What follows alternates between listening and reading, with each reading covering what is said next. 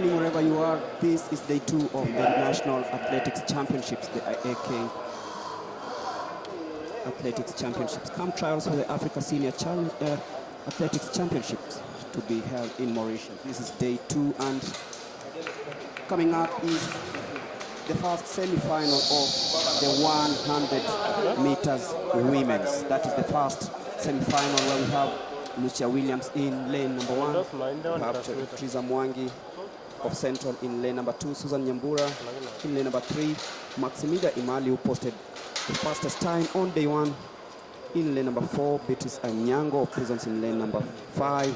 And then we have Eunice Kadogo in lane number 6. Caroline Mwende in lane number 7. Jackie Mikayo in lane number 8. The first semi-final of the women's 100 meters, live from the Kasarani Stadium.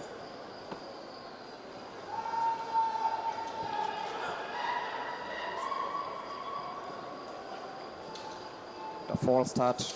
Here we go again. And there we go.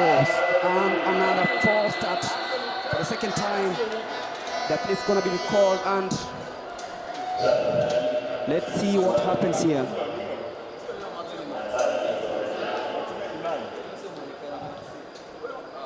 Who went off the decks, off the blocks faster than the rest, who broke the rules.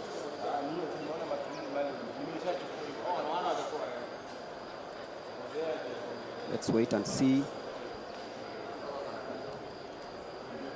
Officials will be giving us their verdict. Remember, in lane number 1 is Lucia Williams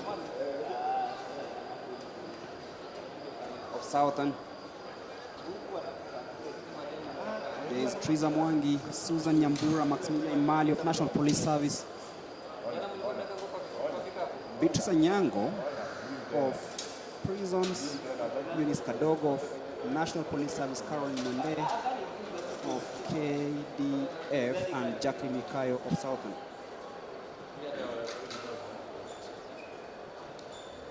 So we are waiting for officials to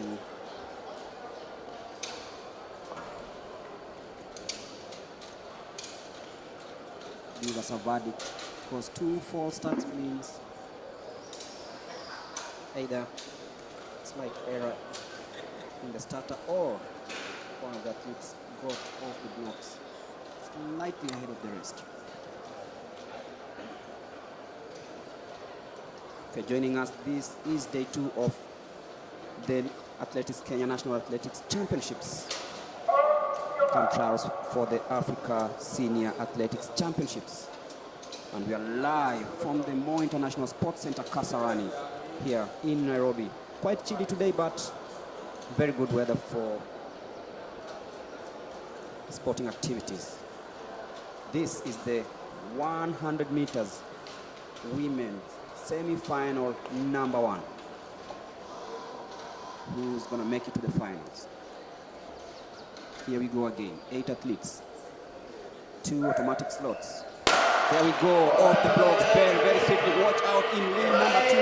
That is Teresa Mwangi, but then watch out at Maximilia Imali, coming in very strongly, just ahead of, finishing in a time of 11.36 seconds, just ahead of Eunice Kadogo of National Police Service. Number 1, 2 for NPS, with Kenya Prisons coming in number 3. That is the first semi-final of the 100 meters women, and Maximilia Imali showing why she is one of the best sprinters in the country, winning that one comfortably ahead of Eunice Kadogo, who's just making a comeback in this one. It's National Police 1 and 2.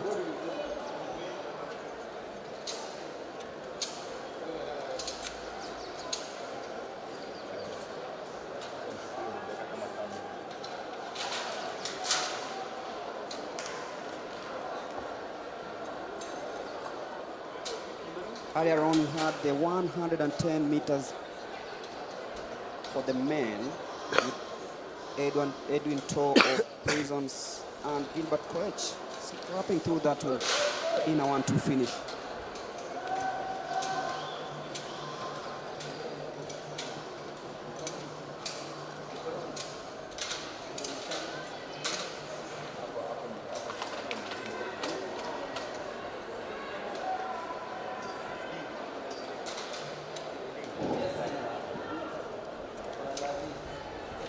prepare for the second semi-final of the women's 100 meters. 8 athletes. Rebecca Juma of Western, 12.9, coming into the semi-final. Ndihiru Njen of Universities. Jacinta Nyamange of Uganda. Watch out for this one. Very, very, very brilliant sprinter. And those are the timings. Maximilian Imalia of National Police Service winning in a time of 11.36 seconds. Eunice Kadogo of National Police Service 11.84. Lillian William of Southern 12.22. Confirmed times. Betty Sanyang of Prisons.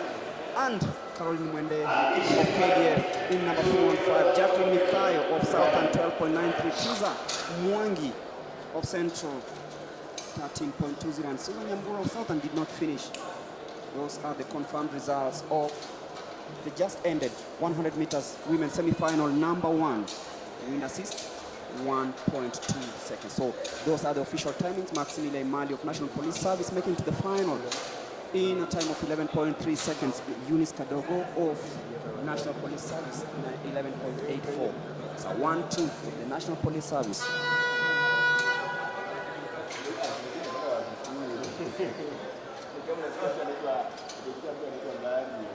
Semi-final number 2, Rebecca Juma, Western, Ndihiru Jen, Universities, Linda Kageha, Nairobi in lane number 4, Jacinta Nyamange of Uganda in lane number 3.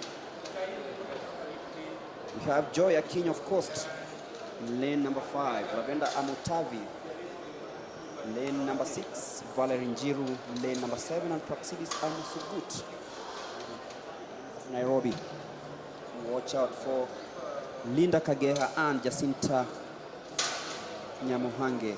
Linda Kageha in lane number 4 and Jacinta in lane number 3. Favorites to win this one, but then you never know. Surprises, surprises, surprises. Thereafter we have the third semi-final before we go to the men 100 meters semi-finals. Coming up also is the 1500 meter semi-final number 1 for the men and 1500 meter semi-final number 2 for the women.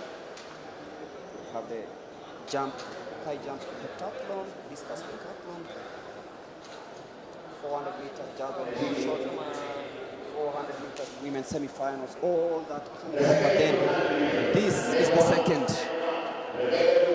semi-final. Rebecca Juma number 1.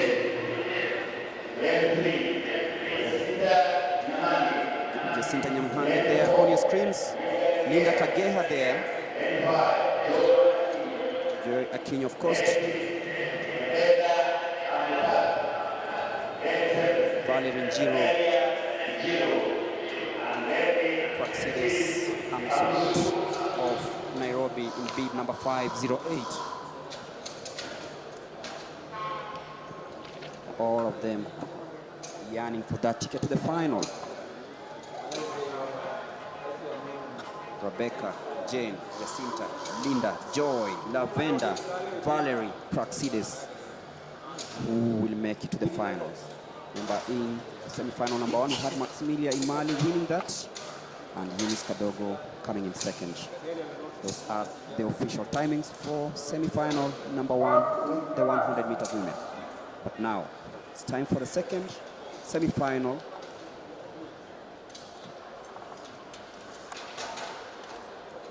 Linda versus Jacinta, the favorites for this one.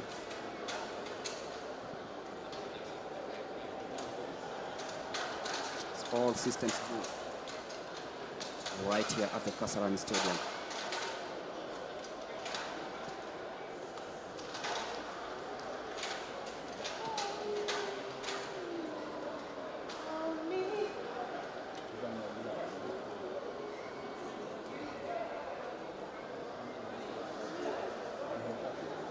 As you wait for takeoff here, and there you go. Lane number 1, Rebecca Juma. Lane number 2, Ndihiru John, Jacinta, Linda, Joy in lane number 5, Lavenda, Valerie, and Praxidis.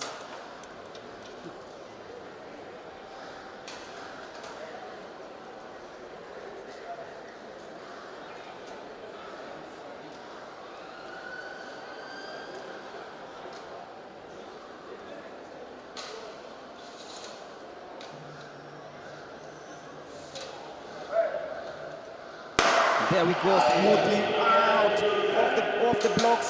Linda really struggling, but then look at Jacinta coming in very, very strongly. What will be the time here? It's 11.80. Joya Kinyi coming in second with Linda Kagea coming in third. I don't know really what happened there because she got off the block really, and she struggled. Quite a disappointment there for the youngster Linda Kagea, but then Joya Kinyi coming in second position with Jacinta Nyamuhange of Uganda winning the second semi-final of the 100 meters women.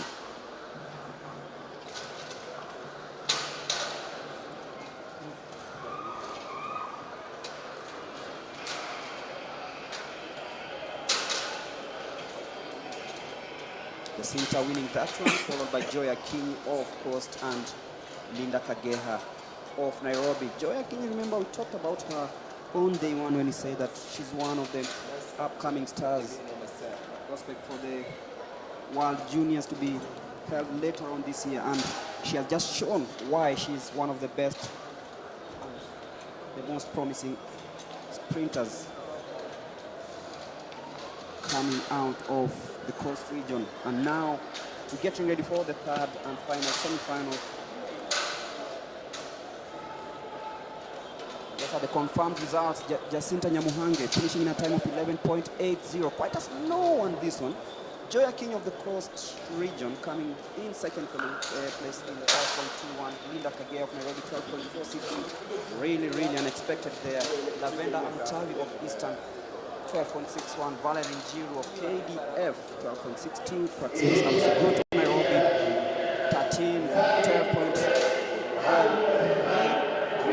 12.8. Tahiri Jane Universities 13.06, and Rebecca June Western 13.41. And on to the third one. Florence Navunja in lane number 1. Sharon Mora of Nyanza, lane number 2. Monica Zafania.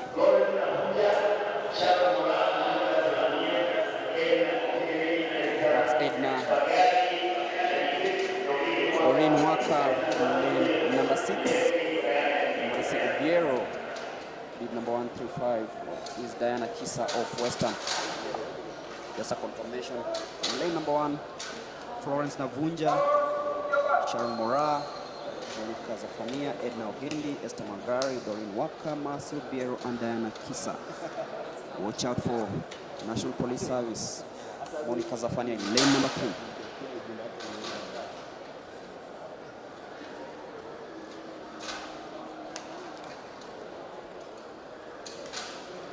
Third semi-final, the semi-final heat number 3. Sorry about that. Heat number 3. They go smoothly, not I had just done 5 meters or so, and then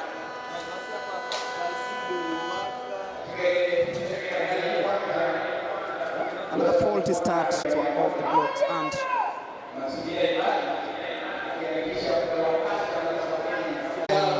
for the African Championships, and remember there's still trials for the Commonwealth Games and the World Championships still to come later. So right now, let's take a look at how day 2 is going to play out, given that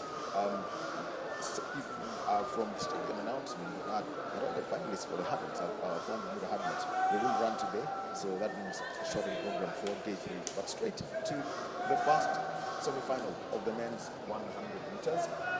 The gun went off, and that means the athletes had to get back onto their feet. So we've got Dennis Ingesa representing Eastern, Simani Rigao from Nyanza North, Robinson Motende of the Kenya Defense Forces, Ferdinand Omanyala goes by the title of Africa's fastest man, 9.98 at the ASA Grand Prix 3, and Akani Singine, who was left with what I would call 0.13 of a second, 10.11 for Akani Singine that one. We've got Hesbon Uching of Prisons. We've got Charles Wamwea representing South Rift. That would be the person who put second on the card. And Tyson Juma, Dennis Musika, and Edwin Omondi. 9 lanes all occupied, and they are on their marks right now. waiting for the starter's gun. And let's hold out for that. And off they are, and this is quite clear that it is between Ferdinand Omanyala and just behind him, with some living daylight in between, and it's Ferdinand Omanyala, 10.14, and taking second place is Hezbollah Ochieng of Prisons, who took second place in that hit.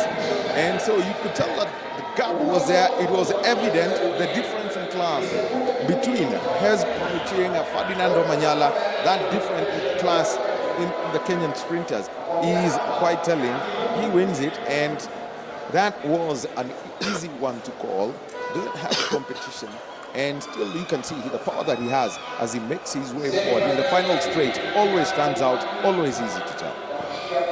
And Hezbollah, yesterday he came in third, I think, and you can see he's improving as time goes. And he's one of the sprinters we've been talking about from day one in these championships. And you can feel that many athletes are really trying to come up and be like Ferdinand. Well, you only have to take a look at the AK track and field meeting that was at the National Stadium, where the 100-meter heats turned out to be a disaster. And so they had to say, look, now we need a cutoff, and we need the records to prove, such that if you hadn't been a certain time criteria, then you are not going to compete.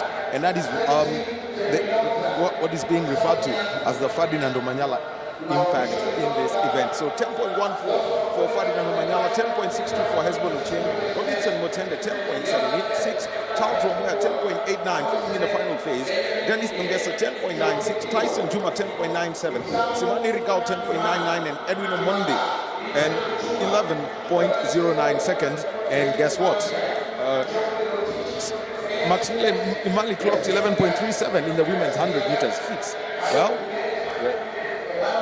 I will not add any comment to that, but at this level, it's always said if you're competing at this level, you want to become as a man and getting into this level. If you're not doing 10, 15 downwards, 10, 20 downwards, then you won't get consideration. And consider that even the entry standards at world championships and all that, the marks keep getting lower and lower.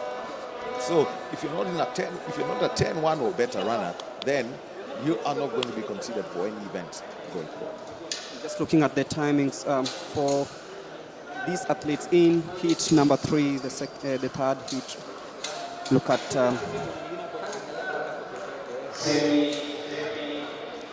heat number 2. Yes, and Moses Wasike, 11.0 in lane number 1. Edward Omondi of Nyanza North. Samuel Chege, Tazama Kamanga of Denmark, 10.04. Samuel Chege ran the fastest time coming into this one, 10.2. That is Moses Wasike of Nairobi. Lane number 2, Edward Omondi, Nyanza North. Samuel Chege, fastest coming into this one, 10.2. Tazama Kamanga of Denmark. That's Mark Kanyete on your screens. Samuel Simiyu, North Rift. Pius Muia of Eastern. Jason Ogega, Nyanza North. It's Brian Mutara of Eastern. That is the second heat of the men's semi-final 100 meters. Watch out for Samuel Chege of KDF, who qualified in a time of 10.2 seconds.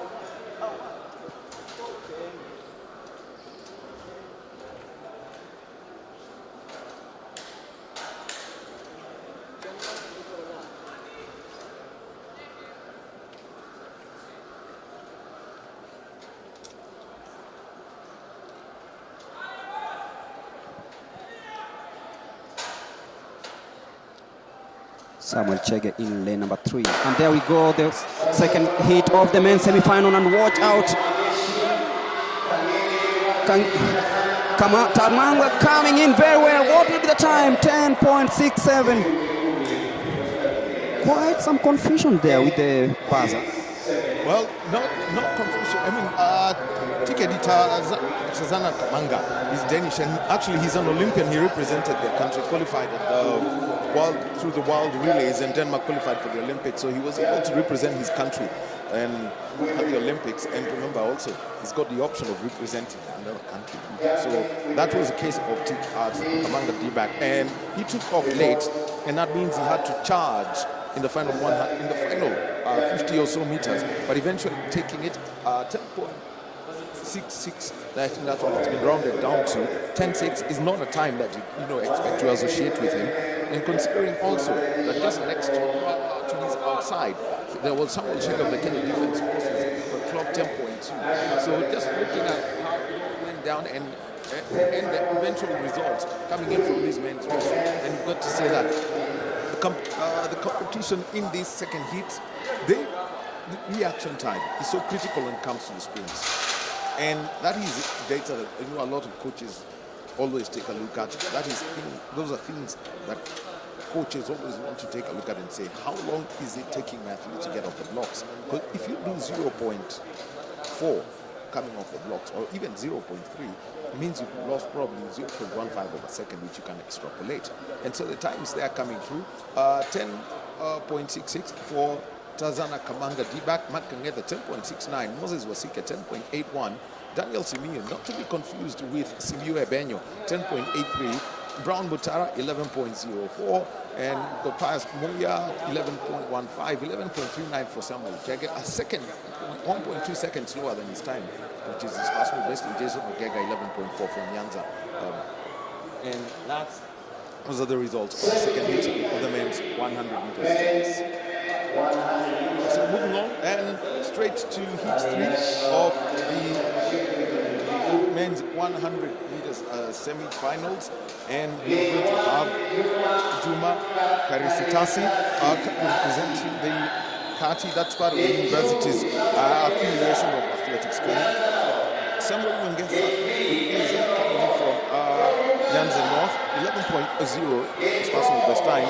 You've got Ugandan Benson Okoth, who is here, he's going to be running in the national team colors. 10.2 is his best time. Martin Juma from the National Police Service, 10.6 seconds. Samuel Imeta, KDF, 10.3. Richard Oguchi, 10.5 of the NPS, National Police Service. Shadrach Wasil of Northleaf, 10.8. Duke Ogoti from the National Police Service, 10.8. And David Chege of the University's 11.2 is now going to be in lane 9.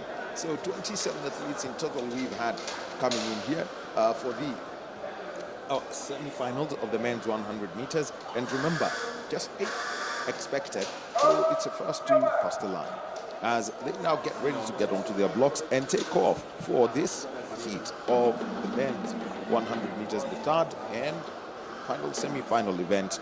And getting ready for the starters gun, the inspection by the track judges to ensure that all of the athletes are properly placed on their blocks before the all clear is given for this race to start.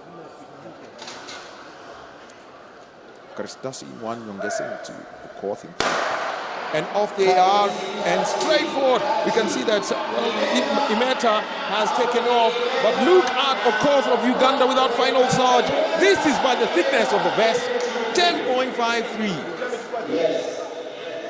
Imeta was running very well, and Benson Okoth of Uganda taking that 10.53 is the winning time in this semi-final, as you can see on the screen. A lot of Ugandan athletes, they always tend to use the sprinters. Have seen that, yes, there's competition and there's activity in Kenya, and that means that they take advantage of this and come in and get some running practice. A lot of running activity we know has been disrupted, so as many athletes try to get back into action and improve on their times, it's competitions like this, invitational, where nations from the continent work together, allow invitations from athletes who would like to improve their mark, get competitive time, all coming through here. And so as we wait for the results to come up on the board,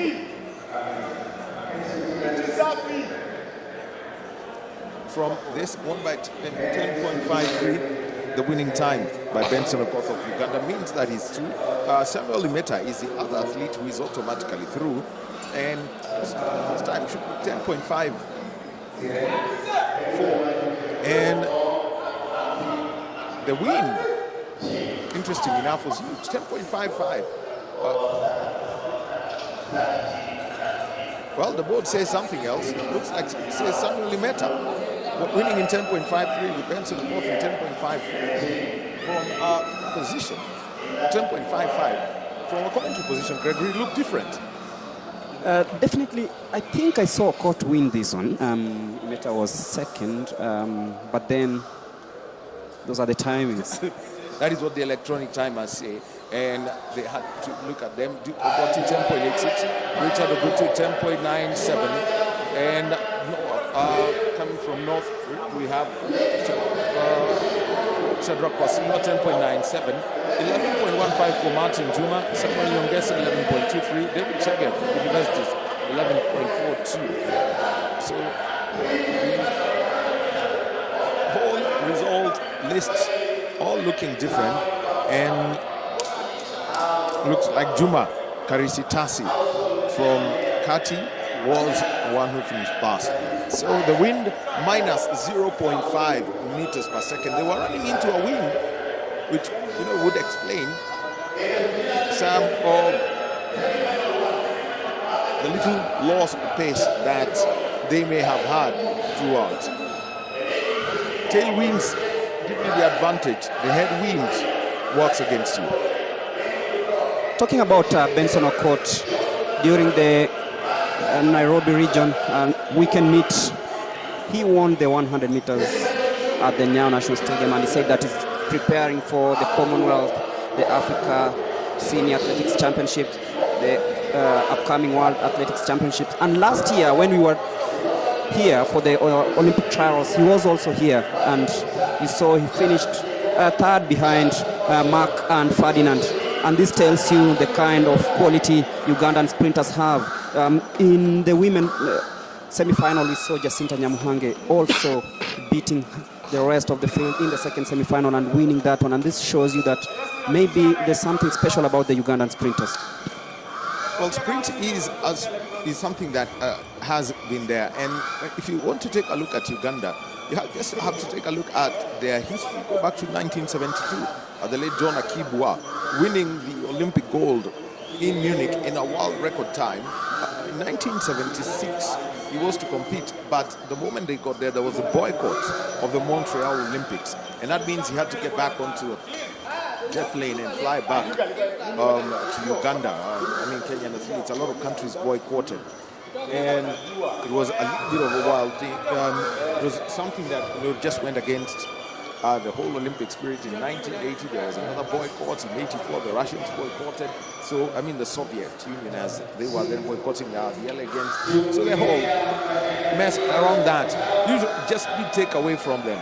But if you were to take a look at the countries within this region, and you look at the entire historical setup, when you look at Kenya, when you look at Uganda and Ethiopia, it's a long list of runners who've been there. Kenya has had a history of sprint. We had great 400-meter runners. It was always something that always stood out if you go back in time. If you look at somebody like Fatwell Kemayo, won the Commonwealth gold in the 110-meter hurdles in Christchurch 1974, still holds the national record from that championships, all 48 years on. That's a generation and a half, yet to be broken. The late Seraph Antau winning double gold in the 110 and 220 yards of the Commonwealth Games way back in 62. The 4x400-meter relay gold that we've seen won. We've had people like Mark Mutai at the Commonwealth Games in the 400 meters, Charles Getonga in the 400 meters. So that story has always been there. When it comes to the history of these countries, that's Kenya, Ethiopia, concentrated long distance, but the countries are going down the distances and picking up. And the more it picks, the more exciting it gets. And let's spread the love when it comes to running across all of these events. But right now, let's move on to Gregory to take us through the first heat of the men's 1,500 meters. Definitely the first semi-final of the 1,500 meters for men. Abel Kipsang bib number 462 National Police Service, Justin Kemboi. From Coast, Daniel Mungut, Emedi Kiplimo, Ezekiel Etaya, Daniel Kimayo, Elijah Manangoi, Dennis Kiprop, Kipchirchir Keter of NYS, George Manangoi, the Manangoi brothers, battling out for a place in the finals. Kumar Taki, who had a very impressive time yesterday on day one, and Shadrach Wovi of Coast, a total of 12 athletes for the 1,500 meters. Abel Kipsang, Justin Kemboi, Daniel Mungut, Emedi Kiplimo, Ezekiel Etaya, Daniel Kimayo, Elijah Manangoi, Dennis Kiprop, Kipchirchir Keter, George Manangoi, Kumar Taki, and Shadrach Wovi.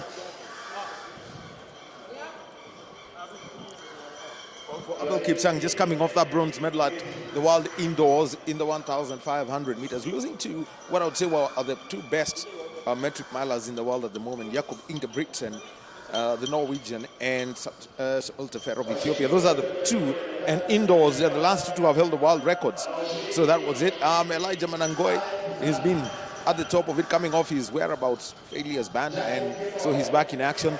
His younger brother, George Manangoi, age grade champion, so you can imagine the progression that's in there. And Kumari Taki too, remember 2018, he made his presence felt, had some injuries and matters of his own to deal with, but now he's back in action. So right onto the track, and back to you, Gregory. Getting ready for the start of the 1,500 meters men's semi-final heat number 1. And there you go, the 1,500 meters semi-final number 1. Watch out for the likes of Taki, Manangoi brothers, but then Abel Kipsang straight for, after winning that bronze in the World Indoors, will be trying to prove a point here and maybe qualify for the finals in search for that ticket to the Africa Senior Athletics Championships to be held in Mauritius from June the 8th to the 12th. Look out. Right now, Daniel Mungut of KDF in second position. George Manangoi of K also timing it out from the back. Reminds me of the likes of Asbel Kiprop, who used to run from the back and then burst in the final stages. Well, it is always a risk, depending on how you manage it. And I mean, I would make reference to the 2016 Olympics. It was the slowest Olympic Games ever in the 1,500 meters since 1932.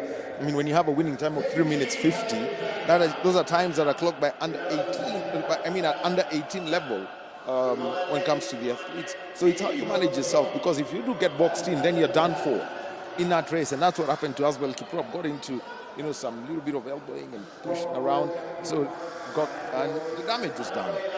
And that is Abel Kipsang leading the way in this 1,500 meters as they cross the 800 meter mark, and that is Daniel Mungut of KDF in second position. Still not yet decisive from any of these athletes, all of them still sticking together to ensure that they have maybe the perfect timing. And you can see Abel Kipsang there comfortably in the lead. Mungut in number 2. You can see George Manangoi also taking charge of matters.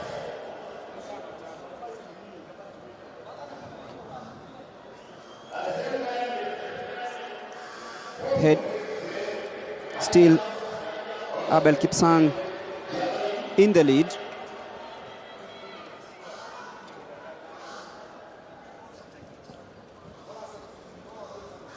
There you go, heading into the last lap of this one. Manangoi also coming in very, very strongly, but then look, watch out for Daniel Mungut also hovering around there, and nobody has taken matters into their own hands. Abel Kipsang still leading there, leading the first semi-final of the 1,500 meters.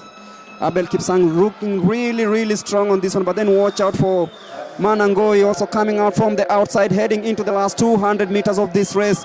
Watch out for Mangut, but then look at Abel Kipsang, really strong. They are leading from the start to the finish. Will he hold on? Watch out at this one. It's a sprint into the last 100 meters. It is Abel Kipsang in the lead, really trying to hang on there. Who will take it? It's Abel Kipsang of National Police Service, winning in a time of 3.37. Just showing why he is one of the best in the distance, Daniel. Well, 3:37.14, that is an impressive time for, given that they held back, it was quite a coy way of running. If you just take a look at it, there seemed to be a common cadence within the entire group, and it is in the final 200 that they broke off and everyone suddenly noticed, wait, somebody's got to kick. And for Abel Kipsang, controlling the race, holding on to the pace, and even as Manangoi tried to make that late surge and eventually getting to win that, taking his race, and everyone's got to take a look at how did that happen. And it means that, considering the time, it's humid in Nairobi and we're getting to the noon sun. It's 11 a.m. It's just after 11 a.m. in Nairobi, and so the sun is up there. It's been raining, so it's humid, and at times some of these conditions can really be bad for some of these runners who are in the middle and long distances. They really don't like the extreme heat. They just prefer it cool. So these times are a bit difficult for them. But quite a strong show. 3:37.14 from him, and actually looks like it says Daniel Mungut is the one who took that. And Benson. So looking at what we saw, and as the results, we wait for the confirmation of the results. Well, we can see the athletes for the second heat getting ready. This is an interesting one. We've got Amos Bet.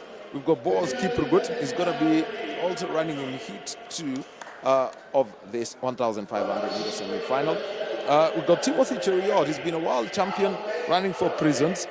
And Moses Kipkemboi from Eastern. Samson Korabo from Central, also running. We've got Robert B. Watt of the National Police Service. Nixon Lesia, Southern Rift. We've got Justice Yegon of South Rift. Charles Simoto. He has been a regular in the Kenyan outfit that has been at the World Cross-Country Championships, especially when it comes to the Universal Relays. So that's one other person to look out for. Dixon Chibi and Anthony Kimutai completing that lineup.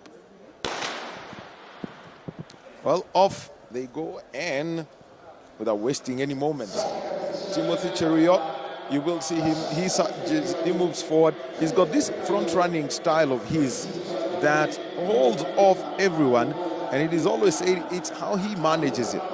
Who can run as fast as he can, who can get past him at any time that he's there. Because the moment he holds the front, that's it, you're done for. They say that if you get past him, then it becomes a challenge.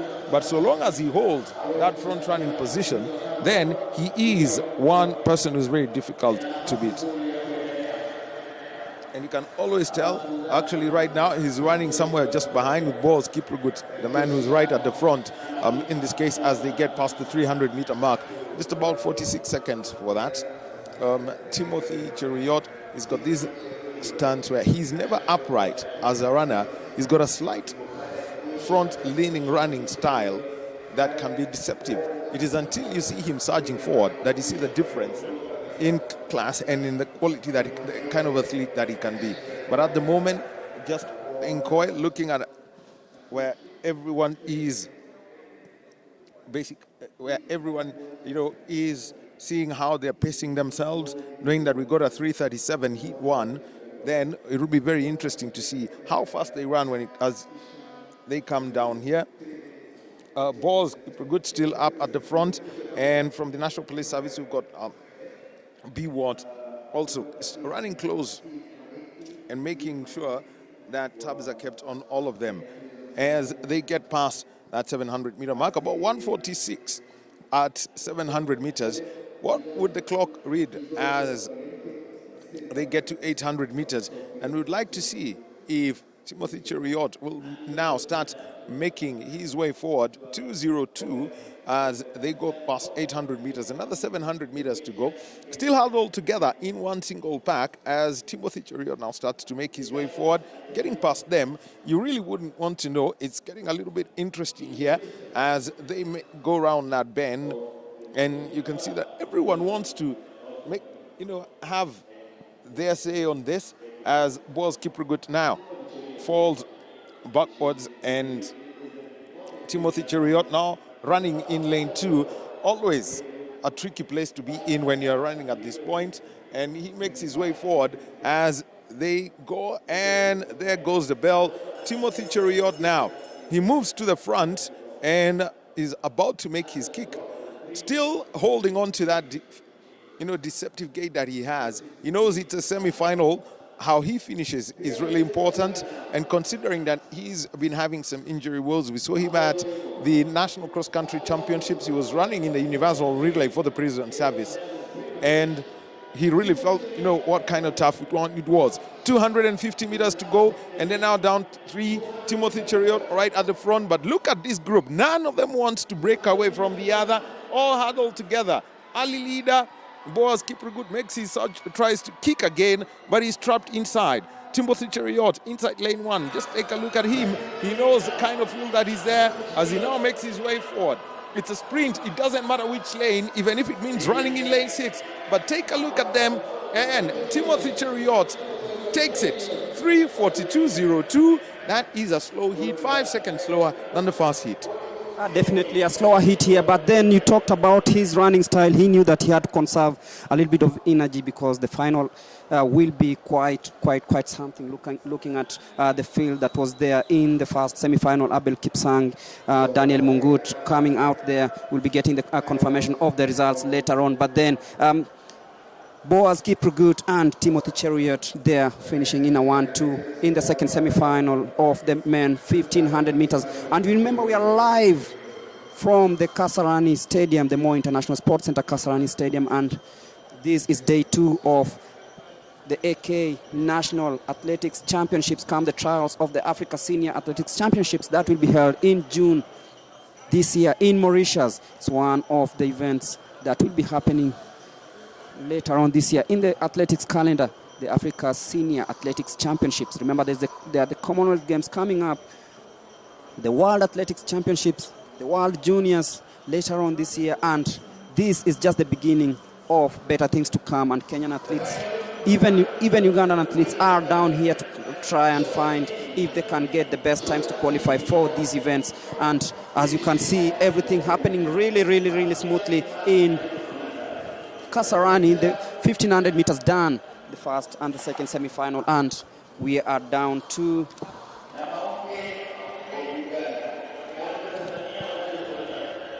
the 400 meters semi-final number 1.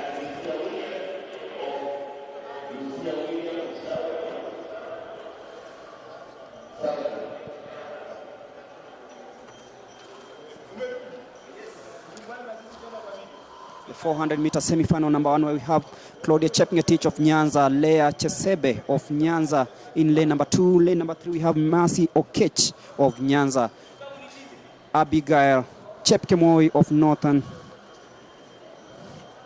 Shida Lenyi of Uganda, John Jeron of Nairobi, Jebi Talk of KDF, and Sarah Joel of Nyanza. Nyanza having 4 representatives here, Daniel. Nyanza South, Nyanza North, Nyanza South 2 representatives, and Nyanza North 2 representatives. Something to talk about here, and you can see we also have Shida Lenyi of Uganda, who posted the fastest time coming into this one, and the middle distance runners and the sprinters from Uganda, I think they are quite some pedigree. 52.3 is a very fast time for this region, given in this standard. Almost, in the world, 50-51 is a common time to run. So going under 50 always stands out for any athlete. But we all have to look at, the kind of athletes who are coming here. And mentioned earlier, it's always good. Give the opportunities to the athletes here and look at the events, how competitive or non-competitive they are. I mean, if it's a 1,500 meters, the steeplechase and all that, they wouldn't get entry in Kenya at the AK Nationals. They wouldn't get the entries. Athletics Kenya would not allow it to happen at all. You can't come and you come and compete against the best. There's a criteria for selection. It's 1-2 first the line, not 2-3 first the line. You have to be the best. So you've got to be the best in the areas where you're strong. But look at the field events. Give them the invitation. It's always good to work that way. Look at Ferdinand Omanyala in South Africa. He would get an invitation because of his stature. But that's a series of Grand Prix events. Track and field meetings like our AK track and field meetings. So, I mean, weekend meetings. So that's different. But he wouldn't get invited to the South African nationals. We very well know that. He went there and beat the rest of the world. He went there, goes there, beats them. Can happen. You wouldn't expect any of these Jamaican athletes to be invited to the US trials. But anyway, back to the women's 400 meters. Shida Lenyi, the outright favorite for this heat, but let's see what kind of quality that Mercy Okech and Joan Cherono can provide on paper, and then we can expect some little bit of more fire coming in when it comes to semi-finals 2 and 3.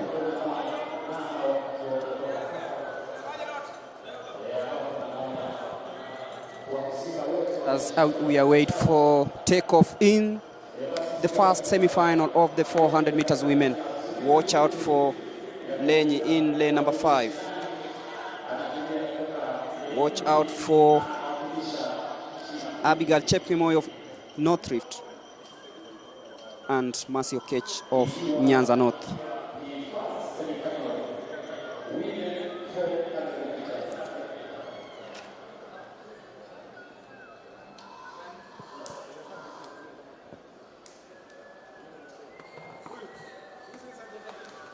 In lane number 1, we have Claudia Chepngetich.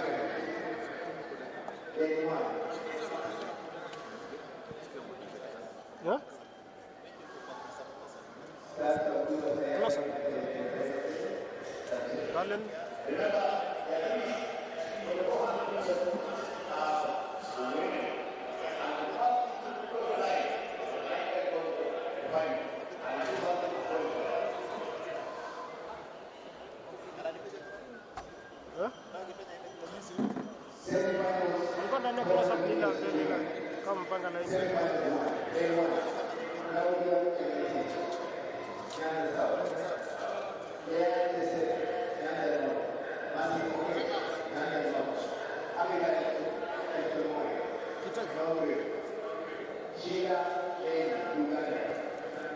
Sheila Lenyi in lane number 5. Lane number 6,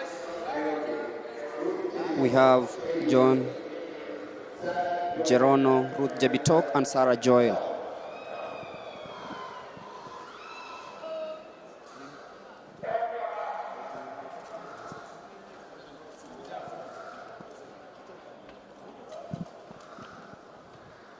And we're ready for takeoff in the first semi-final of the 400 meters women semi-final number 1.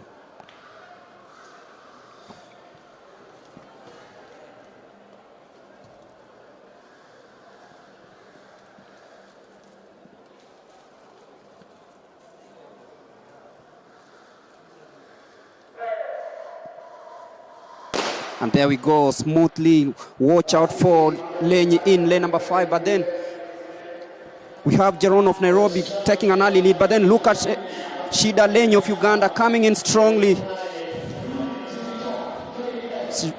taking the lead for the first time in this race, slightly ahead of Mercy Okech of Nyanza North. And look at Shida Lenyi, very, very comfortable in this one, heading into the last 200 meters of this first semi-final of the 400 meters. Watch out at Lenyi, coming in very strongly. Mercy Okech trying really hard to come, but then look at Abigail Chepkemoi of North Rift coming in also from lane number 4, but then Shida Lenyi comfortable heading into this one, just ahead of Mercy Okech. Shida Lenyi of Uganda proving as to why she had the fastest time coming into this one, and she'll be taking home this one, winning in a time of 53.02, just ahead of Mercy Okech of Nyanza North. you've got to say that was quite some measured race. 53.02. That is impressive. At this point, at Nairobi's altitude over the 400 meters. Quite an impressive performance coming from Shidaleni of Uganda. She held well, she made sure that she got past the bend, and after that she held it consistently, kept running through the back straight, and when coming into the home bend, that's when you realize that John Cherono tried to kick from about 150 meters or so. She tried to surge forward, but you could see Mercy Okech holding on, and for Cherono, she was able to, hold out to that the pace that was at that point, eventually 53.01, for the winning time for Shidaleni in lane 5, and she was truly above the class. I mean, not just on paper, but even in the execution of her racetrack. Mercy Okech finishing in second position. Mercy is from Nyanza North, and remember she came here with the second fastest time, so it just like the status quo remains. It can't. When it comes to some of these competitions, you've got the moment you stand out, you stand out. If your personal best time, I mean, we're taking a look at the times: 53.01 for Shidaleni, 54.08 the winning time for Mercy Okech, Joan Gerono 54.82, Ruth Jebitop 55.51, Abigail Chepkwemoi 57.03, and then you had Leah Chesebe 57.3, and Sarah Joel 58.13.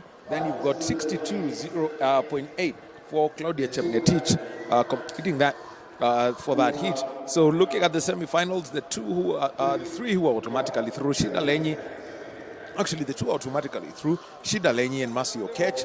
John Gerono will have to look at her time, considering that the next one has got some of the top runners in the country.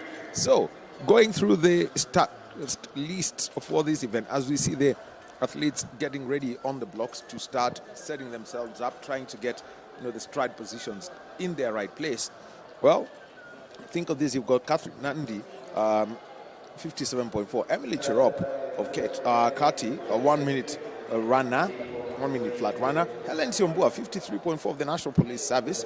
And you've got Mercy Adija of Prisons, 54.1. Maureen Thomas, look out for her in lane 5, 55.3. Damaris Nolev of Southern, 57.7. Imelda Muga of Western, 57.2.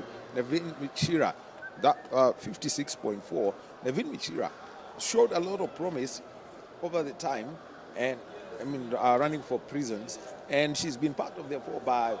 She's been part of the sprint relay teams.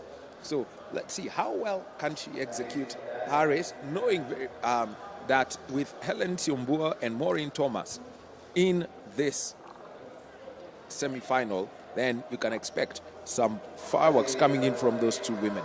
And when it comes to the distances that we're talking about here, all you need to do is look at who's from the National Police Service.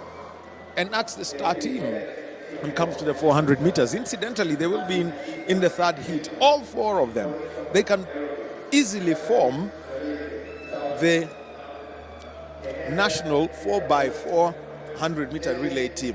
At times it goes without question. Any sprint coach will tell you, just pick them. Don't go for the speed, just pick them.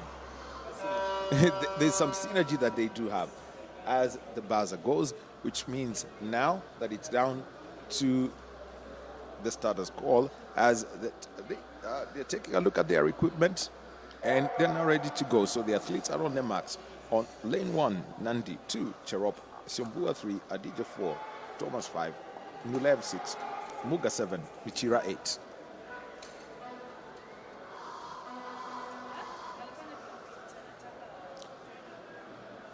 The second semi-final of the women's.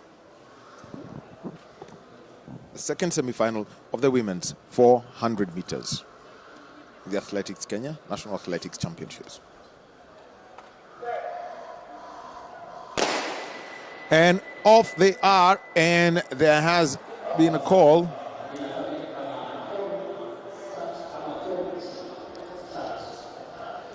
And 13 seconds in, looks like the gun may have gone before. which means now that the technical officials have got to go back to the starting equipment and make a read at it to find out which athlete exactly false started, or was it an error?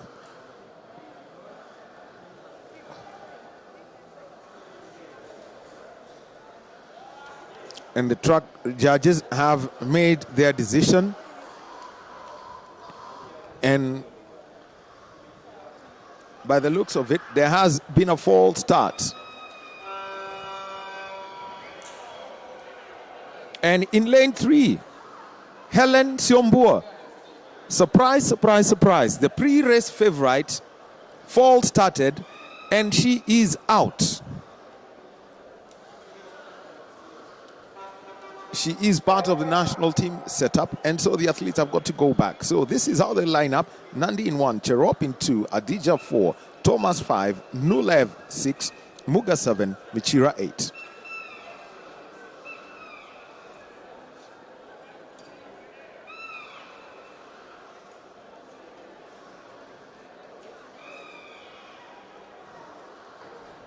What's the implication for Helen Siombua false starting?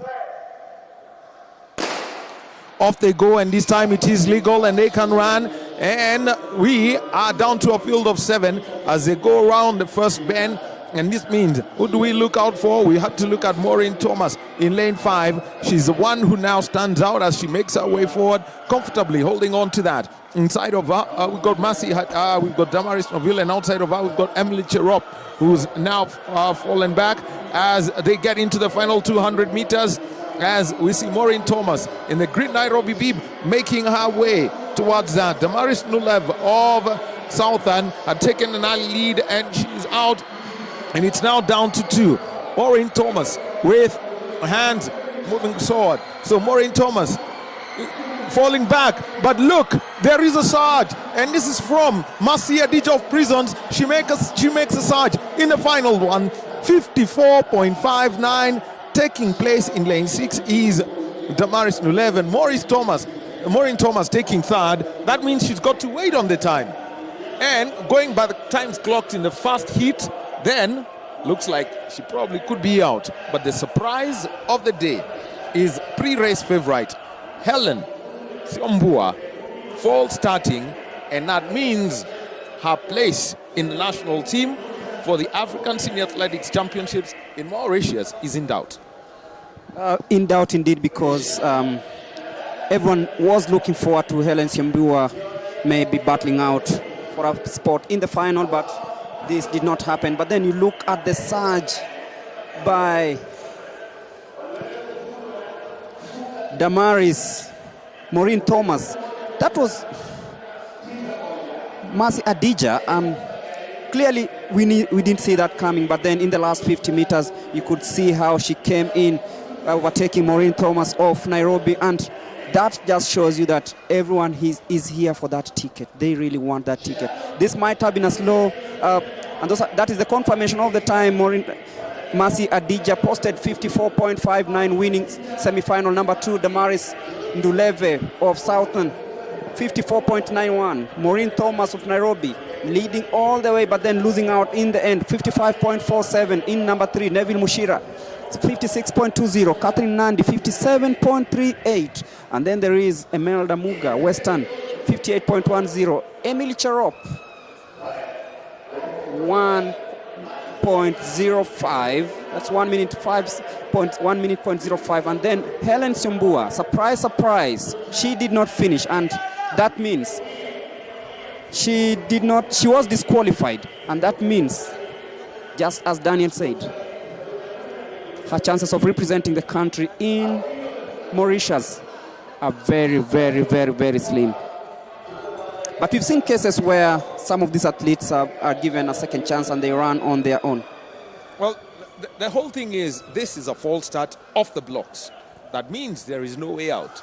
The required start, what is considered a natural human start, is 0.1 seconds. So if you do leave the gun and you tweak the blocks and the equipment reads that your time in a particular lane was under 0.1 of a second, as your reaction time of the blocks, then automatically you're disqualified. That's in the rule book. No way out for her. It's a huge disappointment. But let's see, what is it that her teammates at the National Police Service are going to do in Heat 3. We've got in lane 1, we've got Mweni Karimi of the Kenya Defence Forces. Lane 2, we've got Anne Walusengo of Western. Veronica Mutua of the National Police Service coming in lane 3. Actually, lane 2, Walubengo of Western is not going to be starting. She's going to be missing from the block. She's not at the blocks. Her lane is empty. Lane 3 from the NPS, we have got Veronica Mutua. Lane 4 from the prison service, we've got Sylvia Chesebe, indicated as NPS, but it is actually a prison runner. And yes, she's made her mark in the 800 meters before Sylvia Chesebe. Then in the lane 5, Janet Koech. Lane 6, Jacinta Shikanda. On paper, she would be the pre-race favorite. We've got Jacqueline Nanjala of North Rift coming in lane 7, and Sandra Chepkoech of South Rift in lane 8. So those are the athletes who will be looking for their places in the final. The rules are as applied when you've got the 3-heat system. The first 2 pass the line, and you've got those who qualify on time, the 2 best in time. So again, lane 1, you've got Mweni Karemi of the Kenya Defence Forces. Lane 2, was to be Anne Walubengo of Western, but she is not going to be running. Veronica Mutu of the NPS in lane 3. Lane 4 from the prison service, you have got Sylvia Chesebe. Lane 5, Janet Jepkoech. Janet Jepkoech, also from lane 5, is running for Kenya Prisons, indicated as NPS. So Shikanda is in lane 6 for the NPS National Police Service. Jacqueline Nanjala in 7 and Sandra Chepkoech in 8. The start of the third semi, the women's 400 meters flat.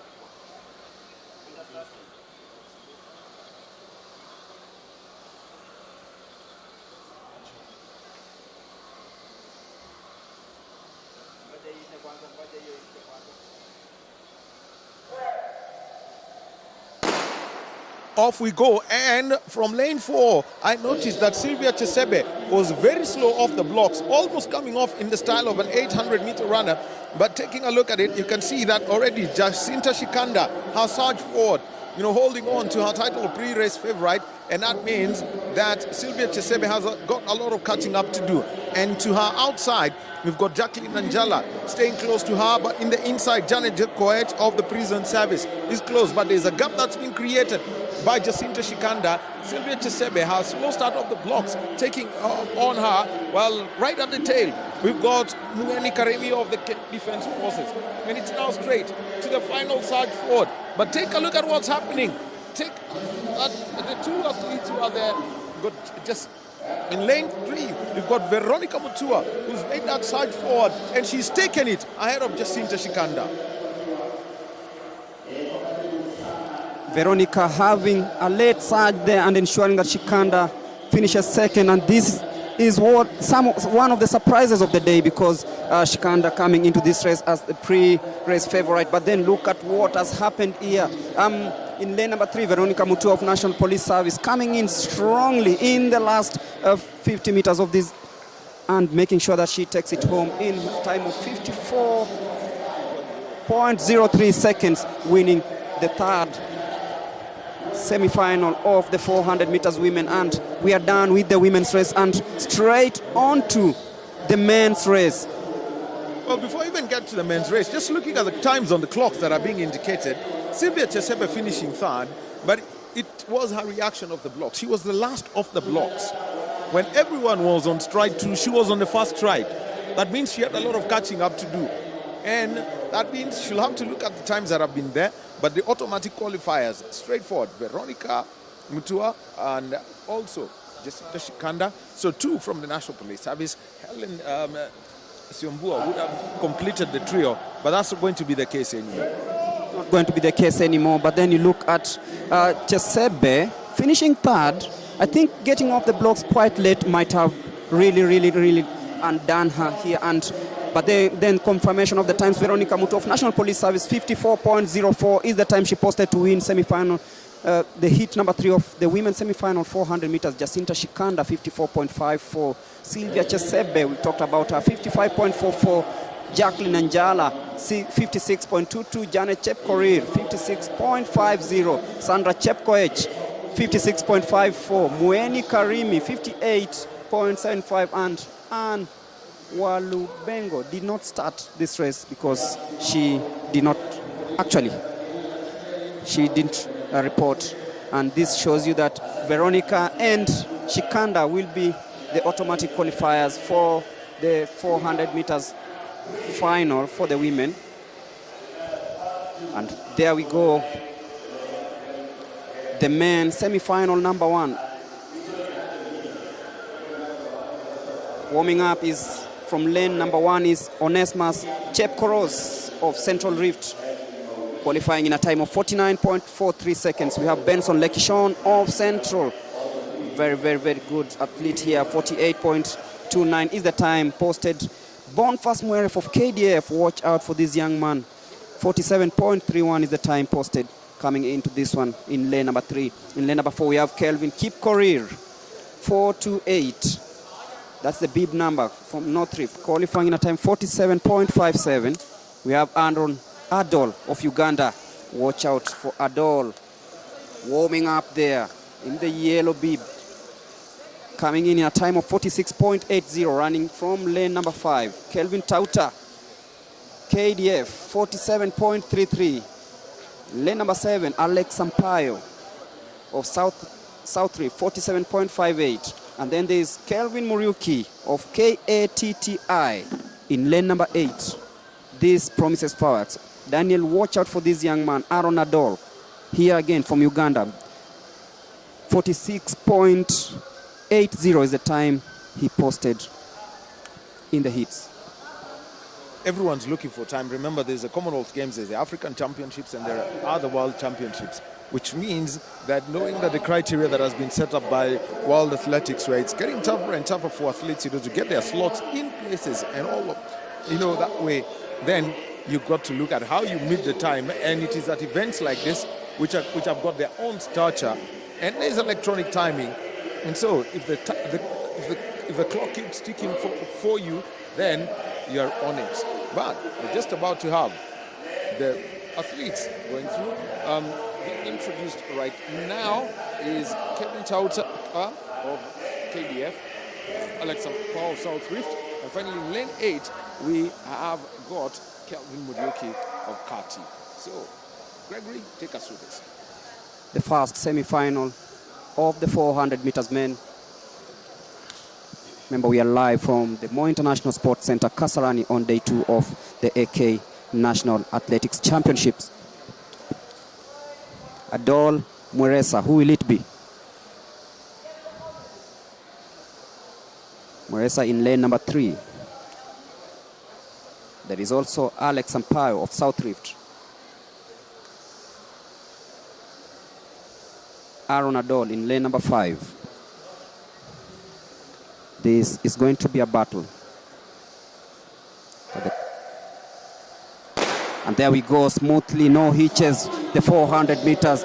Mweresa off the blocks very smoothly, but then look at Adol and Sampaio, very, very, very good. Look at Adol coming in very, very strongly, overtaking Mweresa there in the first 200 meters, but then look at that. This is really, really fast, and watch out for the Ugandan also coming in lane number 5.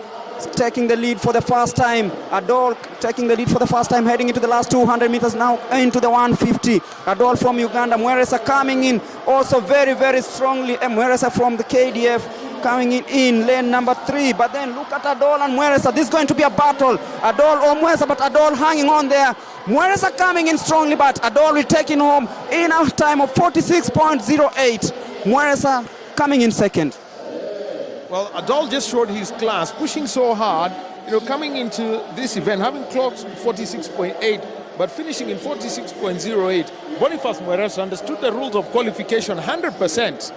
And that's why you could see, he knew he had caught up with him, had a very measured race running through. Kevin Tauta at one point going backwards, and he had kept, the pace with Adol, but everyone knows how all this is going to, how it all turns out and how it works. when it comes to the finals of the 400 meters. It's all about where you finish and the positions that you take. So very important for these athletes. Can't get them out, and that means that they now have to go picking them up. Alex Sampao not having a great, return to running for South Rift and not finishing in a good place. So that means that it has not gone well for some of the pre-race favorites, those who everyone was taking a look at and saying, yes, they could have the opportunity to shine. That's the first semi of the men's 400 meters. Remember, at the stadium, we have 44.18 is the fastest time run on this track, and that was by Innocent Bunike. Well, the times, finishing times, 46.07, it's been confirmed for Aaron Adol, 46.32 for Boniface Mweresa, Kelvin Tauta of the KDF, 47.13, Calvin Kipkorir of Northry, 47.31. From cutting, we've got 43 by Kevin Murioki, Alex Sampao, 47.56. Benson Lekishon, 48.28. And from Central, Oneskas Chepkoros, 48.98. Those are the timings for the 400-meter semi-final heat number 1, where Adol from Uganda won it in a time of 46.07 to make it to the final. Waiting for semi-final number 2. That is heat number 2 of the 400 meters men, and Semi Thieki of qualified in a time of 48.44. Evan Edalima, Northeastern. Kennedy Kimeu, 46.98 coming into this one. Stanley Kieti, William Ryan, Nathaniel Kipngetich, Samuel Toili, and Alan Kipiego. That is the lineup for heat number 2 of the 400 meters semi-final. Well, in Gregory, we're joined by Coach Peter Gatana. He's a sprints coach. His coach is at Tazana Manga. He also has worked with Boniface Mweresa and most of these athletes. And Peter, at the moment, it's how they set up the blocks. There's a method to the bandits about how these athletes set up the blocks. You could tell us how you position it such that you are able to get off optimally. Okay, first we look at the angles. The front leg is supposed to be like 90 degrees, and the other leg, the rear leg, is supposed to be like 120. So basically, from most of the people, we basically do 2 steps and 3 steps. Yeah, so 2 steps, 2 feet to the first step, front one, and 3 feet to the rear one.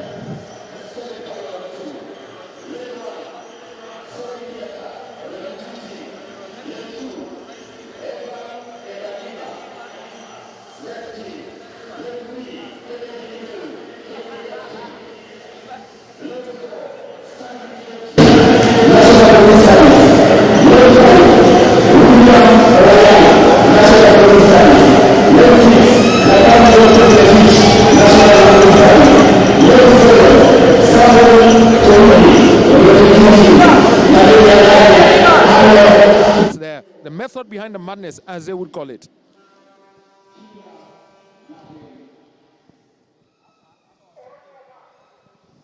So, the call for the start has been made. Thieki from the refugee team under Tegla Lerupe in 1. Edalima in 2. Kimeu in 3. Kieti in 4. Ryan in 5. Kipngetich in 6. Toili in 7. Kipiego in 8. Second semi, men's 400 meters flat.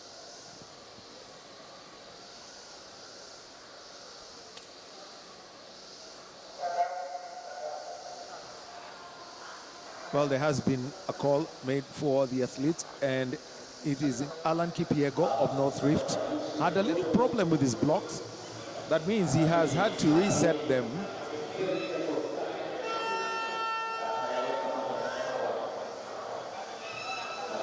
And that means they all will have to wait for the call to get onto their blocks again. Always gets tense as a call for silence is made as the athletes get back onto their blocks. Again, Thieki of Refugee Athletics 1, Edalima 2, Kimeu 3, Kieti 4, Ryan 5, Kipngetich 6, Toili 7, Kipiego 8.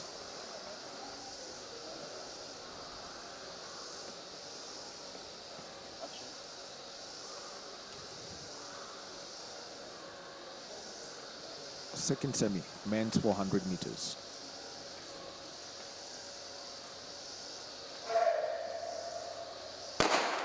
And off they go. A slow start coming out from Cheriot, but right in the middle of it, you can see there is a strong surge already, and this is coming in from Kipngetich and Ryan also in lane 5. The battle is right in the middle, as you see from lane 3. Kennedy Kimeu of the Kenya Defense Forces making his surge forward as they head into the final 200 meters. This is going to be a battle as you take a look at the outside lanes. Not always the best run in lane 8, but look at this coming through the middle. We've got William Ryan. He's made his surge forward, but who's it going to be between? It's between Kimeu and Ryan. Look at Kimeu and Ryan, and also on the outside, we've got Nathaniel Kipngetich of police. Ryan and Kimeu looking at it, and this is taken by Ryan. Kimeu in second, 46.44 the winning time, taking third place Kipngetich. Seems Kimeu might have pulled a hamstring there, and you can see clearly that is not what he anticipated for. But then a very, very good race by Ryan. They are showing why National Police Service has one of the best sprinters in the country, winning the second semi-final of the men 400 meters. But then Kimeu has a problem, a big problem, and this is not good news, because you look at him after finishing the race, he went down clutching his hamstring there.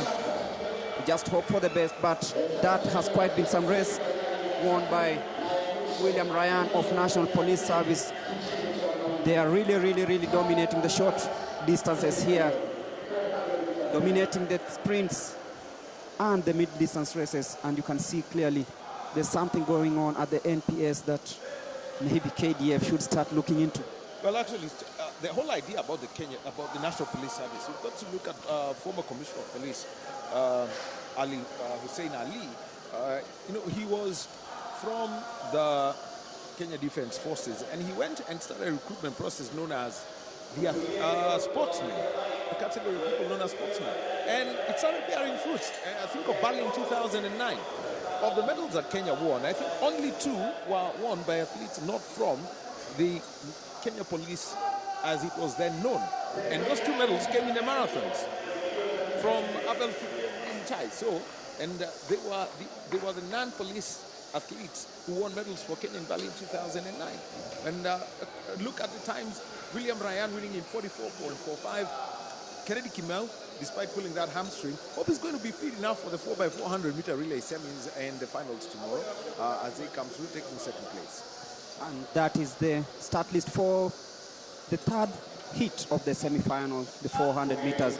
You have Ronald Ngetich of Central Rift, Eugene Wasilo of North Rift, Collins Omai, Eastern. Watch out for this young man who won his heat yesterday. There is Emmanuel Mutu of National Police Service, Cleophas Kipruto, Kevin Kiprotich, Shadrach Oichoe, Joseph Sanare. Collins Omai, a former rugby player, back, decided to switch to this one. Well, it's always very interesting. I was watching I was reading an article about the Kenya Sevens team, and the team was described as quarter milers who've been converted to rugby players. So, and the 400 meters being the real quarter mile, so to speak, if you are to use a rough calculation. So here's Collins Omai, played for the Kenya Under-20 at the Junior World Rugby Trophy in 2009, 13 years ago. Then switched to track and field. Started actually with the 200 meters, eventually got to the 400 meters. He's been to the Commonwealth Games, he's been to the World Relays. Actually represented Kenya at the World Relays. I remember, I think in Bahamas too, Kenya, really took the storm in the 4x200 meter relay. And it was just an interchange between Collins and Calvin Kanata. Otherwise, Kenya would have been in the final and everyone said, hey, wait, there's a bunch of guys here who can run. So that's the setup he's been in. And so we're talking about what? That was about 7 years ago, 2015. He's been at the club games in the relay team, so that he is one to look out for, and also to look out for in this one. Let's also take at Cleophas Kipruto and also Emmanuel Mutua as we wait for the start of the third 400 meter semi-final heat.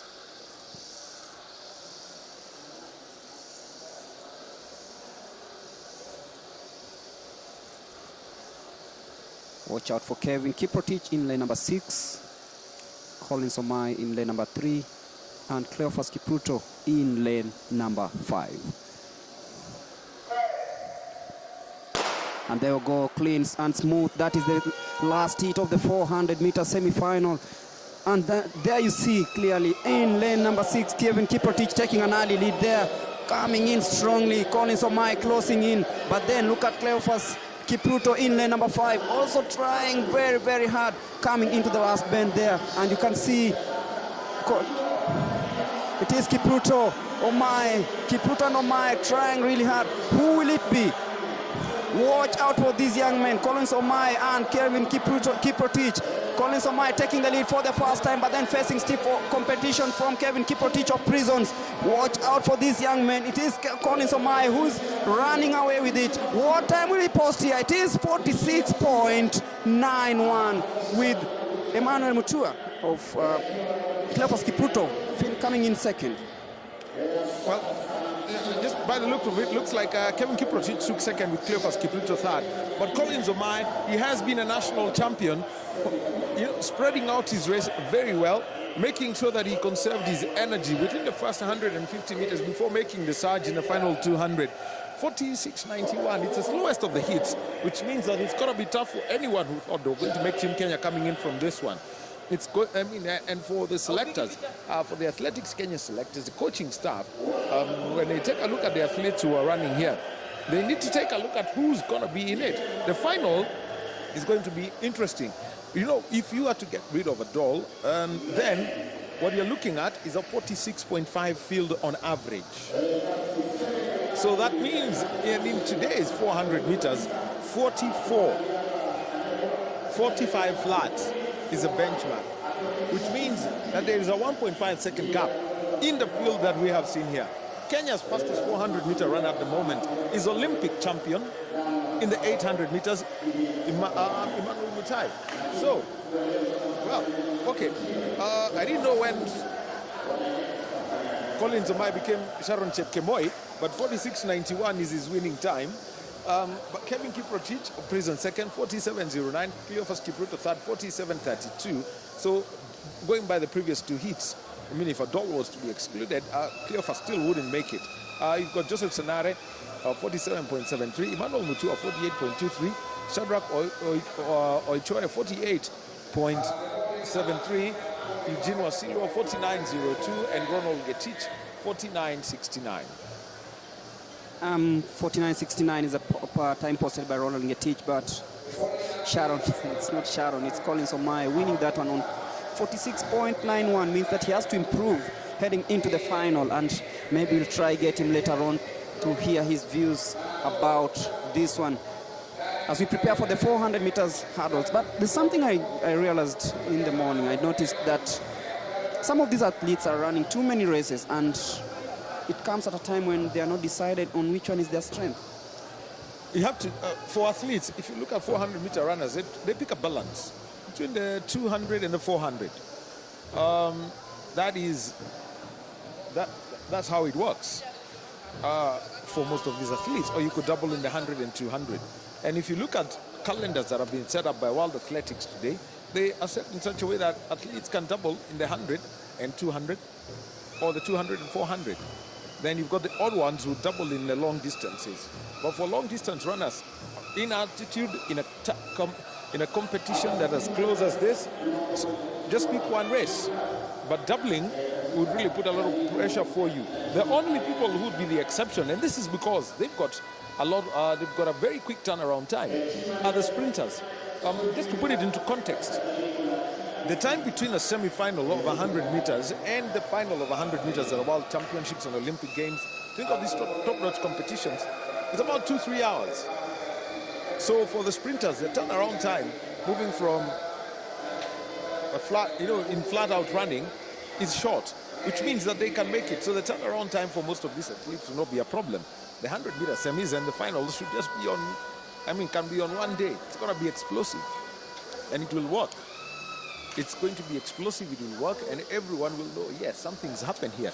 And you can keep a crowd going with that kind of program. So for those who are in the 200, considering that they're also going to be running in the relays, then it's not a big deal for them, especially for the sprinters.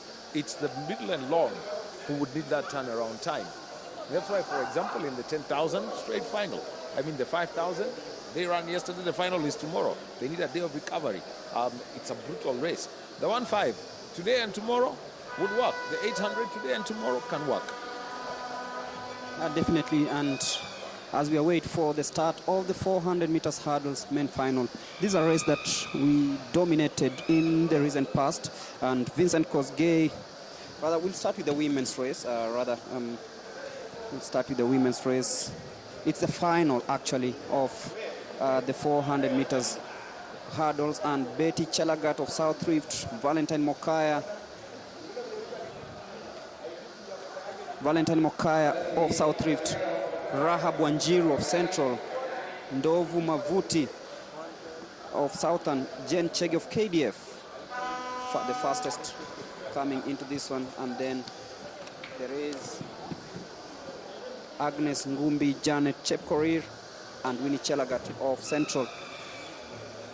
For the hurdles, it's like the women haven't really stamped authority on this one, and maybe this is an opportunity for the likes of Jen Chege to try out and maybe earn that ticket that will help them ultimately make a mark on the continental scene. Well, for the hurdles, I think, you've got to look at the Senior African Athletics Championships. You'd have to go back to, that was in 2014 in Morocco. I think that's the last time we had a real hurdler in the 400 meters. But you've got to look at how do you keep developing them, because hurdling, besides being a sprint event, it's interrupted by 10 barriers, and you've got to know which event comes in there, the events, and you need to know how you spread it out across the field. For anyone who'd like to understand the hurdles, just look for a video by Edwin Moses. I think that's one who, when he tried to explain what do you do at every one point when you have the blocks, how do you count, or how do you weigh yourself, how do you do the number of steps, and how do you actually time yourself, and how you spread the energy, such that by the time you get to the 8th hurdle, you know that every step you take, whether it's at the bend or a straight, really does matter. And so that stagger is very important for a lot of the hurdlers. The stagger is hard, and some of them decide to even drop the barriers and knock them down. Well, okay, I'll start with the women's 400. I'll simply call it the low proper hurdles. The hurdles are at their lowest. So where you'd see the athletes striking the hurdles would probably be in the 110 and the 100 meters, but it also comes with a risk. It can throw you off balance, it can take off your rhythm when it comes to this. And you can see athletes get into a did not finish situation. So that's the whole thing about see how they execute their race. Look at an athlete like Delilah Mohammed, then you can tell where she falls in.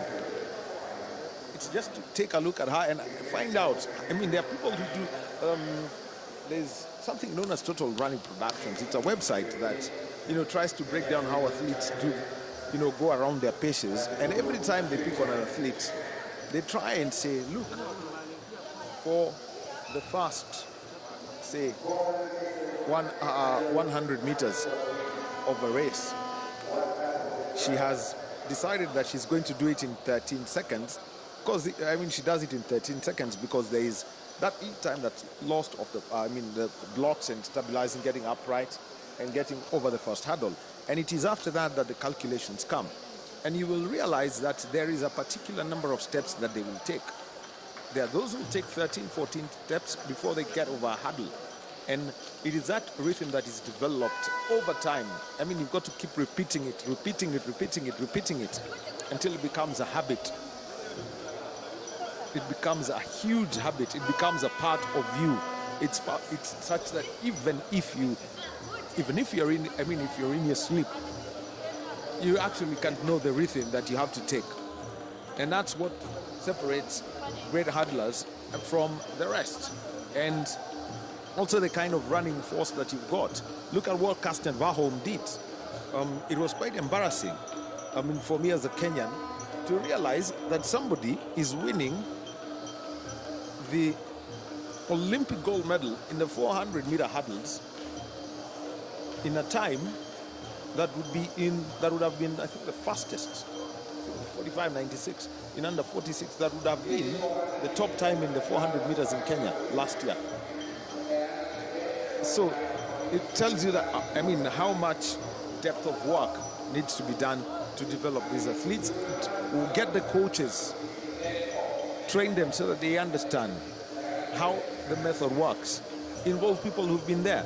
I mean, I mentioned the 110-meter hurdles national record has been on for 48 years, since Christchurch, Fatul Kimayo. So, are we seeing our athletes doing 13.4, I mean 13.1, 13.2 in the 110-meter hurdles? It's not happening. But if a record, I mean, all records in the sprints in Kenya have gone, all of them. That is the stubborn one for 48 years. I'm not that old. But you can tell. But I can tell. This is a national record that is older than me. Some consider me an ancient fossil, but the records are there. Reading is really important research. And you talked about a record. Ferdinand Omanyala is going for a double, and yesterday he ran 20.60, and I have a feeling he might be trying to do something about Calvin Kanata's 200 meters record, because he was literally jogging in the last 50 meters.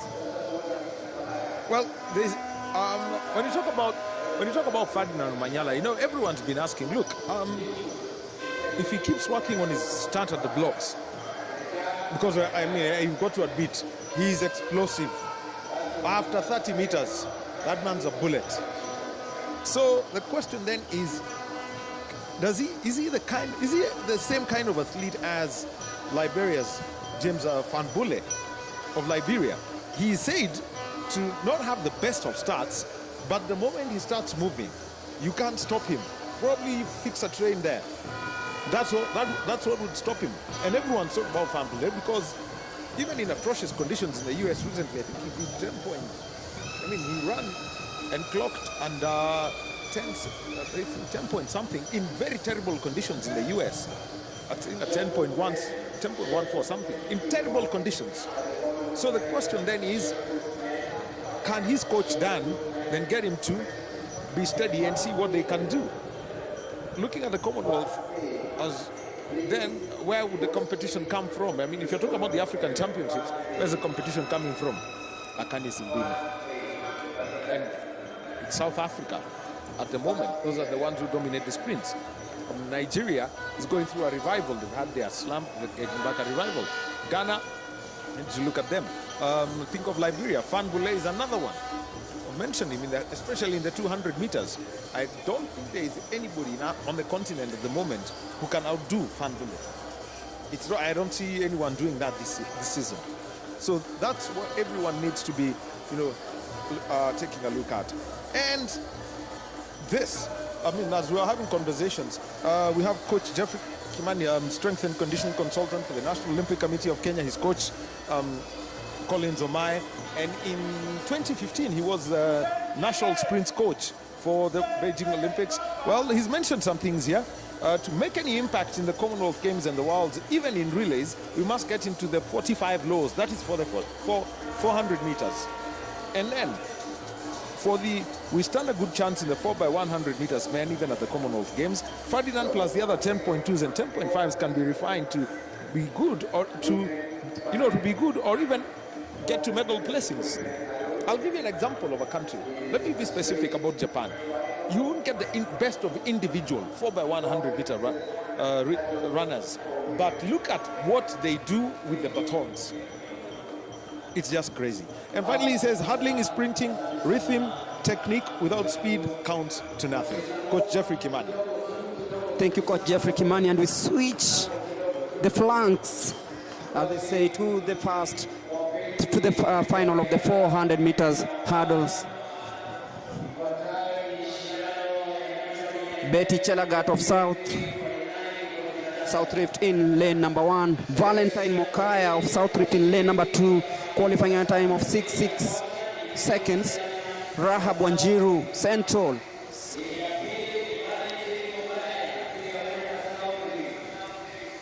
Lane number 3, Rahab Wanjiru of Central, 6.20. Ndotu Mavuti of Southern. Jane Chege of KDF in lane number 5. She is on your screens. And then Ann Ngumbi of National Police Service, bib number 443. Jen Chepkorir of Prisons. And then completing the equation is Winnie Chelagat of Central Rift. That is the lineup for the 400 meters hurdles women. And this is the final. This promises fireworks here. This is one race you can't afford to miss. And this is a race we are all looking forward to. Who's going to emerge the best? Watch out for Jen Chege of KDA. 59.5 is the time she posted heading into the final. Betty, Valentine, Rahab, Ndotu, Jane, Agnes, Ngumbi, Janet, Winnie.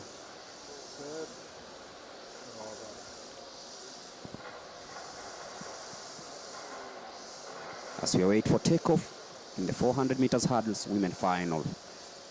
This is the Athletics Kenya National Championships live from the Kasarani. And there we go, clean and sweet from takeoff, and there you go, heading into the first hurdle. It is in lane number 8, that is Agnes Ngumbi of National Police Service taking the early lead, coming into the bend in the first 200 meters, and you can see she is stretching away from the rest. That is Agnes Ngumbi of National Police Service. And then watch out for KDF's Jen Chege also coming strongly, but then Jen Chege overtaking again, coming into second position. Agnes and Chege will be battling out for the top honors. Who will it take on? Jen Chege taking the lead for the first time ahead of Agnes. Jen Chege coming into the last 2 hurdles. She takes the lead for the first time. Jen Chege of KDF. Remember, she was the fastest coming into this one. What time will she be posting here? Jen Chege coming in a time of 59.21 with Agnes Ngumbi finishing second. Rahab Wanjiru of Central in third. That is the 400 meters women final. Jen Chege of KDF winning that and earning that automatic qualification spot ahead of Agnes Ngumbi of National Police Service, with Rahab Wanjiru of Central finishing in third. That is Jen Chege on your screens after winning the 400 meters women.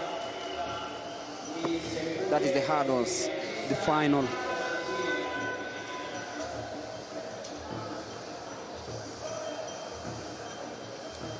Jen Chege coming in the fastest and winning this one just ahead of National Police Service Agnes Ngumbi. Well, you just have to take a look at how Jane, managed her race, and it's all about that. And you can see that, when the talent is spotted and clocking 59, which is the entry standard for the Senior African under 59, for the Senior African Athletics Championships, 59.21, just about that. Jared Chepkorir 59, Agnes Ngumbi 60.7, Rahab Wanjiru 60.93, 62.42 coming in from Ndotu Mavuti. Winnie Chelagat 63.78, 63.86, and Betty Chelagat 63.97. The whole, it's about ensuring that your race, as take a look at, the results on the board, is how you manage to get this, entry is number one. I mean, at championships like this, number one, manage your race. Number one is understand the entry standard, 59.21. And Janet Chepkorir, 59.93. And, you know, once they've been set out and they look at where you are placed, if they don't have the numbers required, say, to have 3 semifinals, that's 24 athletes, they now come and take a look at your ranking and where you're placed across board. And that is where it really counts. So one of the things is continuously work for the athletes. We've seen the sprints grow. I think the Ferdinand Omanyala phenomenon last year has changed a whole lot for sprints. When it comes to women's hurdling, we know Nicholas Betts winning the late Nicholas Betts winning the world championship in Beijing in 2015 was one moment in Kenya. He finished Boniface Mushero winning a silver at the Olympic Games was another moment. And in conversation with Boniface Mushero, so sad that his career had to be cut short by an serious Achilles tendon injury. I mean, when, you know, in conversation with him, he simply said, look, I made a starter at hurdle 8. This was mine. The mistake was mine. And that's where the rhythm comes in. And I could pick out that, you know, as they get to the hurdle, you find that they've got the quick, you know, like the little feet steps, tap, tap, tap. And it's actually, and you know, it's supposed to flow tap, tap, glide, tap, tap, tap, tap, tap, tap, tap, tap, glide. So if you've got that stutter, it really does affect eventually how you get to, you know, the times that you're setting. You just lose those milliseconds just trying to get your step right so that you can glide over the hurdle. The entire thing is rhythm and speed, and you've got that, and you've got to have that power. Remember, every 40 or so meters, your running rhythm is being interrupted by a hurdle. That's set out. Every 30-something meters, you're having an interruption. That coming in the form of a hurdle. So you've got, that's something that all these athletes have got to master as we get into this. As we've had the women's race, it's now time for the men's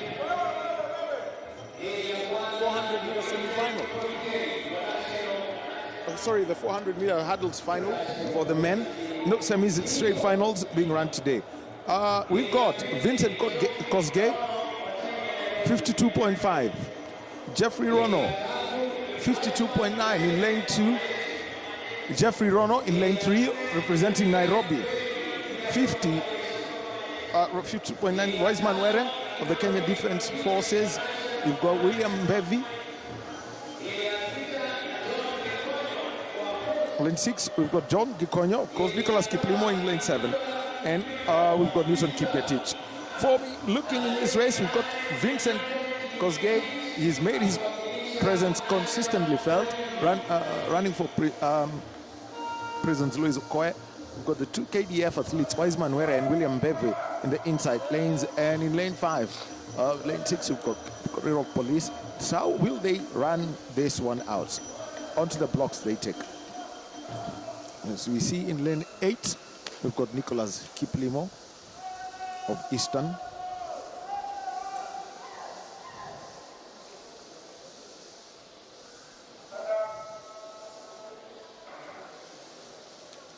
Remember, this is an event where, at the moment, if you are a world-class athlete, you should be doing the 48s and the 49s. You need to be doing 47 lows. The late Nicholas Betts, his twin brother, Nkoech Boniface Mushero, Samuel Matete of Zambia, and the late John Akibwa of Uganda, some of the great hurdlers that have come from this continent. And off they go, and round the first bend, and already from Prisons, Vincent Kosgei taking quick hurdle as Jeffrey Rono of Nairobi with a little bit of a stutter, but he's picked up the pace again. But the 2 KDF athletes are out there. John Gikonyo has surged forward. Of course, he's moving forward. He's in lane 7, and he's right at the front right now. And just behind him, we've got Kipkorir Rotich catching up with him. But look at Wiseman Were in lane 4, closing the gap and moving forward. Wiseman Were now at the front. Wiseman Were in lane 3. He is the top hurdler in the country at the moment, and he glides over the final hurdle. What's going to be the time on the clock as he gets past this? 49.50. A great show coming from him. And William Bevy taking second place in that 400-meter hurdle final. Wiseman Were making sure that he finishes the job he started yesterday in the 400 meters hurdles, improving his time to 49.90. Yesterday he posted a time of 51.7, and he clearly had a good race heading into the last 200 meter and overtaking the likes of John Gikonyo and Kiprotich Rotich, who everyone thought that he was the favorite for this one. And just as you say, it was the ta-ta jump.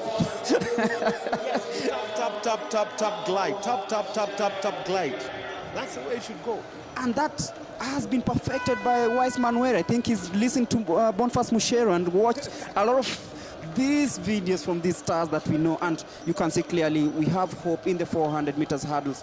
This is a race that in the mid-2000s and coming into the late 2000s, we saw Kenya starting to dominate this, and you can clearly see why it's happening. And Wiseman Were of KDF sprinting home to win that one and staying clear of the rest of the pack with John Gikonyo and Kiprotich of National Police Service. But then, for the first time, the Coast region, just confirming the times just before we head into the Wiseman Were winning in a time of 49.48. William Bevy of KDF 50.37. Kiprotich Rotich 51.14. Gikonyo of Coast 51.73. Newton Kipngetich 52.05. Nicholas Kiplimo of Eastern 52.26. Vincent Kosgei of National Police Service finishing in 7th in a time of 52.46, with Geoffrey Rono finishing in position number 8. We have a start list for the pole vault men: Edwin Kipchumba of KDF, Gilbert Koech of Police, Edwin To, and Elijah Chesoen. We also have Bramwell Wangila of Nairobi and Vincent Tarus of KDF. That is the start list for the pole vault men. Those are some of the field events happening here at the Moi International Sports Center, Kasarani. Remember, there's also the pole vault decathlon where we have the likes of Edwin Kipchumba, Gilbert Koech, Edwin To, Elijah Chesoen, Bramwell Wangila, and Vincent Tarus. The 200 heptathlon has also been lined up with the likes of Priscilla Tabunda, Cynthia Chesebe, Beatrice Chemeli of both of KDF. We have also the 110 meters hurdles coming up. Agnes Ngumbi, Faith Chemutai, Veronica Chebet, Rukia Nusra, Jen Chege again, Priscilla Tabunda, Gladys Ngure, and Diana Chebet. The men 110 meters final start list, we have Vincent Kilel of South Rift, Rotich Korir, Michael Musioki, Wiseman Were, who's just won the 400 meters hurdles. He'll be competing in the 110, and I'll be asking Daniel if this will work for him or against him in a bit. We have also William Bevy, who finished second in the 400 meters hurdle. Kiprono Kosgei also running in this one. Jason Ogega and Geoffrey Rono.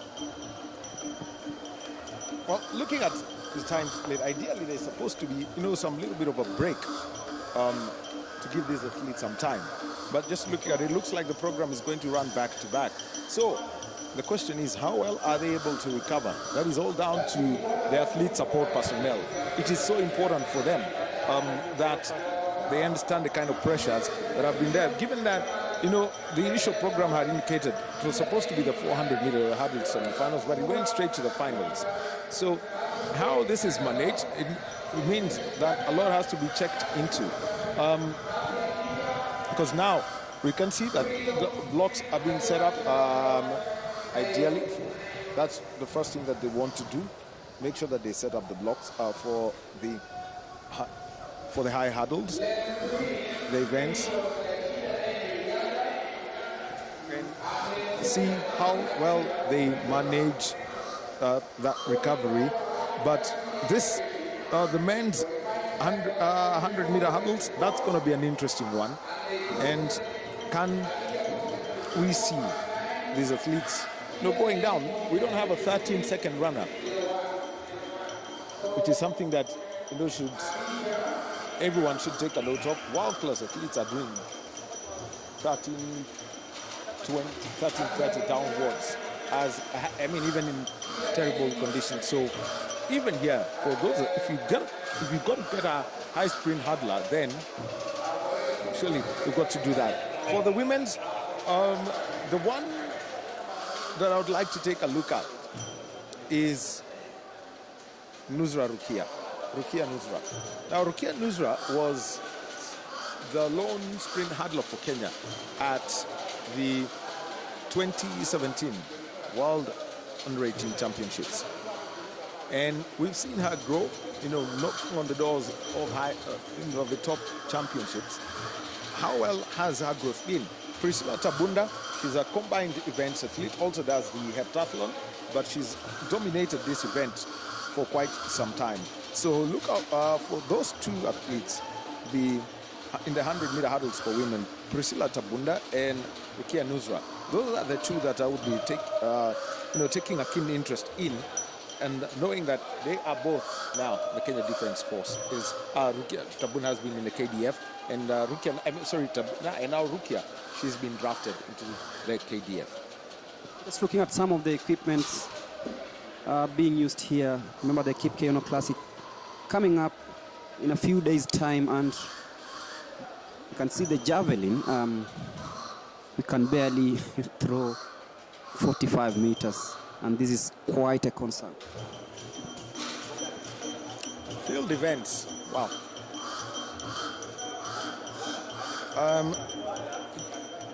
Field event. Now, these are things where you've got to start young, train hard, train long, because they are technical in nature. How you move, how you let it glide. I remember, I think it was in 2015, was it 2013 or 20? It was at one of these world championships. Was it Moscow, I think, or when Julius Yego made his debut. As we take a look at the athletes, getting themselves for that javelin throw, for the women's javelin throw. So, and I think Usain Bolt was in the call room, and he was looking at the screen, and he mentioned something about Julius Yego. A good throw, but probably went gliding a little bit high. The glide was a little bit high at that point. And it's little things like that people do not notice. So, and you can see for Julius Yego, he trained hard, put an effort within himself. He made contacts with Finland, which I would call the throwing capital of the world when it comes to the javelin. Those guys throw anything. They even have a competition of throwing how far you can throw an old, a dysfunctional mobile phone, basically electronic glitter. They have competitions for that. And you've got to look at the quality of javeliners who come there. So working together with the right people to help you develop that technique can really help. Because it would be good to see somebody else coming in through. Elizabeth Olaba, 40 years ago, was one of the best in the throws. She held, records and kept working hard. And she also had the advantage that she had a big skeletal structure. She has a big body and it's masculine. So she worked her way through that. And it's something that, we have to keep looking at. Pick the athletes, identify them, trace, nurture, do the scouting, and push them. All these opportunities are there. The fact, when one athlete opens a door, then keep it open. He hasn't shut it from anyone. At the moment, I think it was only Ihab Abdel Rahman from Egypt who would give, what's his name, Julius Yego, any competition in the javelin. At the moment, he does one at the African Championships, then waits for, and he can pass, unless he wants to break a record. If he gets another 2015 moment, when he was making those throws, goes to Birmingham, he was alone in the stadium, and it was said, yes, it's within the sector. He was breaking national records. And, I mean, going on to win Olympic silver, made that throw, got injured. He couldn't do any more throws.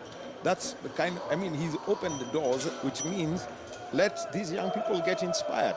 So more work in the technical events, in the field events, and we shall be having athletes cutting across all events, and the national championships will be full. You know, I'm taking a look at the hammer throw. You've got the Olympic medalists coming here next week. The Olympic podium is going to be here. Now, what do we say to our hammer throwers? It's not always the greatest of things that you'd like to see. You'd have the discretion to have a local hammer thrower coming in. But would they compete against Nowitzki and company? Can they compete against the Olympic podium? They cannot. I mean, you don't have to sugarcoat it, but keep developing them, and the opportunities will come. Talk about the hammer. I don't know if we're going to have the national championships for that, because I haven't seen the setup here yet. And that calls for, let's say, something else that we had a discussion on day one, and also some other time we talked about the Kenya's bid to host the 2025 World Athletics Championship. Looking at what we have right now, we're talking about the expressway being one of the things that can increase our bid. I know the Kenyan team is already meeting with World Athletics at the Nyayo National Stadium, hoping that we beat Singapore and Japan. Well, Japan have hosted a lot of these championships. They've just come from hosting the Olympics, so they've got an edge. The only question is, will they use the same model that they had for the Olympic Games, where you've got the marathon? It's a summer event, that's the way it's designed. So that's it. Singapore works sea level, number one. The infrastructure is there. And that means, and you know, for example, like for the marathon, and you have Singapore, it's a city-state, what do you end up with? Virtually the entire country watching the marathon. They can say, I mean, they can pull off something like that. But look at Kenya. We've got this. You simply say you're hosting the World Championships, it's there. And listening to Lieutenant General retired Jackson Way last week, speaking about the World Athletics team that's in the country right now, and they're assessing the bid. Once you fill in the bid documents and you present that, make the financial guarantees, arrangement for things like television, logistics, security, hotels, and all of those things, medical that is required. I mean, it's a very huge volume that needs to be put together and presented. World Athletics come and they go and do a full assessment of whatever is there, and they will simply tell you, this is your box, this is your box, this is your box. So the people who come and do the evaluation come and make their own report. So Kenya has made a bid for such championships. We've hosted the age grade championships, and you know what? One good driver would be, why not host a continental championships?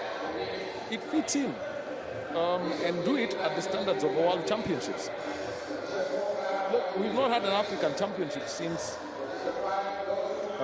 proper, so to speak, since 2016.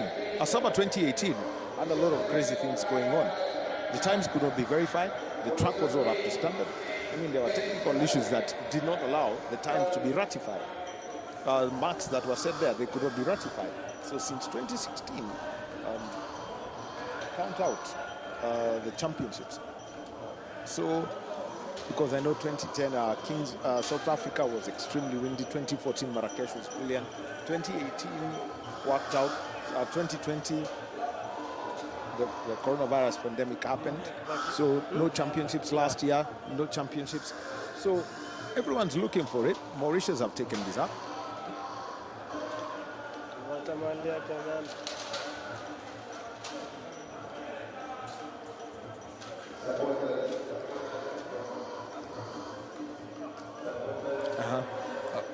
Yeah.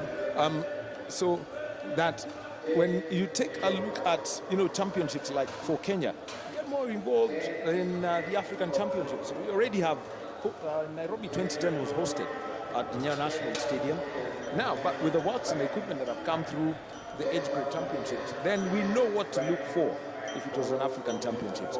That would work very well. It always sets the tone.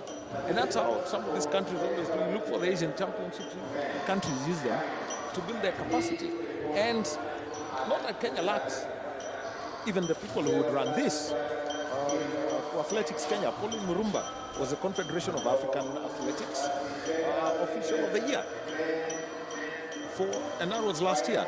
It was announced just before New Year's, just before New Year's Day. Also, one of the regional development centers is here. One of the certified course markers, somebody who actually is Ibrahim Hussein Kikemboi. He is a course marker, which means that if he picks a route that's going to be used for a marathon, it is recognized. For race walking, it is recognized. If he decides to confirm that the layout of this track is right, it will be said that. So we've got the officials who are up there, and people are moving up the ranks and learning day by day. And also to consider that within the Athletics Kenya, after the documents that have been put forward, they put them out. The 27 for the under 17s was put together by Elias Makori. We've done Wanduki was involved in putting up the under 21. Talk about Elias Makori. He said that we are not ready for 2025. He said 2027 is a probability, but not 25. I mean, it's a yes, and there are some things that people need to look at, and we need to start acknowledging things and start being real. When he says about 2025, when they come in and check your stadium and your warm-up area, they probably want a warm-up area that has got the same track standards as what's inside. Television capabilities, that is a huge thing. Remember, athletics championships today are built for television. It's not just for the people in the stands. You have the entire world watching. So they've got to be built for TV. So, broadcast capacity for road running in Kenya needs to be thought about. You cannot have a world championships in a marathon without race walking. We saw what happened in Oman. We have the 30-kilometer race walk. You've got the 20-kilometer race walk. You've got the 10-kilometer race walk. So when looking at all these events that are there, you need to invest in that kind of capacity. The other thing is, how much disruption are you ready to put into a city? The marathon is a 100% disruption of everything around this place. And when you take, and I'll give you the true scenario, the real scenario of a world championships. Are you going to do when you do a marathon? You can start. Just think of a town. Thika is always considered 42 kilometers. So 42 kilometers, and you have to finish inside here. So that is a whole setup that must be considered. How do you bring them in and mark that course such that it's 42K? So those are considerations that have got to be made, and you can't take them for granted. The race walking has to be there, and the whole, and trying to think through how much you can chew, and also the financial guarantees that come. Everyone knows the coronavirus pandemic has hit this country. It's been hit. Number two, we know that the one industry that was hit hugest after the marketing budgets were cut, sports. So people would come in and put in a lot of this money. And remember that this event, Kenya may host it, but it always belongs to World Athletics. You have to operate by their rule book. The banners and the advertising hoarding that is all around belongs to them. Remember, we had a problem with that just before the juniors, where we had banners of another federation inside the stadium, and it brought a standoff. Yes, because they're simply saying, look, we want a clean stadium. When they come in, they want a clean stadium.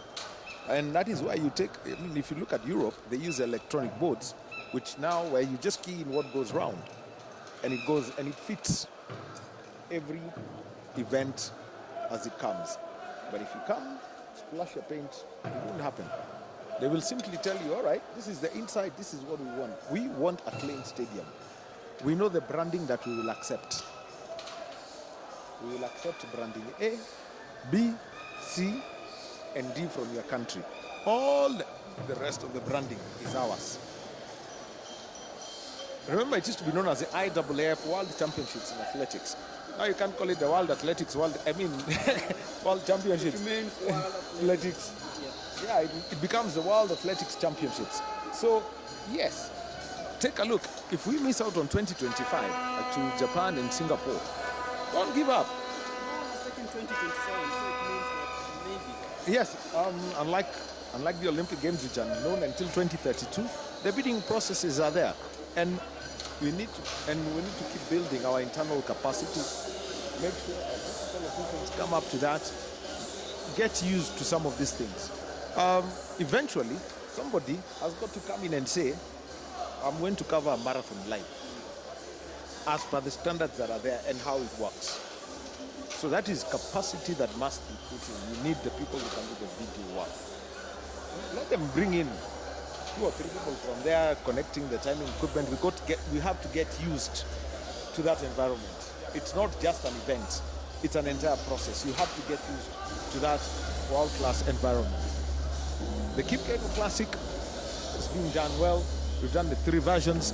The national championships, I mean, we've seen them run well. The Agnes Europe Classic, we've seen the whole story about it. But at the end of the day, you have to develop that culture. The culture of doing things in a particular way has to be part and parcel of you. If you can't operate by their rule book, then get used to the rule book. Get used to the rule book first and how they operate, and that's all it's going to be. Anyway, Gregory, well, for those of you who are following us, my name is Daniel Wahome. My Twitter handle at Mr. Wahome, M-I-S-T-A-W-A Home. I'm Gregory Mulemi. My Twitter handle is at MulemiG. And this is the second day of the Athletics Kenya National Championships happening here at the Moi International Sports Center, Kasarani, as we await for the start of the 110 meters women final. And it's really taking time. And is it recovery or what? Because most of these athletes had just taken part in the 400 meters hurdle final, and I think there is a slight change in plan. We'll just be confirming that a bit because the hurdles have been drawn away, and that means that we'll be having another race. I'm trying to look out at what might be coming up. I'm trying to look out. Remember, we still have a rich field of 46 athletes in the 10,000 meters. Just as we look at the start list, Stanley Nji here, Rafael Ongisa. I'm trying to look at the Wesley Kimutai. Kibiwot Kandia is there. There is Frederick Moranga. Someone yesterday told me that why is NYS and KWS having only a few number of people, rather athletes, participating in this national championships. One said that KWS are busy in the park. Well, you have to look at it. Let's look at the institutional nature of them. The National Youth Service does not, unless, once you go through your training, you can pick up a different career, or you can stay within the service and work. So unlike the National Police Service, where you're recruited, you're a cop permanently, you're a soldier for the Kenya Defense Forces, and for the Kenya Wildlife Service is a new entrant. They were recently enlisted, as one of the close-up affiliates. The affiliates of Athletics Kenya. So pending full membership, that's why the KWS has come in. For the NYS, you have to look at, how often can they retain the athletes that they have. So it's all about that. Let's see how in the future that works. Because if they do recruit sportsmen, then they would have a good platform to retain them and they can work at the NYS training school, they can work at the various NYS institutions which are spread across the country, and that way they can have longevity. But where you train and you have the option of living, then NYS is an institution that, while it has the capacity to produce great athletes, would have this, the same challenges some universities have in other sports. If you don't keep recruiting and keeping the athletes at that high level, then it becomes difficult. So for the NYS, we understand the few number of athletes that they have, and they can be specific to particular events. If they do realize they're picking good 1,500-meter runners, then that would work for them. Yes, and talking about that, we talked about the 110 meter. Clearly it wasn't going to happen that fast after the 400 meters hurdles and then the 110 meters. But straight away we are headed to the 200 meters women semi-final number 1, where we have 8 athletes who will be seeking for a place in the final. We have Beatrice Machoka of Nyanza South, qualified in a time of 26.52. Beatrice Anyango of Prisons, Stambagani in lane number 3. Maximilia Imali once again running in this one, qualified in a time of 24.67, which is the fastest time in this semi-final number 1. Caroline Mwende of KDF, 25.34. Jacinta Nyamuhange of Uganda again running in this one. She qualified in a time of 23.96. Susan Nyambura and Paris Chege. Maximilia winning the 100-meter semi-final earlier on, but now she wants also to try out in the 200 meters, same as Jacinta Nyamuhange. Happens to the sprint as well, the 100, 200. That is absolutely normal. Nothing surprising about that. And you also have got to look at the depth and the opportunities that come for them. If you're looking for, to get the slots for the African Championships, you can optimize them. And the good thing is sprinters know how to manage their recovery times. The recovery time can be short. I mentioned earlier, look at what happens at a World Championships, Olympics. Usually you find that the first or second track event is the semi-final of the 100 meters. And the closing event, about 3.5 hours later, is the final.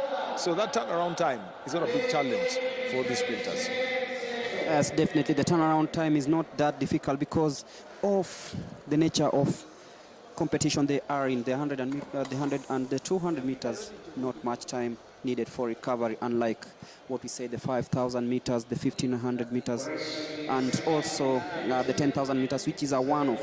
That's why you have so many entries in the 10,000 meters. Like today's final, that is the men's final, we'll have 46 entrants in that one, with only 2 places up for grabs. We'll be looking forward to seeing who will take that later on. But right now we have the 200 meters women's semi-final, heat number 1.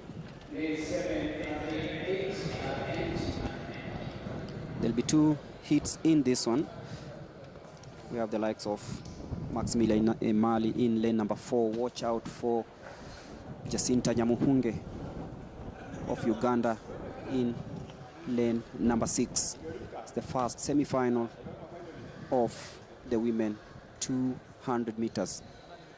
It's all happening here at the Moi International Sports Center, Kasarani, as the athletes step forward, going to their blocks, trying out and ensuring that at least we don't have so many false starts that might slow down or rather make some of these athletes lose morale heading into this race.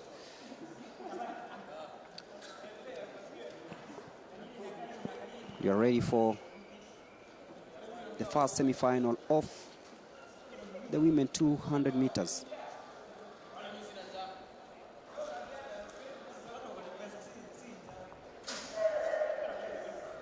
And off we go, clean and smooth. And there you can see Imali off her blocks very, very fast. And you can see she's taken that bend very, very nicely. Nyamuhunge of Uganda coming in closely, but then Maximilia Imali stretching her lead. What will happen is between Nyamuhunge and Imali. Imali checking on her shoulder to see where Nyamuhunge is. And look at that. leaving it for the Ugandan to scrap through. But you said something that so long as you achieve, rather attain the first two positions, you are in the final. Well, that's the way it works. The rules of qualification must be natural to every athlete. And you could see that Jacinta Mahunge, when she took that race, I mean, she pushed to the very end, but you could see that Mila Imali was very aware of where she was, 24.67 yesterday, and just around another 24 seconds today, because she held it, took a look over her left shoulder so that there was no one, took just a one side mirror look on her right, and so that Mahunge was there, and when she was sure that she was safe, foot off the gas, and just crossed the line, saving that little bit of energy for the finals tomorrow. Yes, and sometimes we've seen guys check on their shoulders and fail to also look on the other side, and boom, find that sometimes you are beaten on that. But Imali straight into the final together with Nyamahunge of Uganda in the first semi-final of the 200 meters women, and now on to the next one, where we have the likes of James Machoka of South Nyanza, Damaris Ndeluve of Southern, Lensa Akoth of NYS, Millicent Ndoro of National Police Service, Linda Kageha of Nairobi, Eunice Kadogo of National Police Service, Valerie Njiru, and Lucia William of Southern. That is the second semi-final of the 200 meters.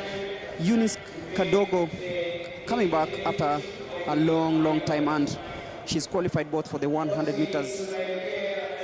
She's looking to qualify for the semi-final, or for the final of the 200 meters, but yesterday she made it to the 100 meters semi-final, and she is actually going to race in the final. A comeback for the young lady from the National Police Service. Remember, she's only 24. Well, Millicent Ndoro, when she made her presence felt. This is what, she came in and took the sprints by storm, together with Eunice Kadogo, who she's going to be running against. Linda Kageha has got the potential. Every time you see her run, you could see it. And you see, for most of this, for most of those sprinters, it works. What happens is when they get into the competitive depth, you can see that they're born fast. But you've got to train them and make sure that, number one, they get the right gait. I know this may, I'm going to take the stick for this, but if you take a look at, for coaches who are down there, they never get the straight, what I would call the straight hip movement for our girls right early. So you'll find that is that, almost the swinging of the hips. And in sprints, you're actually supposed to move. It's like you're going through what I'll call the eye of a needle. You don't wiggle yourself around and get stuck. Anyway, hit two of this. Janet Machoka in 1, Lenta Akoth in 2, Nduleve in 3, Ndoro in 4, Kageha in 5, Kadogo in 6, Njiru in 7, and Lucy William in 8. The second semi-final of the women's 200 meters, missing from lane 7, Valerie Njiru. First 3 past the line. And off they go, and we can already see that Eunice Kadogo has taken off like a bullet with Ndoro on the inside.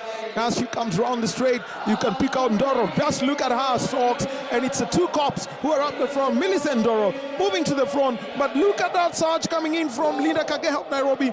She's going to finish that, and 23.83 Eunice, and in second place is Eunice Kadogo and Linda Kageha finishing in third place.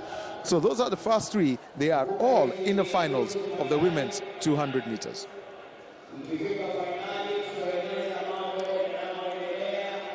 Well, simply, when it comes to the sprints, it's just the cops.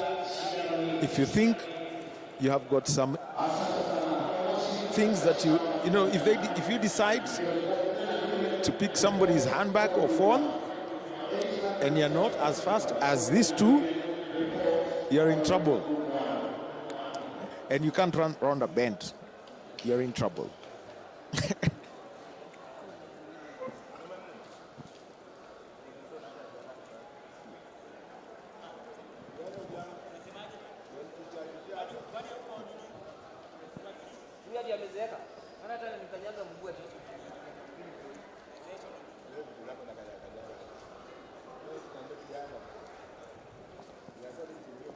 Oh, one.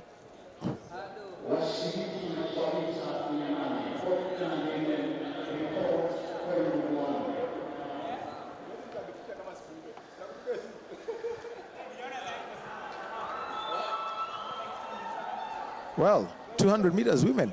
Priscilla Tabunda, Cynthia Chisebe, and Beatrice Chameli. Looks like this is a heptathlon. Well, but the kids read something different. We've got somebody from the prisons, we've got somebody from the police service, and we've got one from the Kenya Defense Forces. Just by taking a quick look at their kits.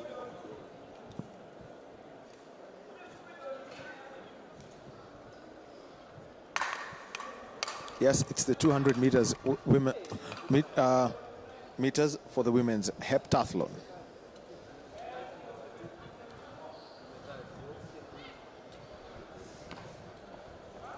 Running in lane 5 is Priscilla Tabunda, and we've got Cynthia Chisebe and Beatrice Chameli. One of the combined events. Before we move on to the men's semi-finals of the 200 meters, that is also scheduled for today. And later, going by the change of program, the 100-meter hurdles. I think an extended break has been given to give the athletes who are in the 400-meter hurdles time to recover, get their paces back. And after the 200-meter semis, we shall have the 10,000 meters. That's going to be 25 laps. And we also have got the 800 meters semi-finals that have been set up.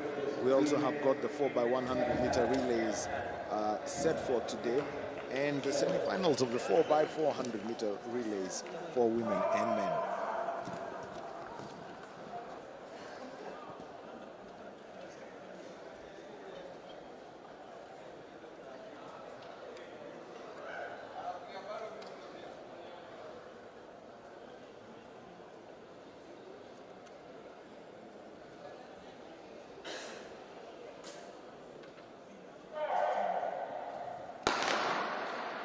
The 200 meters for the heptathlon, and you can see Priscilla Tabunda, who's also a standout hurdler, is 9th place, and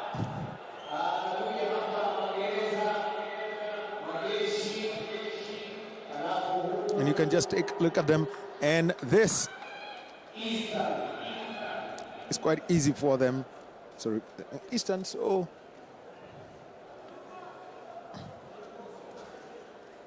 there we've had the times 25.05 in the 200 meters for the decathlon. So that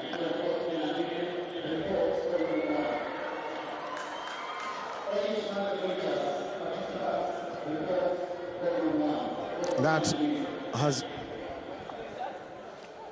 been the result. Beatrice Chameli finishing second, and the race went with Chisebe of Prisons. So that's how the 200 meters triathlon went. And now to the men's 200 meters semi-final. Heat 1.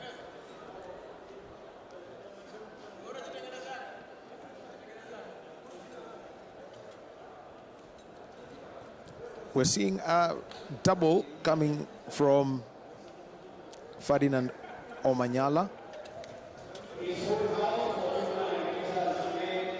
He's going to be running in lane 3. So we've got Shadrach Oyoche of Nyanza North, Cleon Muturi of KTTI. We've got Ferdinand Omanyala of the National Police Service, Mike Mokamba, son to Elkanah Nyangaut, running for the Kenya Defense Forces.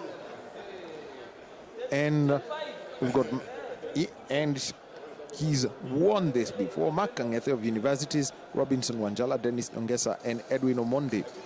Ferdinand Omanyala, 20.62. That is a time by any standards. And remember, 20.14 is the mark he needs to bring down. Kevin Kanata has held on to that.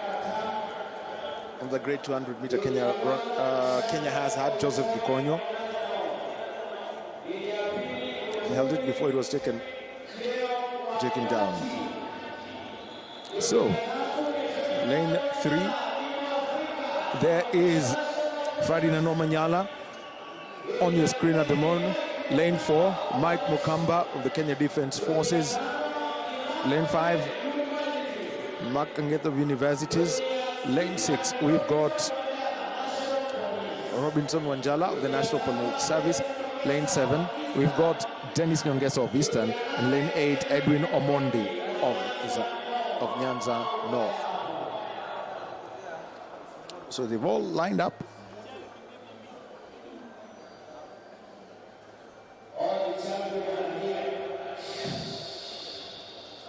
So this is going to be one massive one as they get onto their blocks.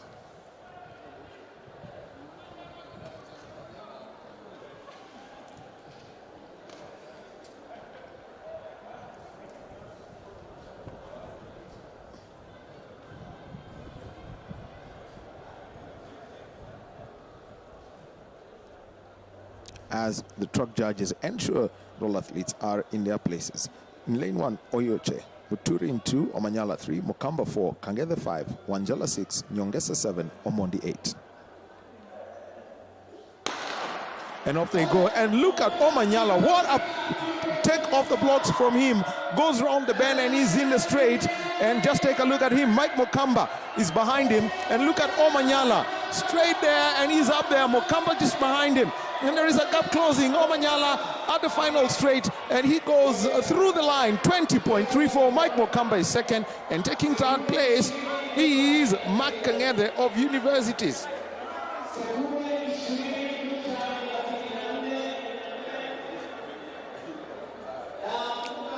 Slash 0.32 seconds from the time that he clocked yesterday. A difference in class. And Mike Mukamba, natural 200-meter runner. It runs in the family, by the way. His father represented the country. 87 at the African Games, 92 at the Barcelona Olympics in the 4x400-meter relay. Speed is in their blood. Walter Moenga, his brother, also a sprinter, is not there. So those are the times that we've seen from there. So the two automatic qualifiers for the final, Ferdinand Omanyala and Mike Mukamba.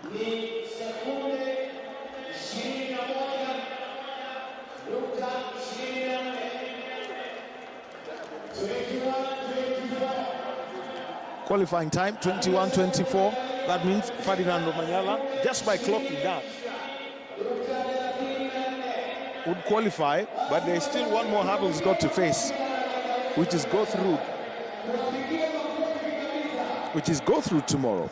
And so waiting for the confirmation of the times. They're down on at the finish line as focus is on Ferdinand Omanyala. As it goes around, every person wants to say hello to him. He does not run away from anyone. Hit stabbed as he goes to collect his finisher's slip and head out there, and we know that he's going to be also in that relay team. Well,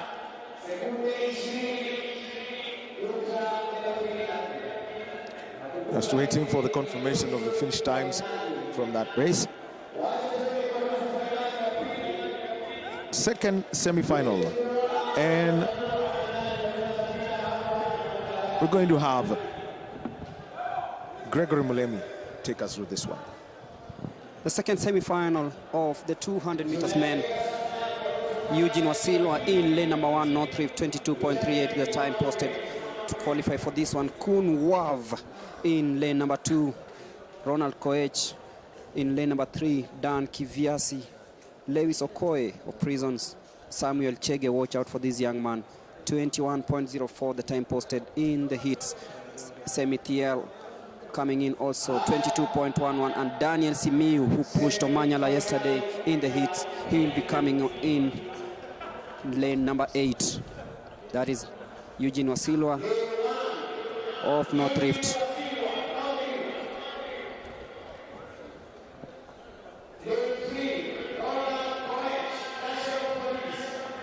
Missing is lane 2, so Ronald Koech in lane number 3.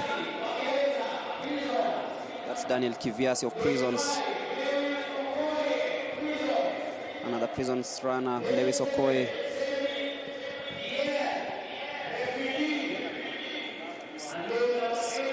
Samuel Chege also missing in this one.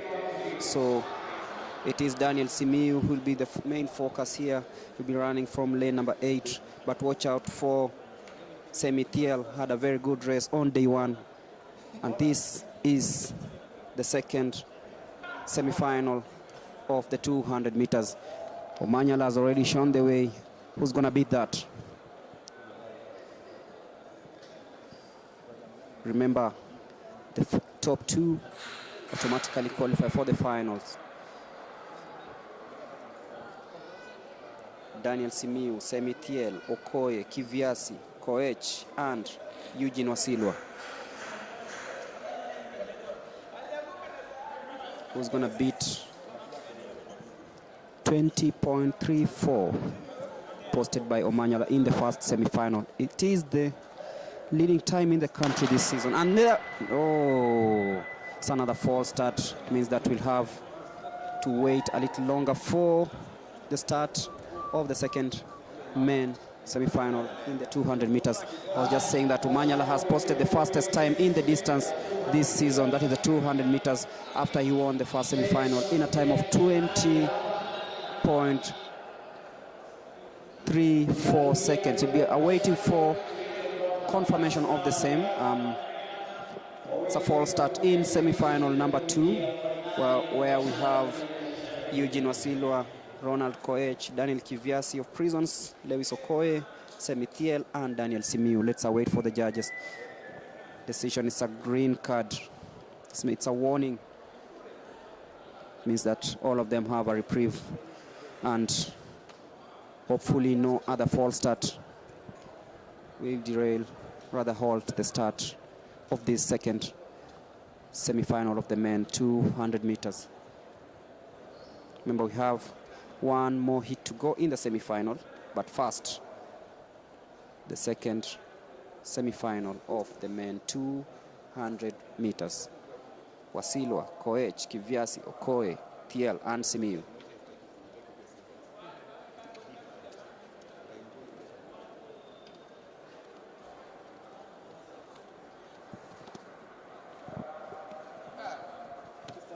Another technical hitch means that we'll have to wait a little longer for the start, Wahome, and this creates some jitters on these sprinters. Well, composure is everything, especially for sprinters. One of the things that always happens is, silence for the start. So if there is one athlete who's a little bit uncomfortable, all he has to do is raise his hand, inform the track judge, and tell him this is a problem, so that the call is, the on your marks call is, cancelled and has to be redone. And that's what we've seen right here in this event, and looks like it's happening for a third time. And this is with Dan Kiviasi, Prisons. Something seems to be with his blocks, because the officials are there and they're trying to see if they can get, I think that was the reason they couldn't get a reaction of Kiviasi's blocks. So, but it looks like it has been sorted. So much adjustment going on to that block, and until they're comfortable that it can start, they'll keep looking at it, because that's the reason why we have got this delay. And so he's been asked to get onto the blocks, and I think they're now comfortable that they can get some movement of it. I think that was the reason why they had to pull do a second go at the gun because there was no reaction from Kiviasi's blocks. But back to you, Gregory. Waiting for the second semi-final of the 200 meters men heat number 2, and hoping that this time round, look at the concentration. Lane number 8, that is Daniel Simiu. And there, for the third time, the athletes have been recalled, and this time round, I'm afraid a huge decision is going to be taken by the judges there. This does not look good for who will be just giving a confirmation in a bit. A false start, meaning that one person is going to take an early shower here.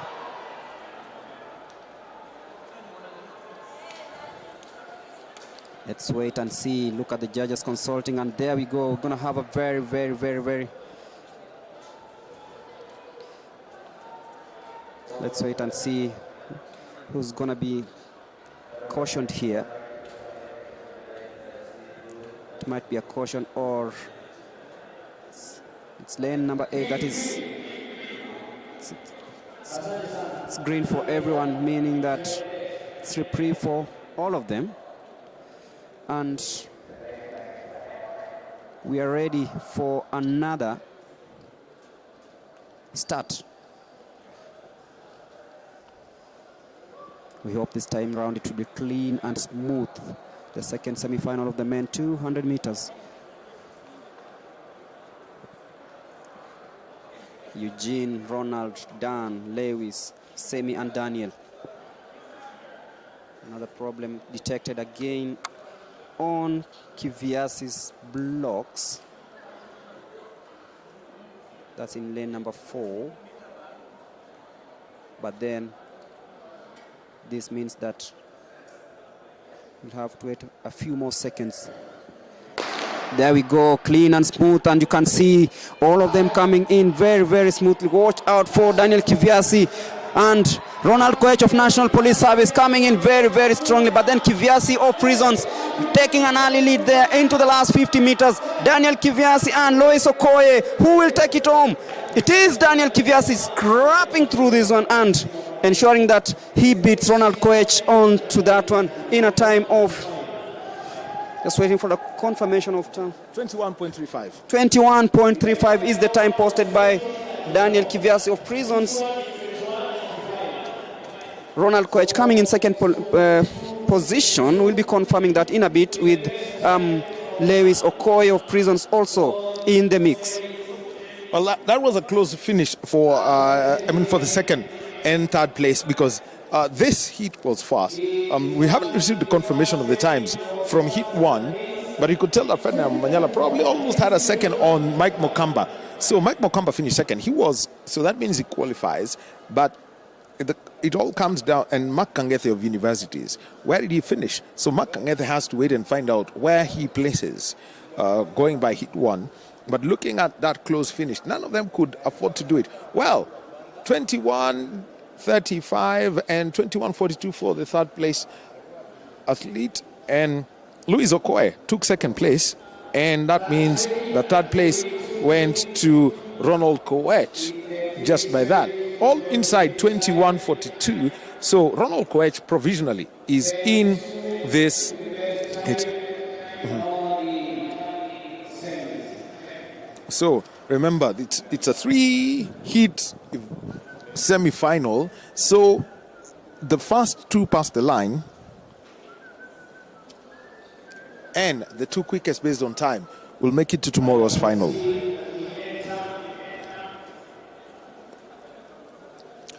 So we're now getting to the third one, and just taking a look at the start list. Brown Mudama of Eastern is in lane 1. Ryan Mwakish of Southern Region is in lane 2. Hesbon Ochieng lane 3. Moses Wasika lane 4. Lane 5, you've got Samuel Imeta. There you have Brown Mudama lane 2 being introduced. we've got Ryan Mwakisha of Southern. Lane 3 is Bono Cheng. He represents prison service. Lane 4 in 5:28, Moses Wasike of Nairobi. Samuel Imeta is in lane 5. He runs for the KDF and he is the favorite on paper. And as usual in Uganda, Pius Adomit of Uganda is going to be running in 3:71. Ani Rigao, bib number 2 of Nyanza, and lane 8, Joseph Lepate of Southern in bib 330.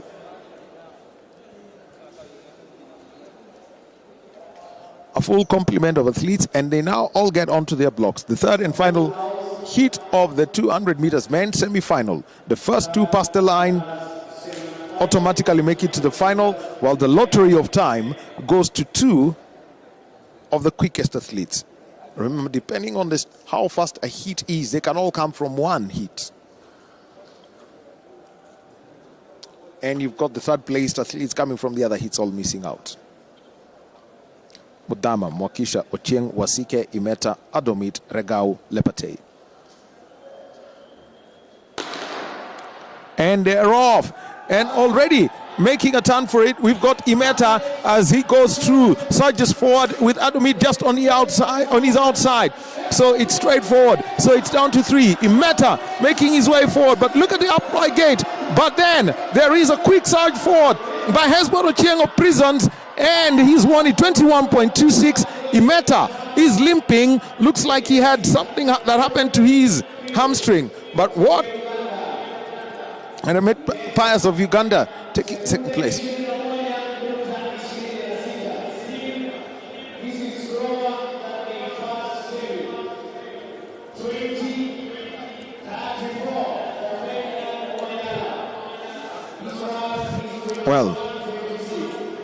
Well, looks like, I mean, just based on time, the entry standard is 21:24. Missed it by 0.02. That was Hesbon Ochieng of Prisons with that late Sarge Gregory. And that has stood out. But you've got to feel it for Imeta after a quick, that good running well for about 150 meters. Suddenly, the muscles gave up the ghost. Hesbon Ochieng 21.26. That is his winning time. Just waiting for the time for the second placed athlete. And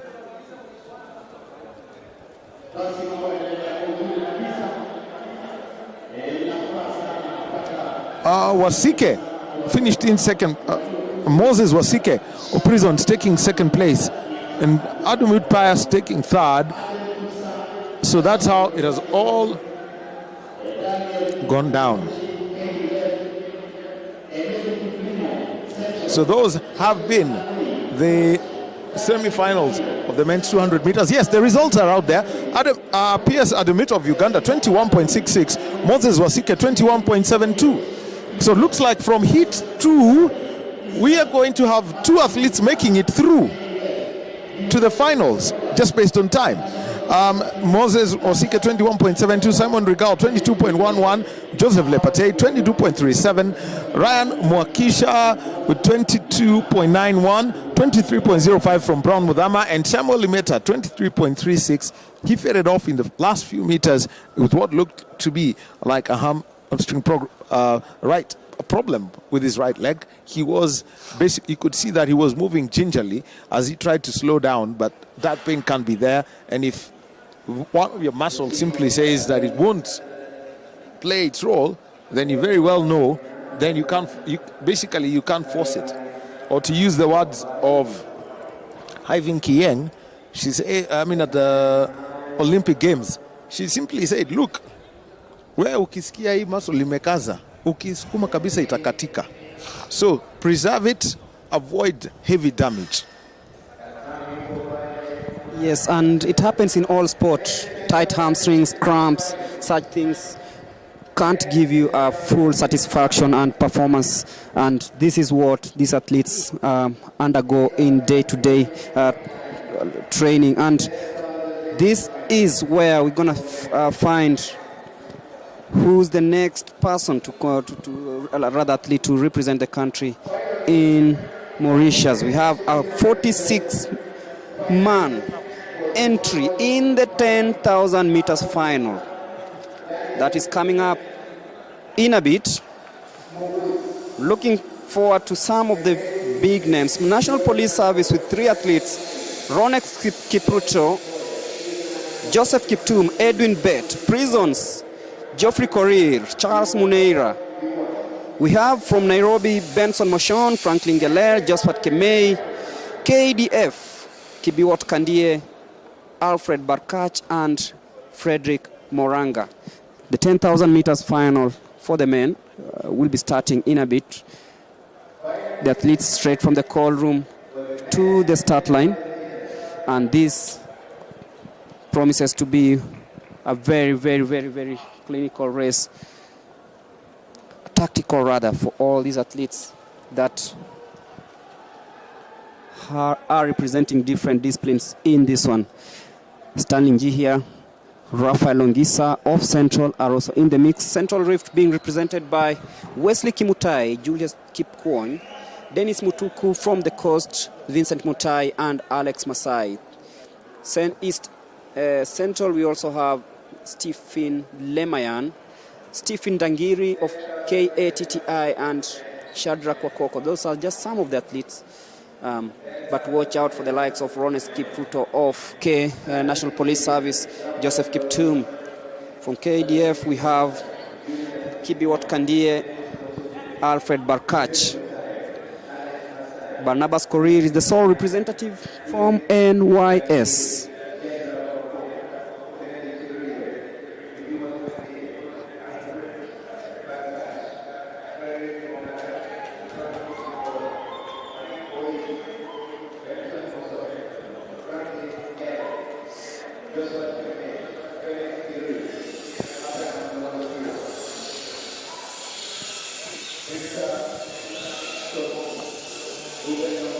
Waiting for the start of the 10,000 meters men final.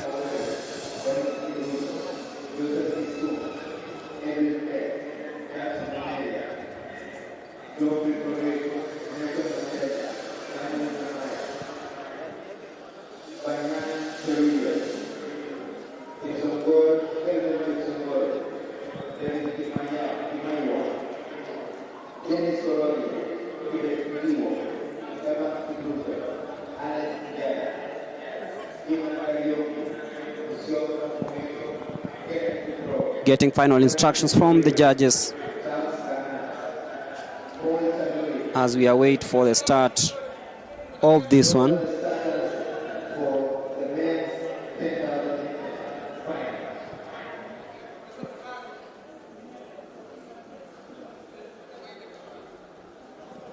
The 10,000 meters men final starting in a few seconds time.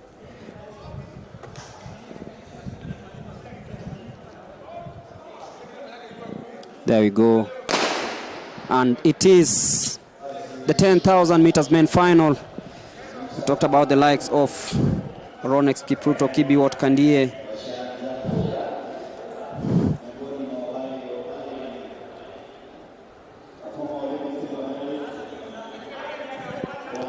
and we remember we are live from the Kasarani Stadium for this one. It's day 2 of Athletics Kenya National Championships. We're bringing you all the action live from the Kasarani Stadium. And this is the 10,000 meters men final. 46 athletes who will emerge the winner. We are waiting to see that, but then it's too early to call.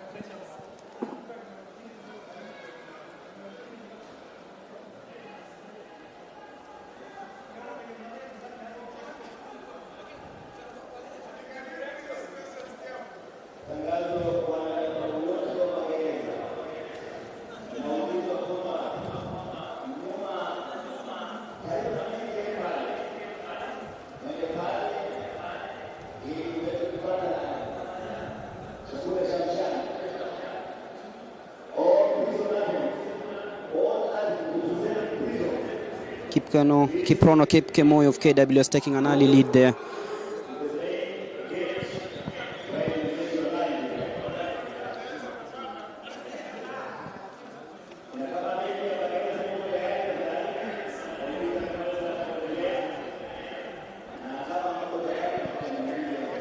as we look at who are the probables here. Kibiwott Kandie, who's also fighting it out with Rones Kipruto. Kibiwott Kandie, the 25-year-old World Half Marathon silver medalist.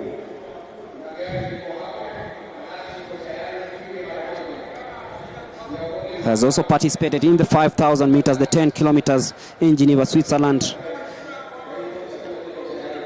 Won the Valencia half marathon and has a personal best time of 2 hours, 13 minutes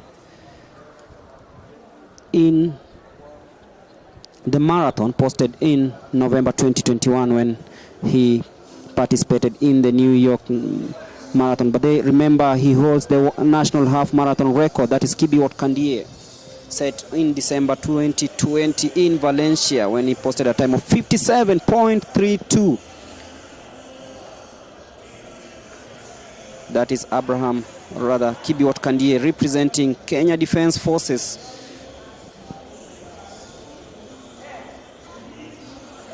Also watch out for Alex Masai from Coast.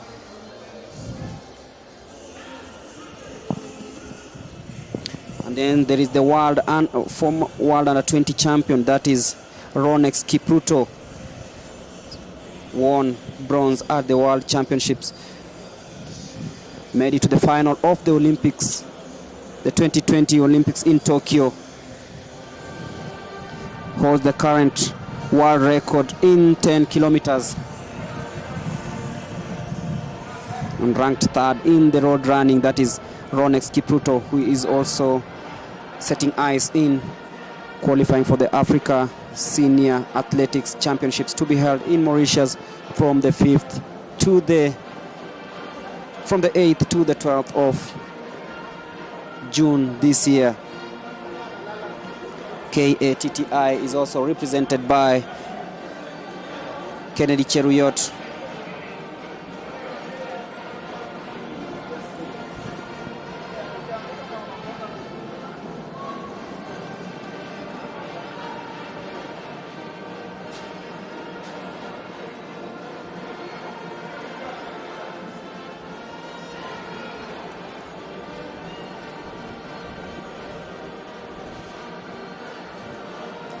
In this race, there is also Joseph Kiprono Kiptum.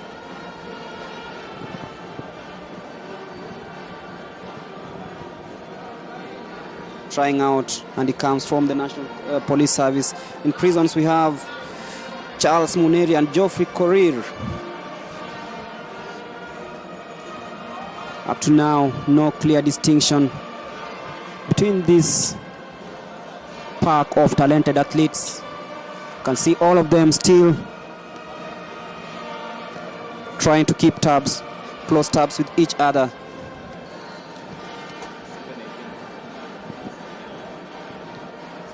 Paul Tonui of South Rift still in the lead in this one.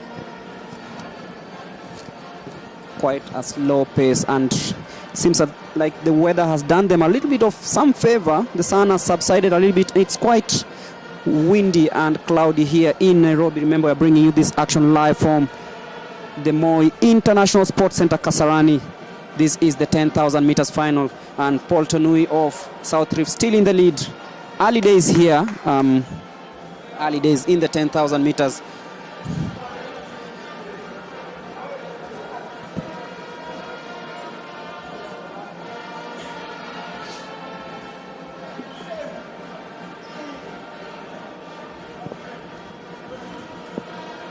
Remember, Paul Tonui of South Rift.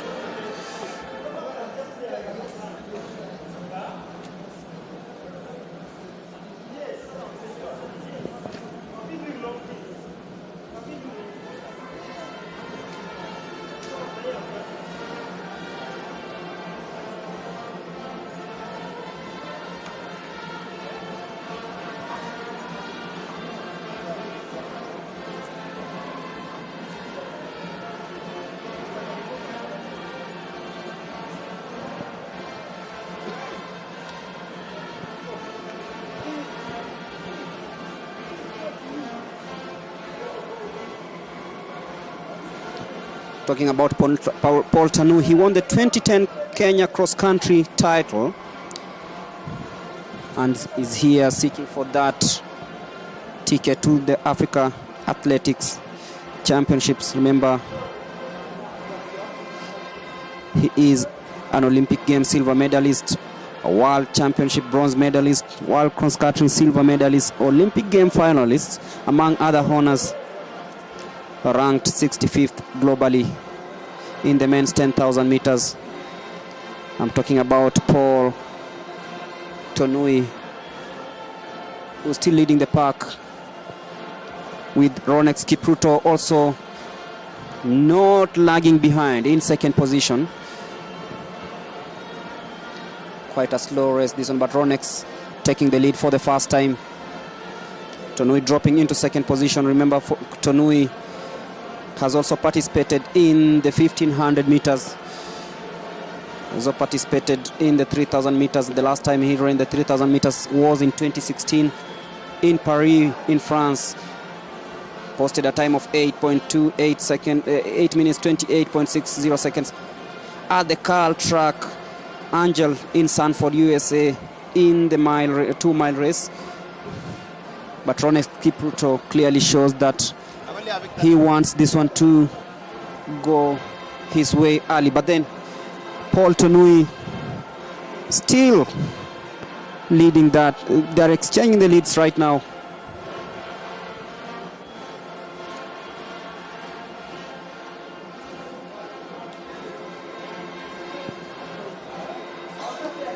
South Rift runners still in the leading pack. That is Paul Tonui in position number 1, Charles Langat in second. Ronex Kipruto also closing in, ensuring that he doesn't stay far behind, because we all know the repercussions. If you stay farther behind the rest of the pack, then it becomes very, very difficult for you to catch up, especially in these long distances, because every second matters.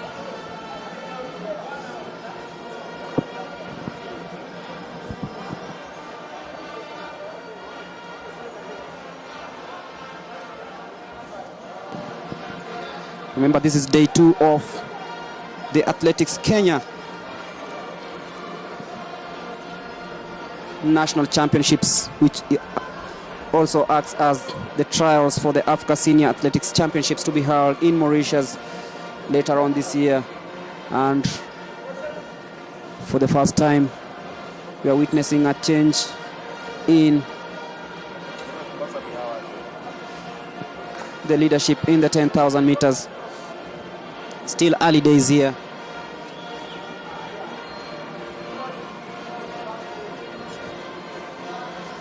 Seems South Rift are not letting this one go. Charles Langat and Paul Tonui. We talked about Kibiwot Kandie,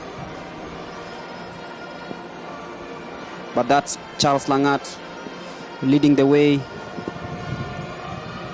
at the moment.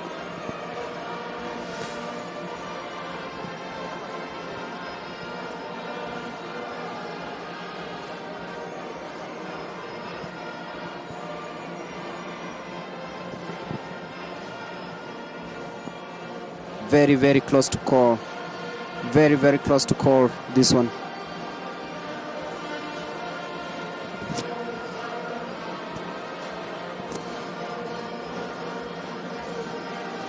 Also coming in very, very strongly is Ruben Longo-Siwa of North Rift, occupying the second position at the moment. The athletes are really, really trying hard to stay and stick together.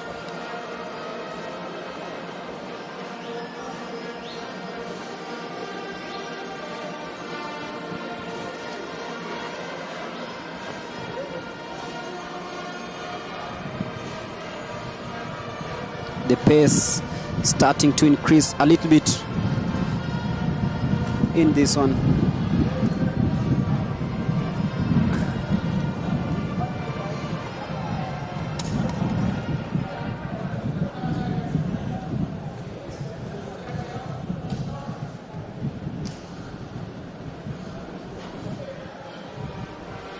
There we go.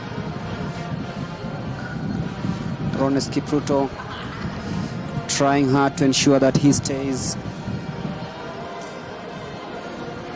closer to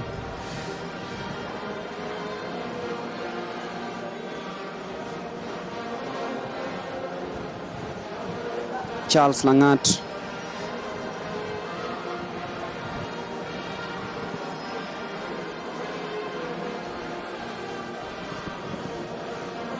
Can feel the heat now. Can feel the athletes have started showing signs of breaking away from the rest. And look at that, a quick shift in the pace.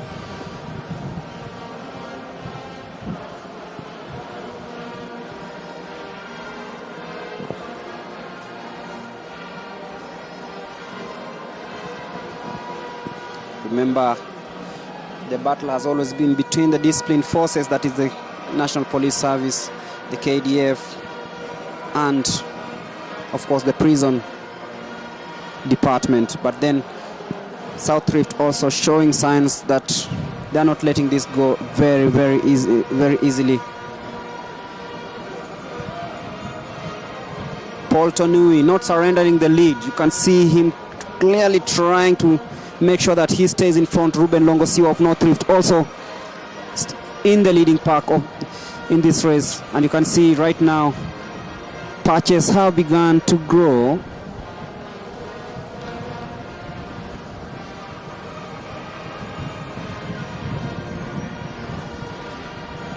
Wesley Kimutai also trying hard to stay with the leading pack.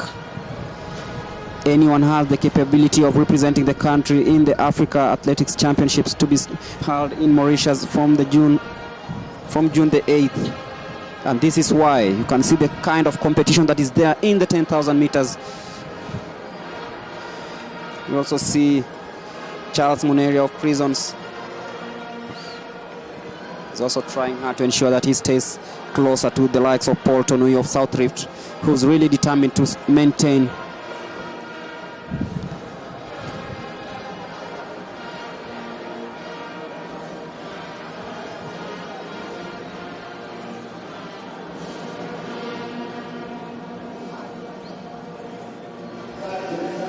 Rafael Longisa also trying really hard in this one.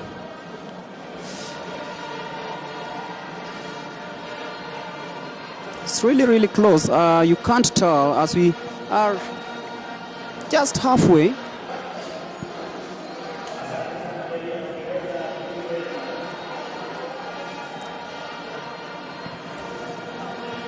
Remember, the first two automatically make it to Team Kenya for the Africa Senior Athletics Championships to be held in Mauritius. Remember, there is also the Commonwealth Games. We shall also have the national trials here. We shall also have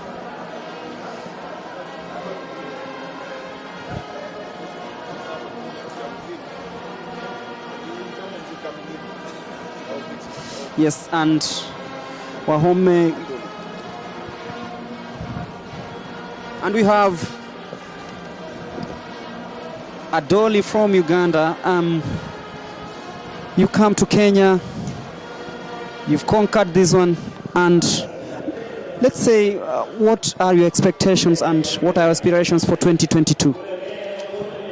Yeah, it's a long season, I know.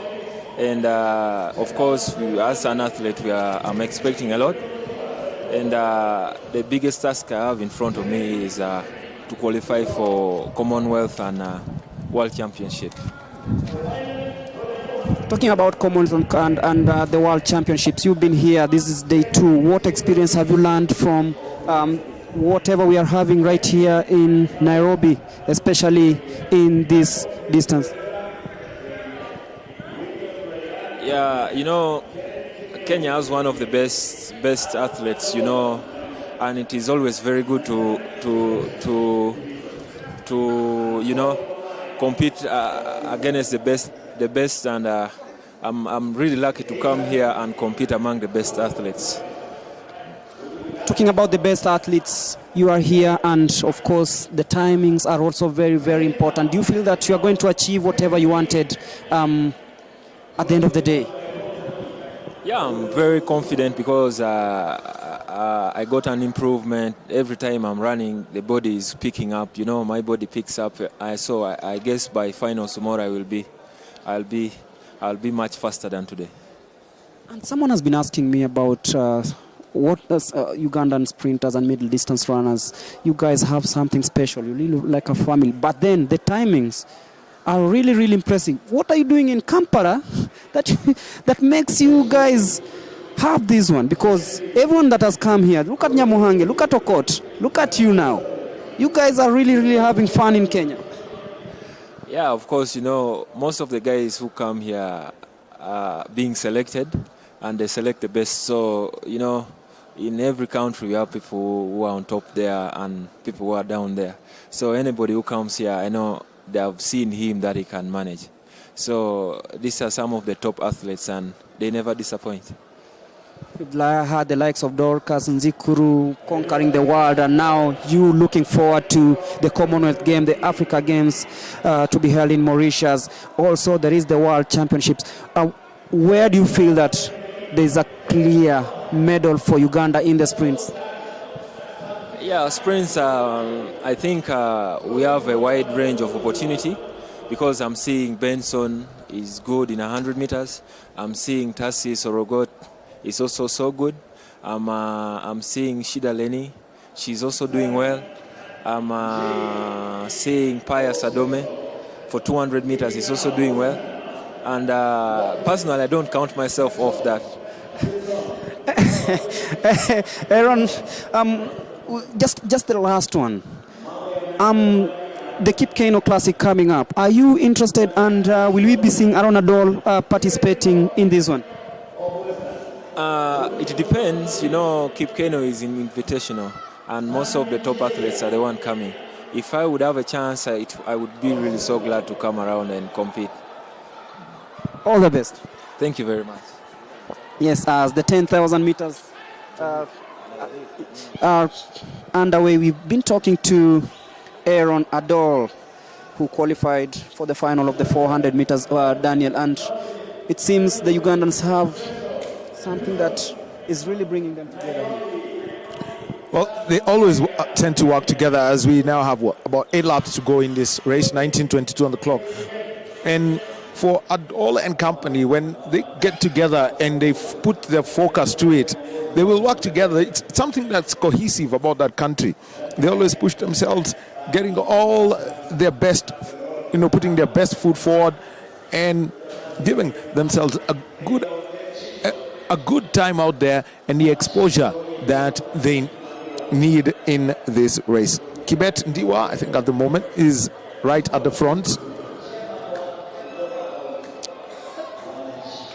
as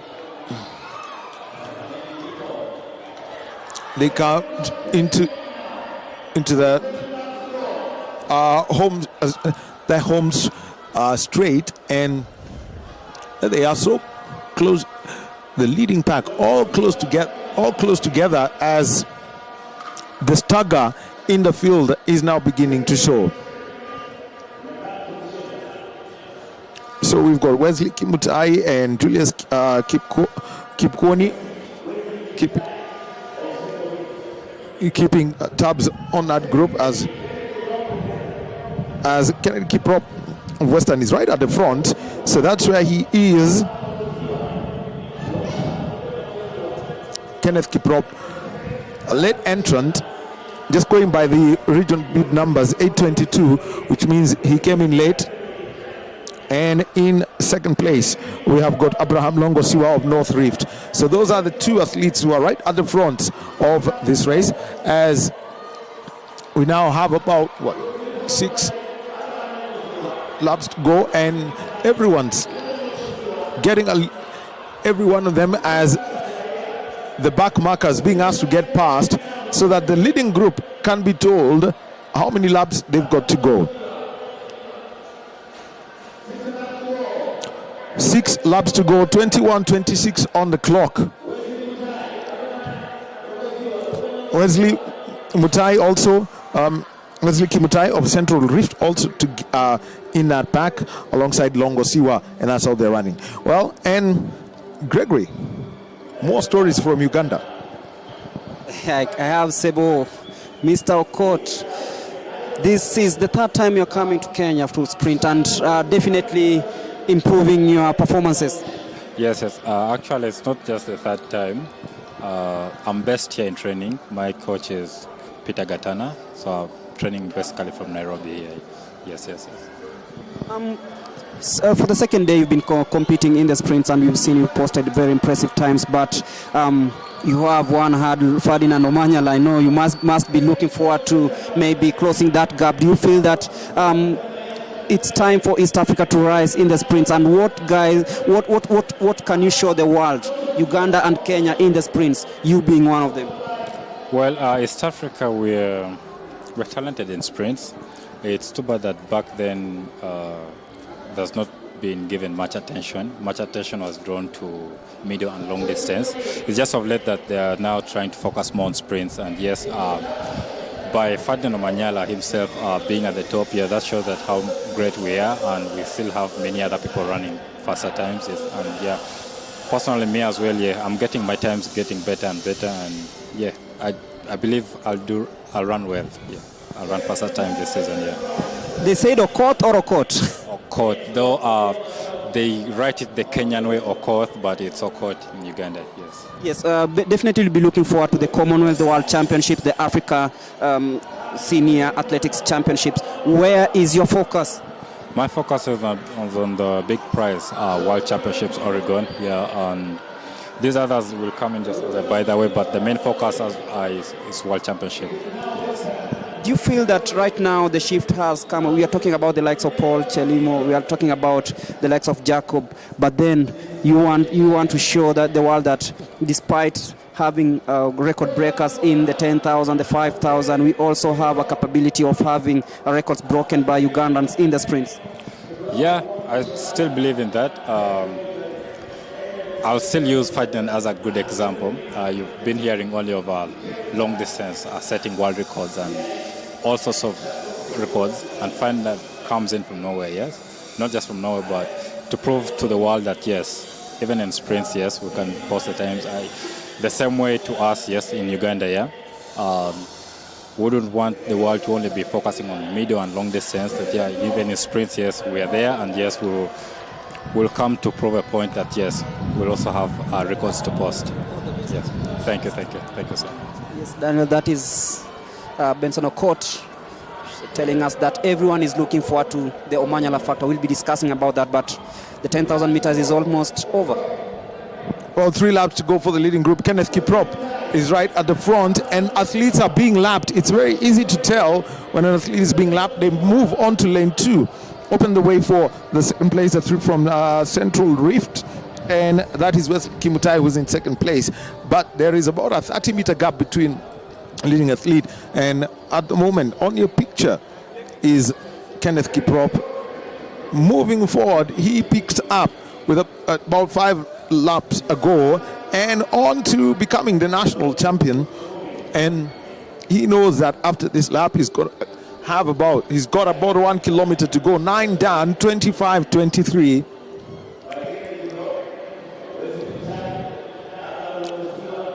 And he knows that.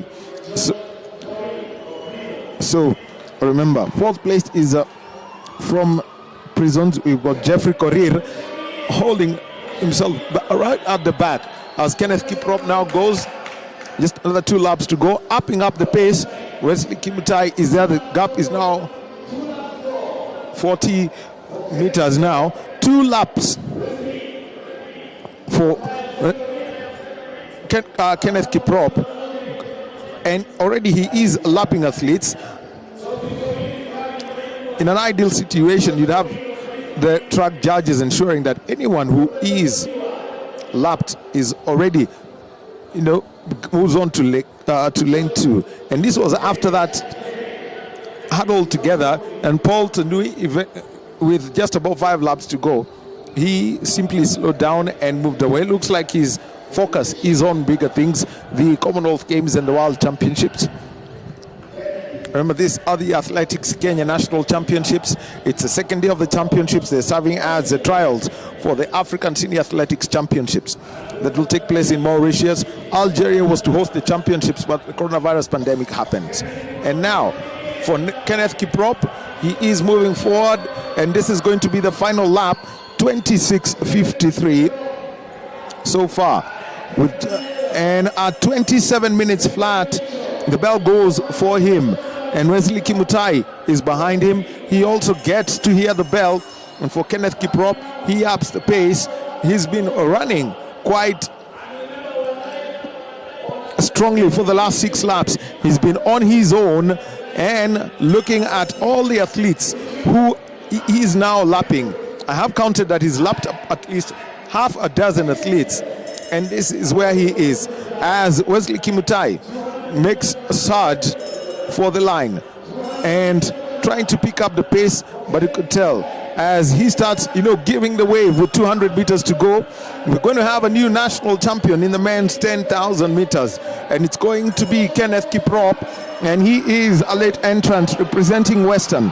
Western ideally would be in the 130 series bibs, but here we are. 822 was his bib, and he still has got lots of running and holds on to it. Finally, he takes the championship with just about 5 meters to go, slows down and celebrates 28:06.67, the winning time for Kenneth Kiprop, and taking second place is Wesley Kimutai, finishing third. And there are the athletes. You can see how much energy is spent. Kimutai is sprawled on the floor. But look at the third finishing athlete, 28:32. 30 seconds behind. That should tell you, the kind of afterburners that were released. And from present, Jeffrey Korir finishing in 4th place. And you can tell that from all the athletes, they really have felt the heat, as all look for a place where they can sit down and rest as they're lined up. So, 28:06.67, the winning time.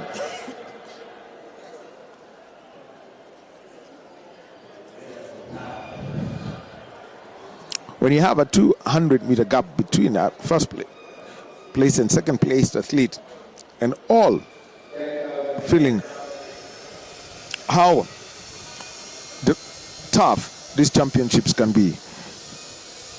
You can see on the screen the winning time, the clock still ticking for the athletes who are all now coming to finish their race one by one in what has been a tough 10,000 meter race. And you just need to look at the conditions. It's cooled down, a little bit of cloud cover, a little bit of wind at the stadium. It's cooled down, but the conditions in this part of the world, in Kenya, in Nairobi, at noon, can be hot. And given that we've had some real,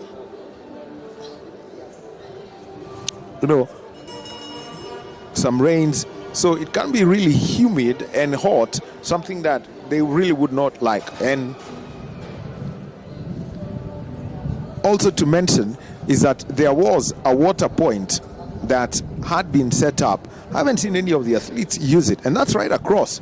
Given the conditions, it's a safety precaution that is applied, and that means it always has to be there. So there you've had the 10,000 meters men's final, a new national champion.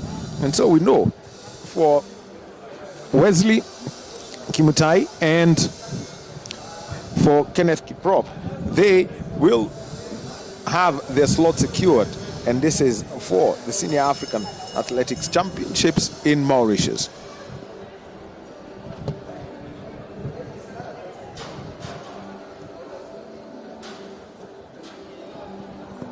That reminds me, world marathon champion Ruth Chepngetich won the 10,000 meters final yesterday, and she won't be representing the country in Mauritius. Instead, she'll be preparing to defend her world crown later on in Oregon. Some of these athletes have shown that they want to push the rest, and that is what has been happening. But today, having a new national champion in the 10,000 just shows you that at least there can be there might be some transition, because when this race began, we talked about the likes of Kandie, we talked about the likes of Ronex Kipruto, we talked about the likes of Kiprono Kipkemoi, but then from Western, out of nowhere, Kenneth Kiprop winning this one comfortably in a time of 28 minutes 6.67 seconds, and this just clearly shows you that maybe we have seen a change of guard in the distance, that is the 10,000 meters, and I feel that it's high time the likes of Wesley Kimutai and Kenneth Kiprop learn on how to beat the Ethiopians in the distance, because we've really had a torrid time in trying to win medals, especially in this distance. Look at what happened at the Tokyo 2020 Olympics, the likes of Ronex Kipruto making it to the final but not getting anything. Well, it's been a story that ever since we had what was known as TKK, Tanui, Kamoror, and Karoki. The three were the permanent fixtures. I mean, I think you would count on the three of them to be in the team. But now that Kamoror has moved on to road running, and moving away from the track, it's a gap that has to be filled.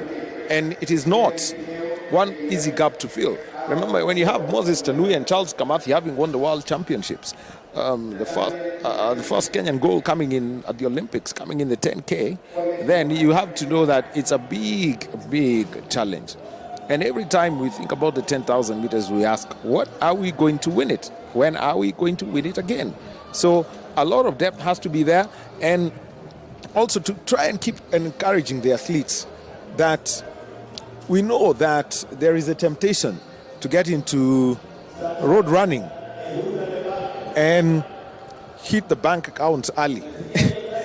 Yeah, fill in the bank accounts early. Always there's that temptation. It's always there for every athlete. You can't run away from it. It's a reality of the sport in this country that we have to accept.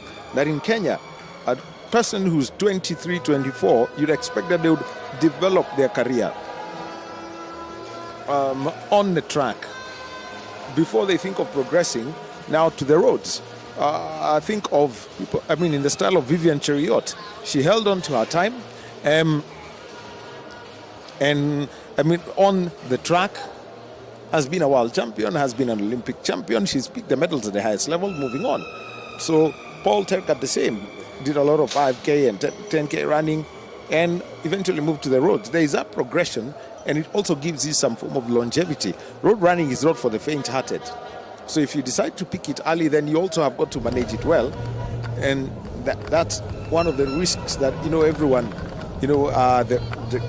the hazard, let me just call it the hazard, the hazard that is there, keeping these young men on the tracks. When you run and suddenly you've got Mo Farah doing the damage for, as a habit, then everything changes and everyone's got to say something. When are we going to see another crop of 5K and 10K runners? It's a question that's been asked. It's a question that must be answered. And it's all in between choices of athletes. And besides that, also some of the choices that have to be made by the managers. If a young athlete sees the 10K isn't working for him and gets invited for 10K, 15K races and sees the money's coming in and the opportunities are there, goes into the half marathons does well, you'll be getting back onto the track is a hard call.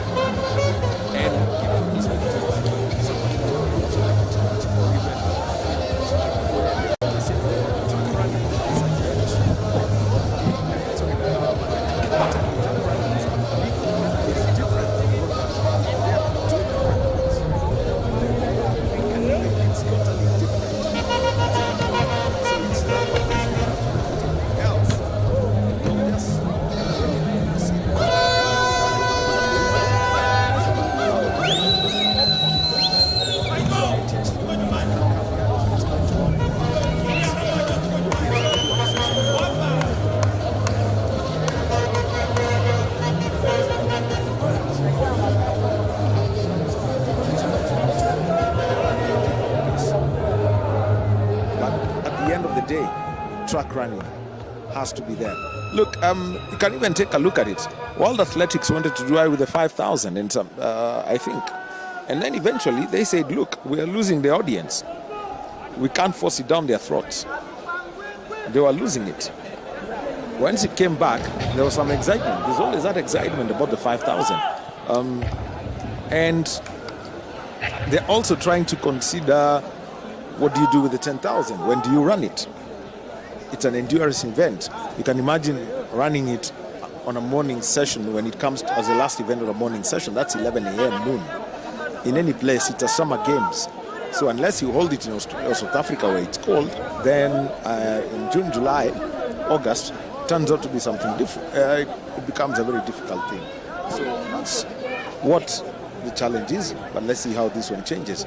And right now, let's move on to the women's 100-meter hurdles final. And Ferdinand Omanyala is not running.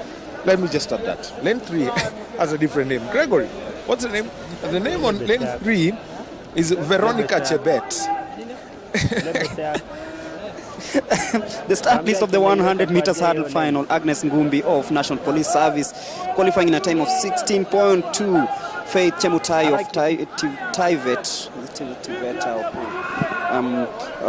in lane number 2. Veronica Chebet aka Omanyala in lane number 3. Then there's Rukia Nusra of KDF, the fastest time here, 15.0. Daniel talked about him. Jen Chege of KDF in lane number 5. Priscilla Tabunda of KDF, 14.3. And then there is Gladys Ngure of Prisons and Diana Chebet of National Police Service. These are the entrants for the 100 meters final that will be starting shortly. But then you talked about athletes looking for, in other sports they call it fitness.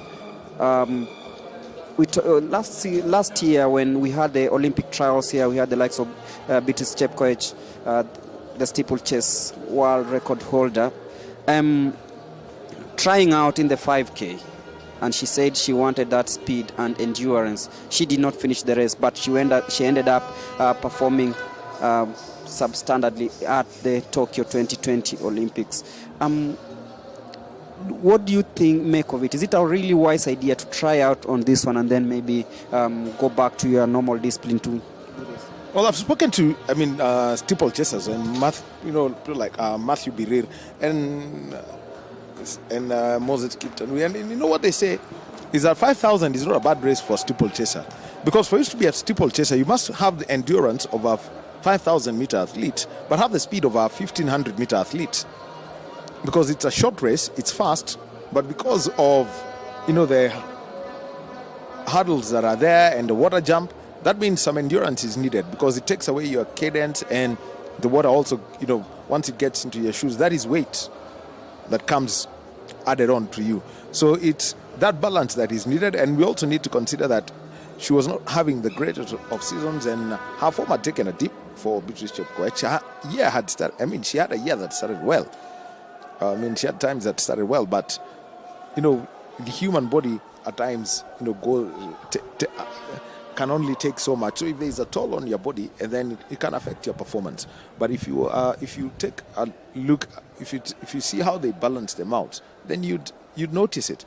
I remember there's some time back when Asbel Kiprop was hell-bent on breaking the world record. He gave us some headaches here at the Nationals. He did 1,200 meters, and I think he was looking for 2:45 in 1,200 meters, and he was doing the 1,500, came for the trials, and it was a different story. And that is what everyone should be, and that's what some of these athletes do. So if they see that they're up there, they've got the wild card qualifying automatically, they'll pull off one or two moves that would actually baffle you. Like what we've seen Paul Tunui do. He's run, kept the pace, and then deliberately slow down and move away. That's somebody who's probably looking at something bigger going forward.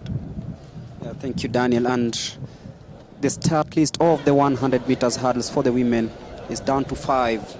And it will start from lane number 3, where we have Veronica Chebet of National Police Service, Rukia Nusra of KDF.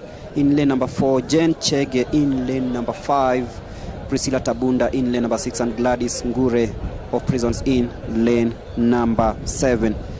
So no Diana Chebet, no Agnes Ngumbi, and no Faith Chemutai. So it will be 5 for the final of the 100 meters women hurdles that is set to begin shortly. Who's gonna make it to Mauritius?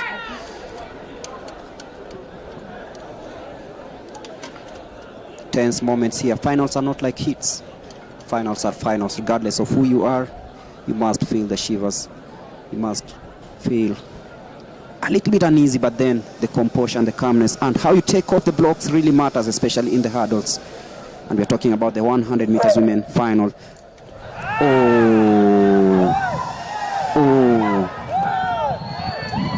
She took off too fast. That is Gladys Ngure. Gladys Ngure.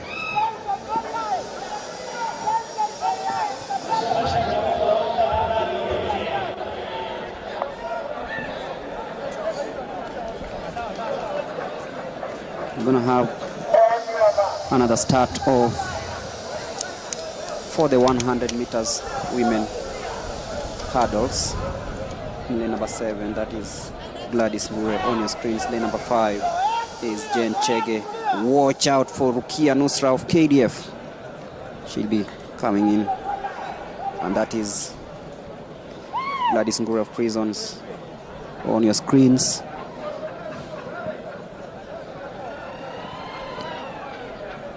In what promises to be a big final in the 100 meters finals. Veronica Chebet in lane number 3, Rukia Nusra in lane number 4, Jen Chege in lane number 5, Priscilla Tabunda in lane number 6, and Gladys Ngure in lane number 7.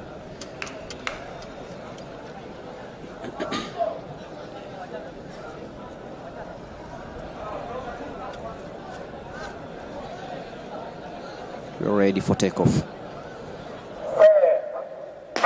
And there we go, the 110 meters. Watch out. In Priscilla Tabunda really off the blocks very well. She's tearing away from the rest of the pack. That is Tabunda of KDF, and she'll be winning this one in a time of 14 flat. Well, and by winning it in 14 flat, she meets the entry standard for the African Senior Athletics Championship, and this is the A standard. The A standard is 14 seconds flat, and the B standard is 14.24 seconds. That means by emerging as a national champion, she has qualified to represent the country in Mauritius. Definitely there,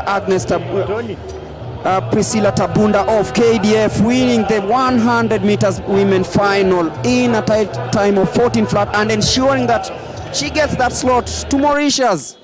This has been pulsating, still trying to come into terms with that because it was really fast, Daniel.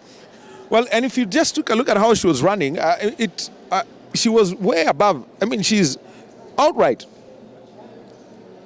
pre-race favorite, not a secret. And just by looking at it, looks like the time has been round down to what, 13.99? But for her, and if you took a look at it, it's the rhythm that takes it for me. It's the rhythm that takes it for me. She's able to steadily hold that, and you could see the 1-2-3 jump. The 1-2-3 jump was there. 13.99, it's been confirmed. Rukia Nusra, 14.7 in second place. Jen Chege third, 14.76. And Jen Chege was also, taken the 400 meter hurdles. Veronica Chebet, 15.39.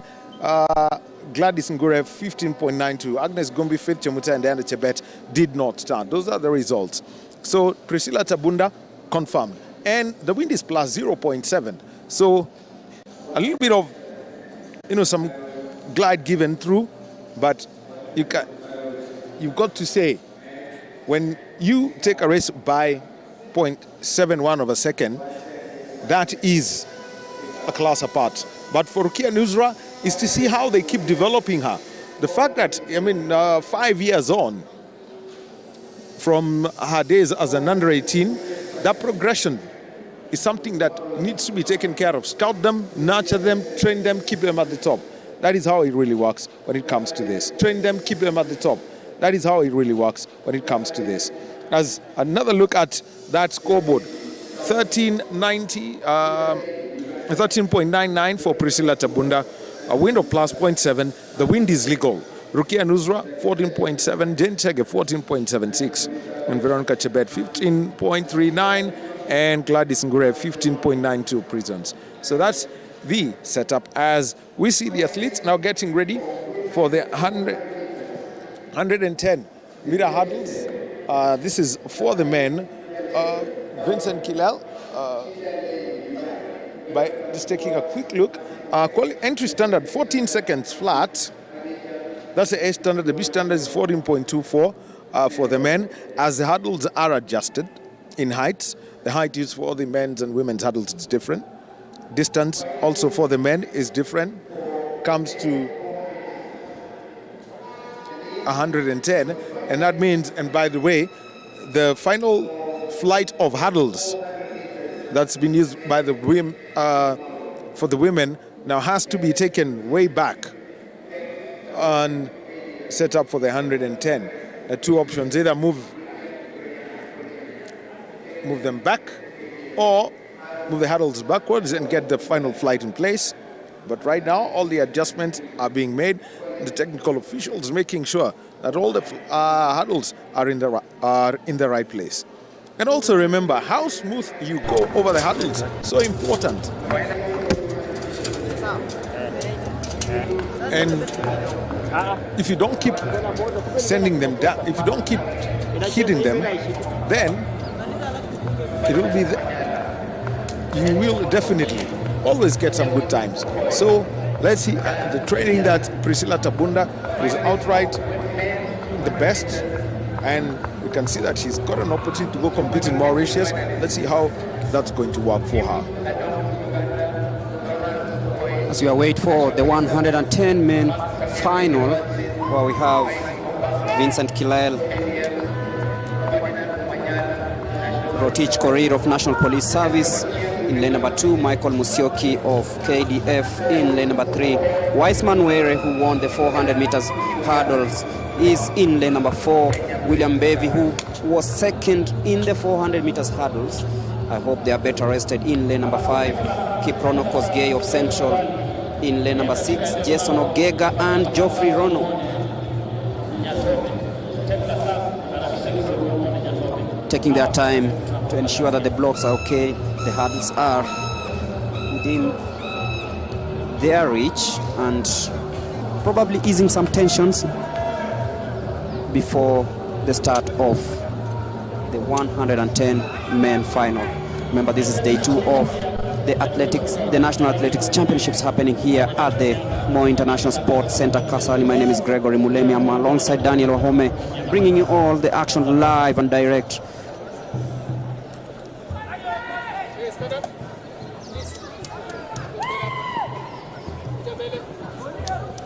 So, the men's 110 meter hurdles.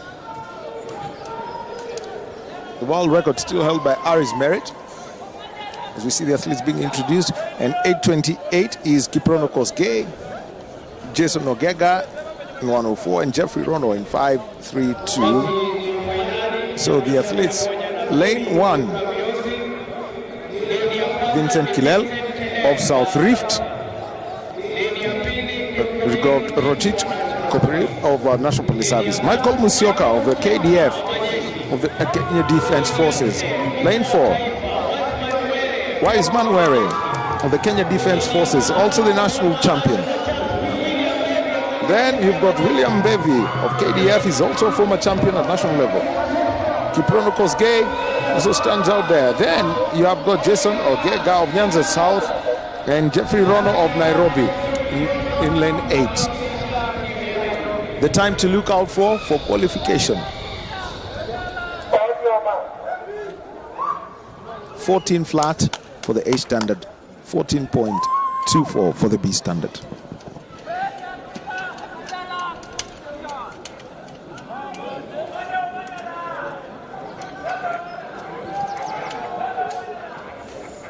So the athletes getting onto their blocks. And behind them, you've got all the contingents, the National Police Service, the Kenya Prison Service, all there and shouting loudest. It starts with 110 meter hurdles finally. And off they go, and smoothly, and Were already has taken it, and he's done so well. Were is right at the front, he's got nobody there, keeping that going, and he finishes in 13.81 seconds, and you can tell the joy from him. Remember, the national record, 13.69 seconds, held by Fatul Kibayo since 1974. That's 0.02 of a second off it. But that was a power show coming in from Wiseman Were, smoothest through all the hurdles in this event. And the moment he saw the clock, you could see the jog. He knew, I have qualified for Mauritius. Definitely, this young man already qualified in the 400 meters hurdles, but then showing that he also has won for the short sprints and doing it in the 110, posting at national leading time in the distance, that is 13.89, and ensuring that he qualifies for a double. He completes a double, 400 meters hurdles, and now he's done it in the 110 meters hurdle. That is Were, who comes from the KDF. He's a young man whom we talked about in the morning in the 400 meters hurdles, and right now he's just shown that he can also do it in the shorter distance, that is the 110, clean on the hurdles and beating the rest of the field, beating the likes of William Bevy of KDF, who came in second. That has been quite some race by this guy Were, and that is the confirmation. Wiseman Were of KDF, 13.80 is the time, the official time. Wind assist plus 0.8. Michael Musyoki of KDF coming in second position in 14.32 seconds. William Bevy this time around not finishing second but third in the 110 meters in 14.52. Wilson Kipkorir Rotich of National Police Service 14.66. Kiprono Kosgei of Central 15.37. Jason Ogega of Nyanza 15.43. Geoffrey Rono Nairobi 15.95, and Vincent Kilel of South 16.02. Those are the times that have been posted by these athletes in the 110 meters final. Those some of the fans, they are enjoying themselves. The National Prison Service corner, and they're dancing and taunting. You've got the National Police Service who are just behind them. You've got the Kenya Defense Forces who are there. So the discipline forces, trying to outdo each other on who's got the best guns and who can be the loudest. Yeah, definitely the National Prison Police Service, the Prison Department, the Kenya Defense Forces, everyone here trying to ensure that they keep things going here, and we are down to the 800 meters semi-final, number one, happening right now.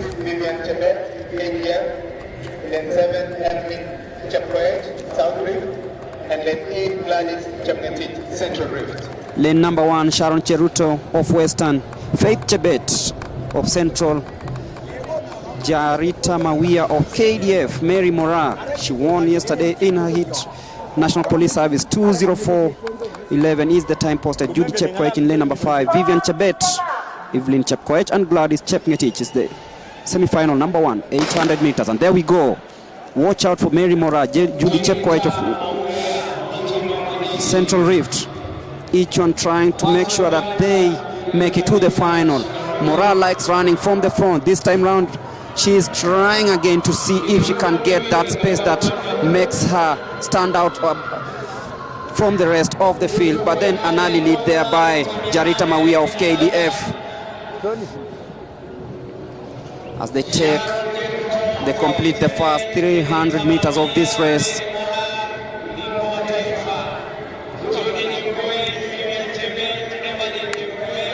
Look at that.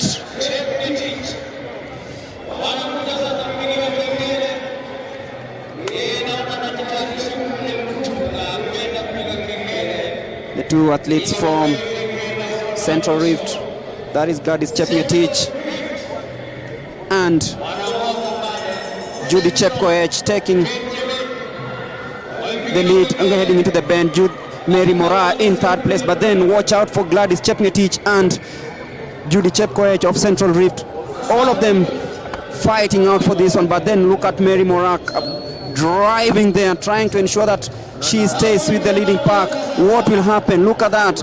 The pace suddenly changes and the numbers are definitely, they are exchanging the numbers right now, and Mary Mora for the first time taking the lead. They are heading into the last 220 meters. Mary Mora into the last 200 meters of this one. What will she do? Will she maintain that? But then facing that stiff competition from Jarita Mawia of KDF, taking another lead there. Hear the cheer right now. Mary Morak in second position. Will she break this one? But then it is Mawia of KDF who will be winning this one in a time of 2.01. Well, it has always been said that the 800 meters is one of the most difficult races to win, but we already know the first three. 201.95 for Jarita Mawia, and Mary Mora taking second place with Vivian Chebet taking third. Just 2 hits in the women's semi-finals of the 800 meters. So the first three qualify automatically for the finals to be run tomorrow. But this is a case of where, at times, for Mary Mora, it's her muscle memory as a 400-meter runner that come into play. Because we've got this continuous story of 400-meter runners being converted into 800-meter runners. Janet Jepkosgei was a brilliant 400-meter runner. Billy Conchela was a brilliant 400-meter runner. We've got Emmanuel Korir. He's currently the fastest Kenyan 400-meter runner alive. He's the only Kenyan I know who can do sub 45. An Olympic gold medal. Yes, the current Olympic gold medalist. So that's the story that everyone takes a look at and sees how long can we keep this, and and we keep having new crops of athletes coming in. So right now we're getting ready for the second heat, and here we've got a 2013 world champion in lane 8 in the form of Unisum. So being introduced right now, we've got in lane 1 we have Judy Jeruto, lane 2 Christine Dan, lane 3 Naomi Korir, lane 4 Penina Wangare, running for the National Police Service. Then we've got Nelly Chipchirchir in lane 5, Gloria Chepchumba in lane 6, and we've got Nancy Sum of the Kenya Defense Forces in lane 8, and Unisum 9 years on after becoming world champion in Moscow. It's hit the second semi-final, actually the second and last of the women's 800 meters. It is the first three past the line and the next two based on time.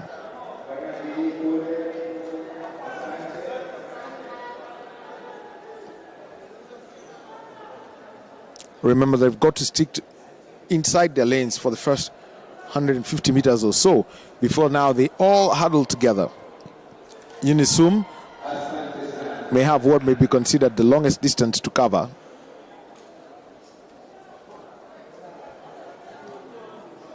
Given that she's in lane 8.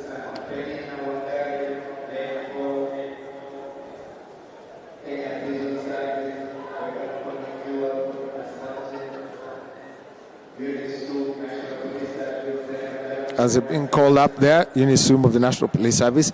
Unisum, well, her name is mentioned, she's there. So they are all there being identified, going by how well they can be. So far, Penina Wangari of the National Police Service, 2:02.87, fastest on paper, and then after that, Gloria Chepchumba. So as they wait for the track to get cleared, and we're about to go, and off they go. Unisum in her lane, moving forward. Penina Wangari trailing back and trying to catch up and close that gap from the rest of the athletes. Unisum knows her lane position is not the most favorite as they go through the first 100, about 16 or so seconds, and they now converge. We'll be taking a look at this, the different times, and suddenly it's moved from a quick trot to something that's slow. Around 29 seconds for 200 meters. This looks like it could be slower than the fast. depending on how kg this turns out to be. Going round the bend as they come down the home straight. Leading at the front, we've got Ndanu of Eastern, and also Unisumi is in that pack that is right at the front. As the bell goes, let's just take a look at the split time for the first 400. It's about 63 seconds, and now it's a battle for the finish. All huddled together as they go around that mark. Who's going to break through this? Unisum. Can she push forward as these young and upcoming athletes want to battle against a person who's been world champion? Unisum now moves forward and the pace has peaked. As Wangari also behind her is trying to catch up the long strides and the long arm movement. But look at that sudden kick that's come through as they get into the final 200. This is interesting. Who's going to take this? It's a battle of wits and who's got the strongest kick. As they now come to the front, it's Nel Chepchirchir who's at the front. But look at them in file as they're spread out, and Nelly Chepchirchir is at the front. But this looks like it's going to change. Who's going to take it? It's close. 2:05:41. And the first two is Nelly Chepchirchir taking first place. Second place is Naomi Korir. And looks like Unisu may have been dropped, given that the first hit was fast enough, a sub 2:03 winning hit. But for these three athletes, all finishing close to each other, we shall be taking a look at the finish times just before we get the men's results. But 2:05, much slower, almost a perfect split for the first 400 and the second 400. We had a 1:03 something for the first 400. 2:05:42, that is the winning time by Nelly Chepchirchir. That has been confirmed. 2:05:42. Naomi Korir taking second place, 2:05:43. Just waiting for confirmation of the third place finish on the electronic board as the men line themselves up for the 800 meter semi-finals. And this is one which includes Mr. Indoors himself, Cornelius Kipruto. Cornelius Kipruto had a great indoor season, but the world turned out to be different. Young Noah Kibet turning out to be star athlete for that one. So the athletes being introduced now.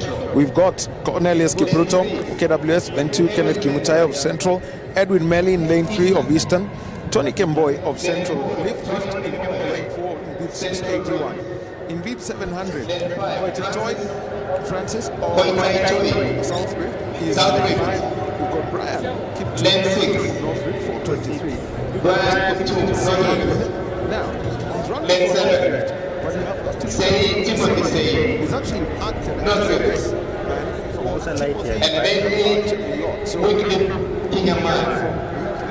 from National Police Service, Commonwealth Games champion from 2018. And for Wycliffe Kinyamal, interesting, he opted to run in the 400 meters at the police championships, and off they go in this 800 meter semi. Kinyamal holding on his place right at the front as they go around.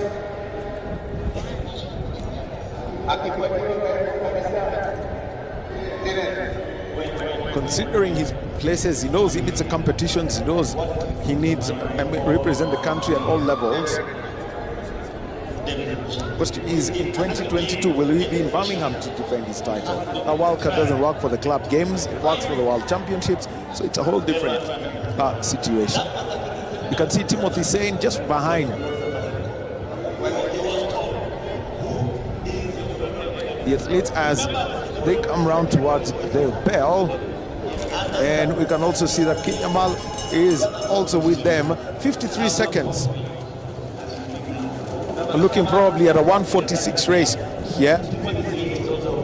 Remember once there was a 144.71 run at Kasarani, and the athletes, I still remember Justin's Koech just felt how tough it could be as the athletes now at the back straight, still huddled together, no one yet to give a break of any nature. How fast can they move? As we've seen a quick surge, and just take a look at that.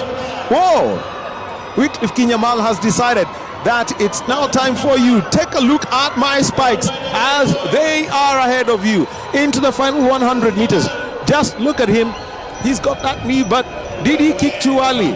Still trying to hold on to it. It's not the easiest thing to do, but this is going to be close. Remember, it's the first to pass the line, and 147.23. And the winner of that first semi-final is Brian Kiptum.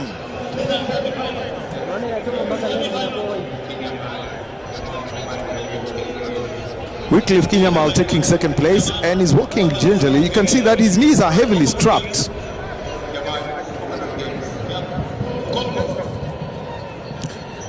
It looks like he's getting a call to have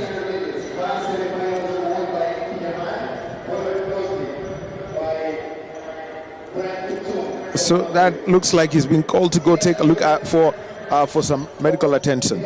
But that 147.23, I have to say a slower second half, 54 seconds for the second 400 meters.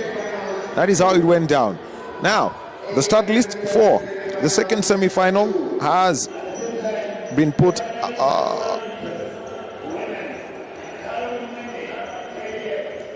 has been still looking at, that was the start list for heat 1, as the athletes now lining themselves up from heat 2, and Gregory will take you through that.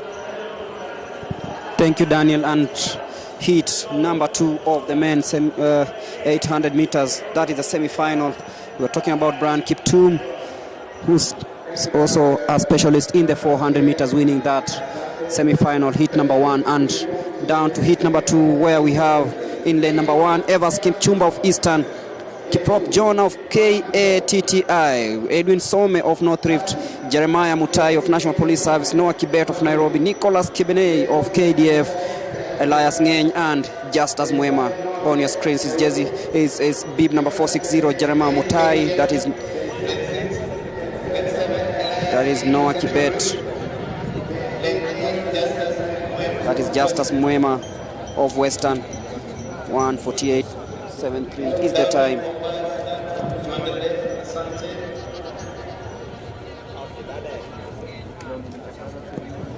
The second semi-final of the 800 meters men. Remember, one more heat to go in this race.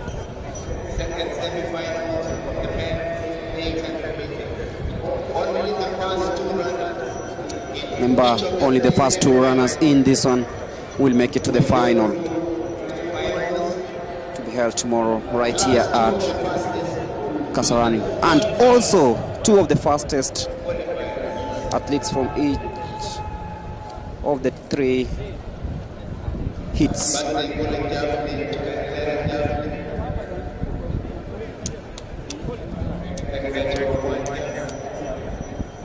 Getting ready for the second semi-final of the 800 meters. Remember, we are live from the Kasarani Stadium. Remember, Kasarani Stadium in a week's time will be hosting the Kip Keino Classic.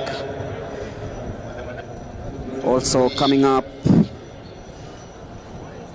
the Commonwealth Trials, and then the World Junior Trials. But right now, matters at hand, the 800 meters men semi-final heat number 2. And there we go, off the blocks they come. Very, very, very comfortable. All athletes really looking in good shape, taking the fast bend of the 100 meters. What will be the time here? Really, really fast as you look at Nicholas Kebene of KDF taking an early lead there.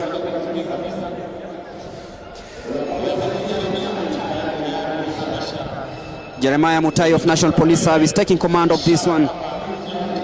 Heading into the first 300 meters, and they come onto the bend, completing the first lap with Jeremiah Mutai. Really, really confident there.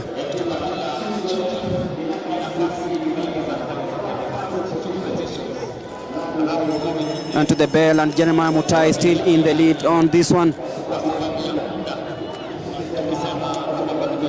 Jeremiah Mutai of National Police Service in control of matters here. And you can see clearly this one is quite slower than the first hit. And Jeremiah Mutai pulling away. But then watch out for Jonah Kirop.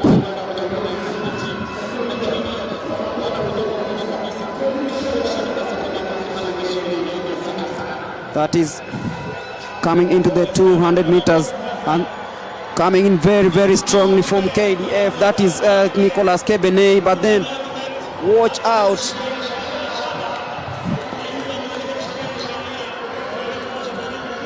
What will be the time here? 1:46.82. In the last lap, that was really, really fast, and it is Nicholas Kibet of Nairobi winning that one. Noah Kibet of Nairobi winning that one, just ahead of Nicholas Kebene, and 1:46 is quite fast. Noah Kibet of Nairobi just came from behind, ensured that he beat the rest of the field to take this one in the second semi-final of the 800 meters. Well, for the youngster who just came off, that silver medal at the World Indoors in Belgrade, one of the two medalists that the country had at Belgrade. Well, that was a good run for him, running against the seniors. Remember, he was at the World Under-20s last year. So really not, and his time is still was considered as an under-18 time. So 1:46 as an under-18 in these conditions, and it's a semi-final, and running against, a field that was good, then you'd have to take a look at it. So moving on to heat 3 of the men's 800 meter semi-final, Cornelius Toom is in lane 1. Then you've got lane 2, Francis Leshaw. Lane 3, Jonathan Kitilit. Lane 4, Edwin Kemboy of Coast. Lane 5, Kipngetich Ngeno of Prisons. Lane 6, Robert Korir of KDF. Gideon Kiplimo is of the National Police Service. Gideon Kiplimo and Nicholas Kiplagat running for Nairobi.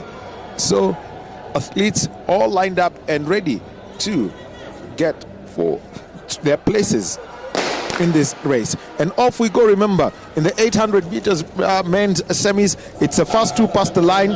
Those are the ones that matter, and then the rest of you have got to battle for it based on points.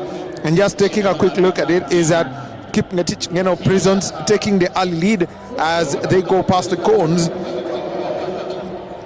The 200 meter split in this race is coming to 27 seconds. They go around and moving up to the front from KDF. We've got Toom and Robert Korir that want to be left out. And so at the front at the moment, Cornelius Toom, the KDF, leading the pack as they get to the bell, and the time at the bell, 50 seconds. So Jonathan Kitilit also is in that mix representing Coast, and he's ready to move forward. Just take a look at them. Remember, he's got his teammate Korir to contend with as they go around the end, and already 550 meters done as they get to the 600 meter mark. The time, well, looks like clock's not working anymore, but there is a surge immediately, and it's delayed as they get to the final 100 meters. This is where the battles have been won and lost, and it is Cornelius Toom who's right at the front, and just behind him from prisons we've got Kipngetich Ngeno, and so those are the first two who get past it. We've had it Cornelius Toom and Kipngetich Ngeno. 1:47.02 the winning time for this particular heat in the men's 800 meters semi-final number 3. The two automatic qualifiers have already been identified in that event. And also happening on the field at the moment, we've got the men's javelin throw.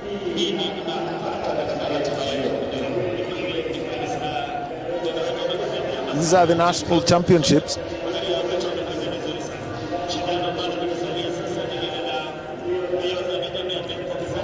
As we wait for the confirmation of the times from heat number 3. And women's semi-final 1, heat 1, Jarita Mawia winning in 2:01.95, Mary Mora second, 2:02.39, Vivian Chebet 2:02.75. Those are the 3 automatic qualifiers, and it now comes down to Judy Jepkoech 2:03.96 and Faith Chebet 2:06.99. Just looking at the times and what we saw in the second heat is that Judy Chepkoech is through to the finals based on her time 2:06.99. It's slow for Faith Chebet. That may knock her out. As we also wait for the flow of the results of the women's 800 meter semi-final 2 that was won by Nelly Chepchirchir. It was much slower compared to what we have seen here. Jarit Amawia making a presence felt. As we see, Nelly Chepchirchir 2:05.42 and 2:05.43 for Naomi Korir, Gloria Chepchumba 2:05.48, and Penina Wangare being the other automatic qualifier on 2:05.89. 2:05.92 has knocked out Sumi. The rules are to be applied on the first 3 and the best 2, so it's a first 4 in each hit. And Nancy Sum 2:07.89, Christine Danu 2:10.01, and Judy Cheruto 2:12.62. Those are the times that have been set by this particular athlete as we saw the semi-finals of the women's 800 meters. So the finalists already known for tomorrow's events.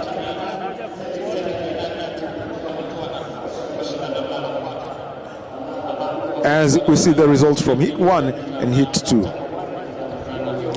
And in the javelin, we've had a foul throw. One of the field events that's going on right now. As we wait for the change of data.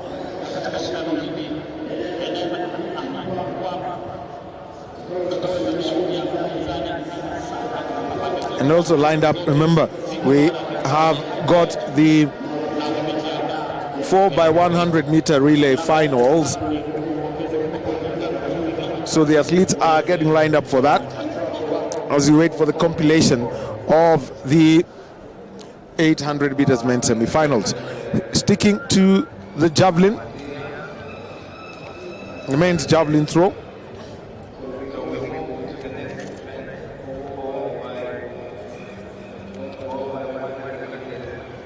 From the Kenya Defence Forces now. Renu Kipchumba.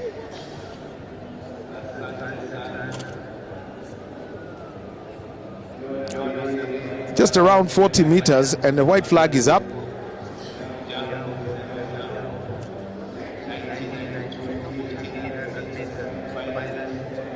As javelin is picked, and there's somebody who's having fun with the remote control vehicle as he delivers back that javelin. So on the screens as we get ready for this, it's the 4x100 meter relay women's final, and it's on the board. So we've got Nyanza South, Eastern, Prison, Southern, KDF, National Police Service, Western and Central. Okay, I'll just give you, let me not spoil the party here, but really would like to see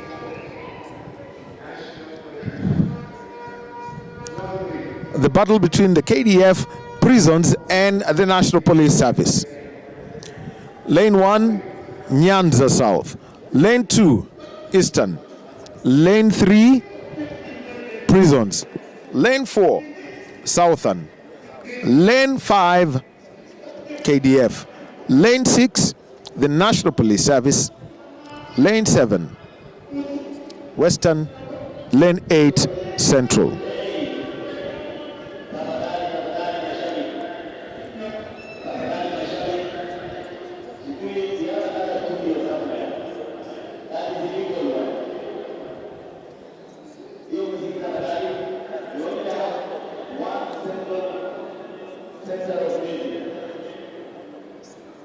As the stadium announcer, having to ask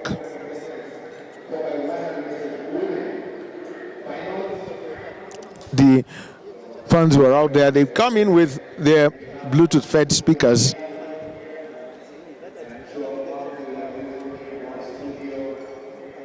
As they get ready to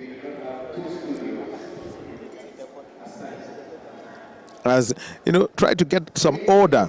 Don't play the music. The source of music should be one and only one.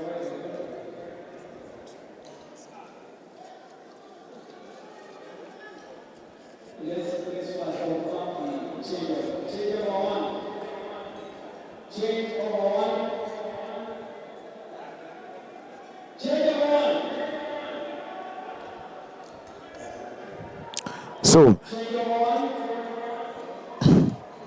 and remember, some change in regulations is that the exchange zone, the acceleration zone and the exchange zone are technically one.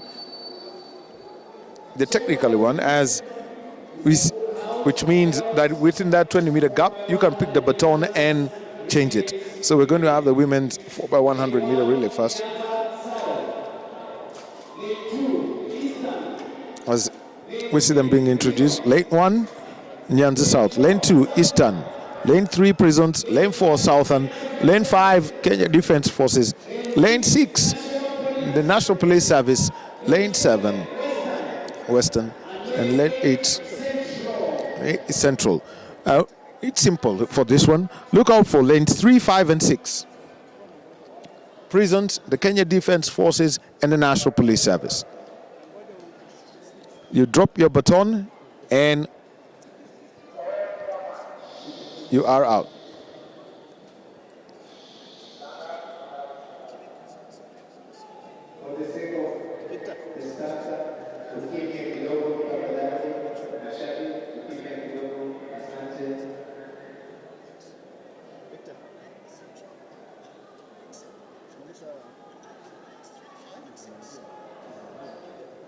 And so, and they now go to their blocks. They have been called by the starter. Nyanza South, Eastern, Prisons, Southern, KDF, NPS, Western, Central. The women's 4x100 meter relay final.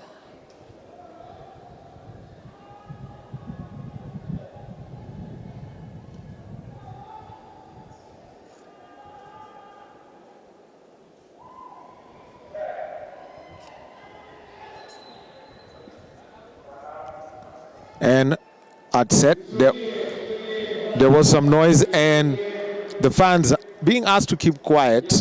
And we saw from lane 1, the Nyanza South athlete getting off our blocks earlier. And that means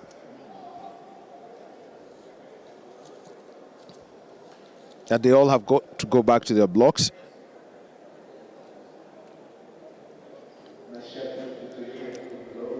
As the crowd being asked to go silent, and the athletes are asked to get back onto their marks. The women's 4x100 meter relay final.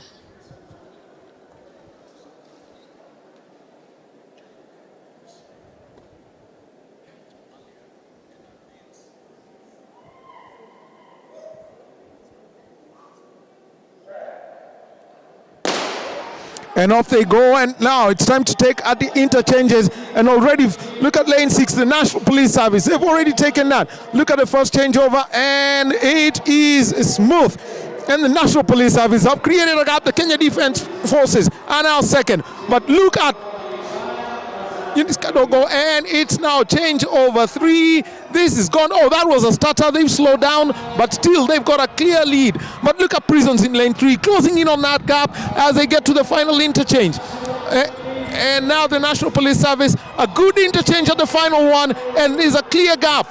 And look at it. This is going to be Max Imali anchoring the National Police Service to the national title. 44.94. Prisons in second place, Kenya Defence Forces in third, and we've got Central taking fourth place.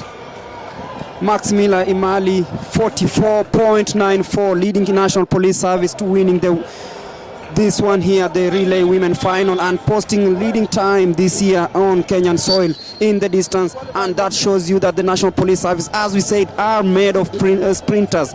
They've just led from start to finish, the likes of Eunice Kadogo, Max Imali, and this has been one of the fastest times ever posted in the distance here in the 4x100 women final. And Max Imali, you can see clearly the team police has shown that they came here prepared, and they've ruled from the 100 meters to the 200 meters, and you can see them hugging each other there, just showing you that they deserve this. They led from start to finish. KDF came in very, very closely with the Prisons also in the picture. We'll be waiting for the final results of this one, but then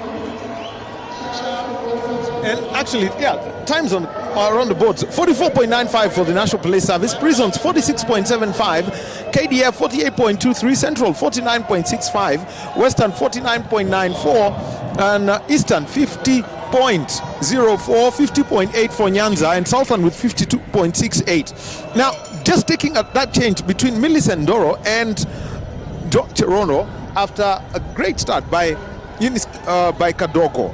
But that exchange too was really what has taken off the time from them.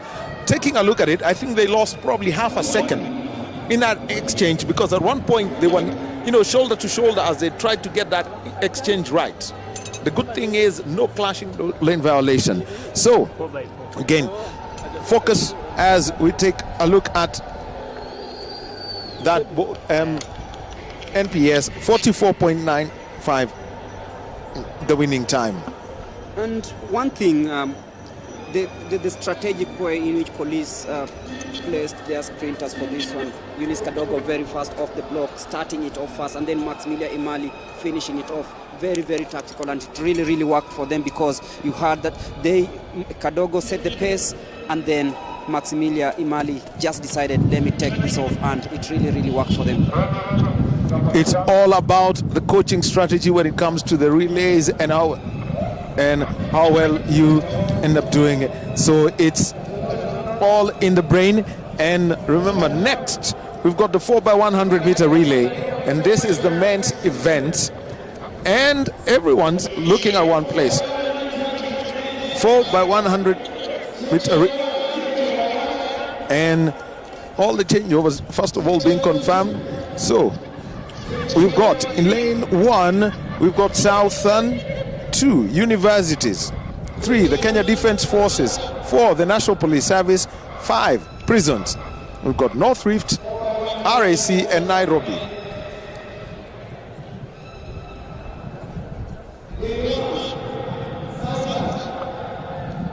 As the teams now being introduced, we know that in lane 2 universities do not have a team, so that lane is not there. As you see,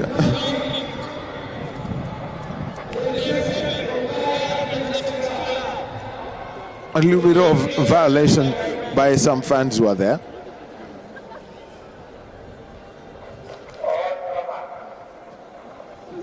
As the athletes now get onto their blocks, everyone take a look to ensure that the blocks are working as should be.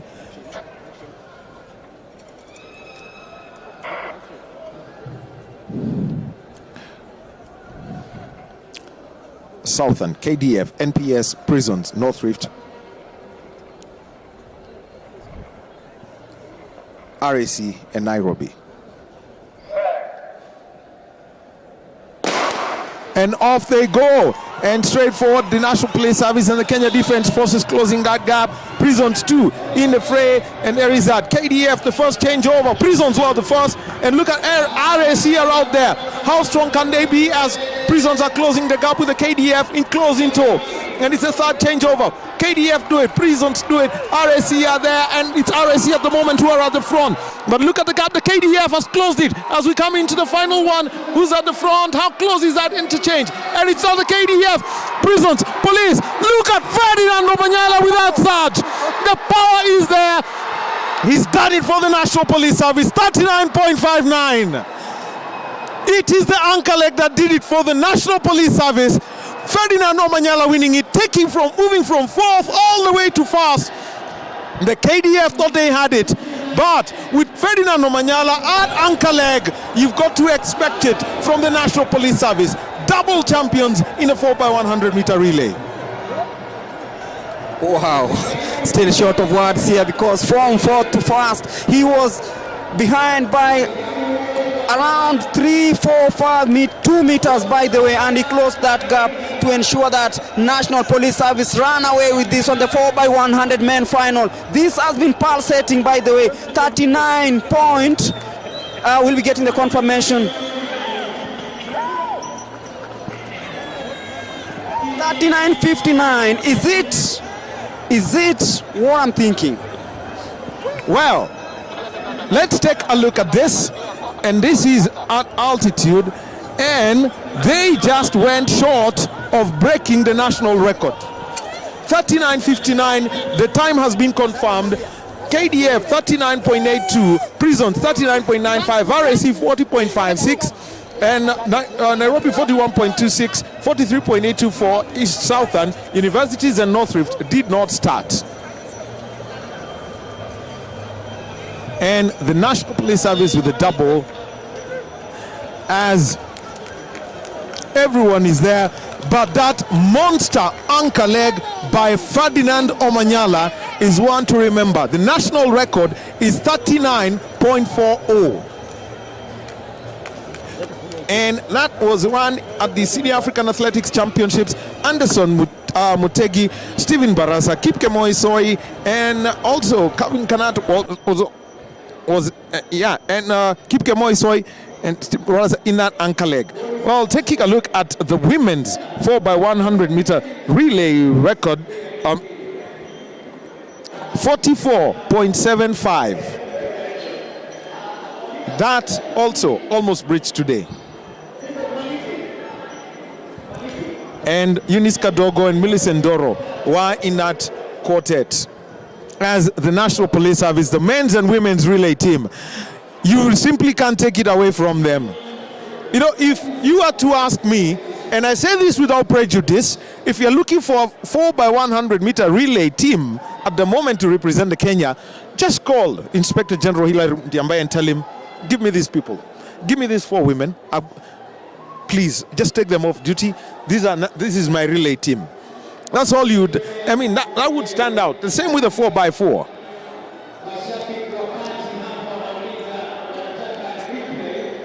And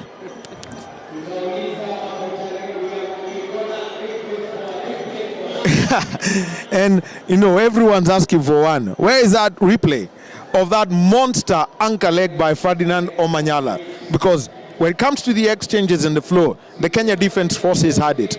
Prisons caught up, but it simply stands out when you've got Africa's fastest man in your team. You could see he waited patiently for the takeover, and it was rather slow on the third man for the National Police Service.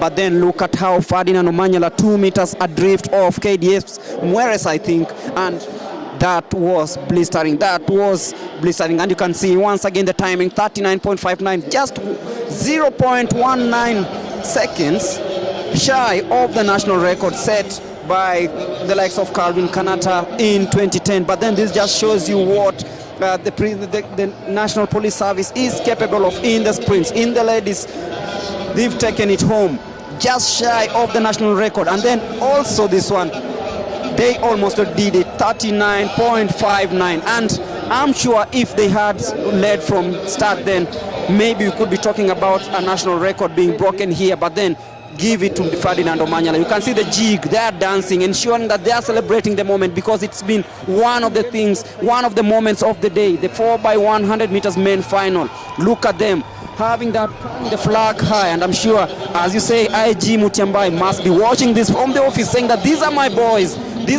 and who knows, they will be representing the country in the Africa Athletics Championship slated for Mauritius from June the 8th. But this, to me, has been the moment of the day. This has been the moment of the day. Quite a good ending to what has been a very, very impressive day of athletics here at the Mo International Sports Center, Kasarani, and you can see the fans, everyone on their feet, everyone cheering. I don't know, I wish we had the replays on the board or on the screens, but then this is it. This is what we came to look for. This is what they paid to see. This is why they took their days off to come and witness the likes of Ferdinand Omanyala here. Ferdinand Omanyala, who's been the talk of town from the sprints. 200 meters already qualified for the final. 100 meters he's already made it to the final. Now he's led his team to capturing that 4x100 men final here at Kasarani, and this doesn't get any better. This doesn't get any better. By the way, if you missed this, then I don't think there's any other race you'll be talking about that has such moments. You know, we want to ask one question. Will that anchor leg appear on the DCI Twitter handle? You know, at 8 p.m. daily, you log on to Twitter and you find very, very, very, very interesting stories. And I'm sure this is one of the stories we'll be looking forward to, because this kind of performance doesn't really appear every time at all costs. It will take time before you see such kind of performances here, and everyone there wanting a piece of Omanyala there, and the National Police Service relay team that has just won the 4x100 men final here at the Kasarani Stadium. I really want to see if we can get Omanyala to come and tell us the secret behind this. Really, really trying hard to see if we can get a grasp of him. Ferdinand Omanyala, the fastest man in Africa. Look at him, very patient, and it's very, very, very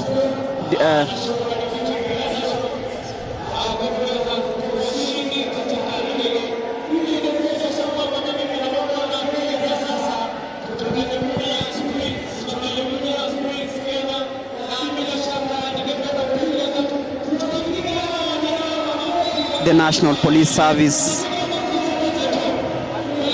and you can see the MC, the stadium announcer is also elected.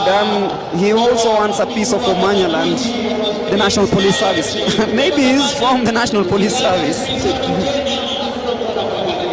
You know, there are times when the discipline forces sign up athletes, and there is a signing. I mean, if there is one signing that will not be forgotten by the National Police Service, it will be Ferdinand Omanyala. You know, ideally, if you just took a look at it, if just looking at how it was at 300 meters, it was clear KDF had it. Reasons were in tow. It was going to be between them.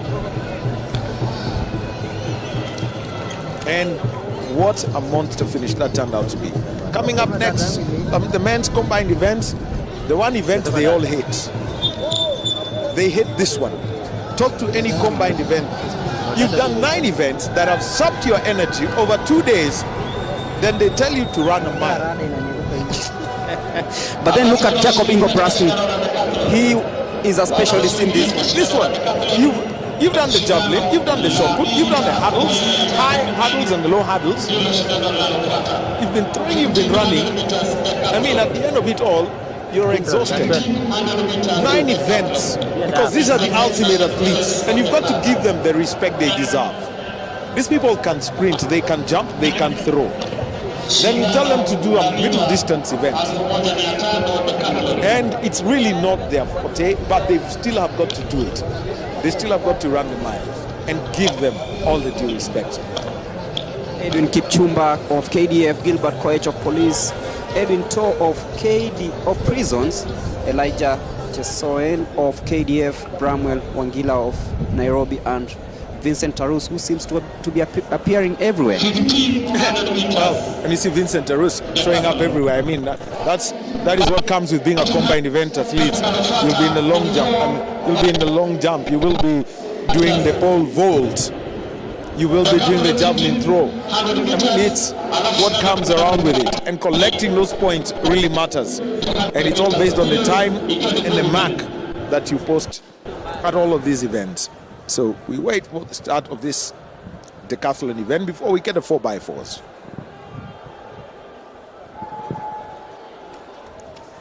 Some of the results posted earlier on.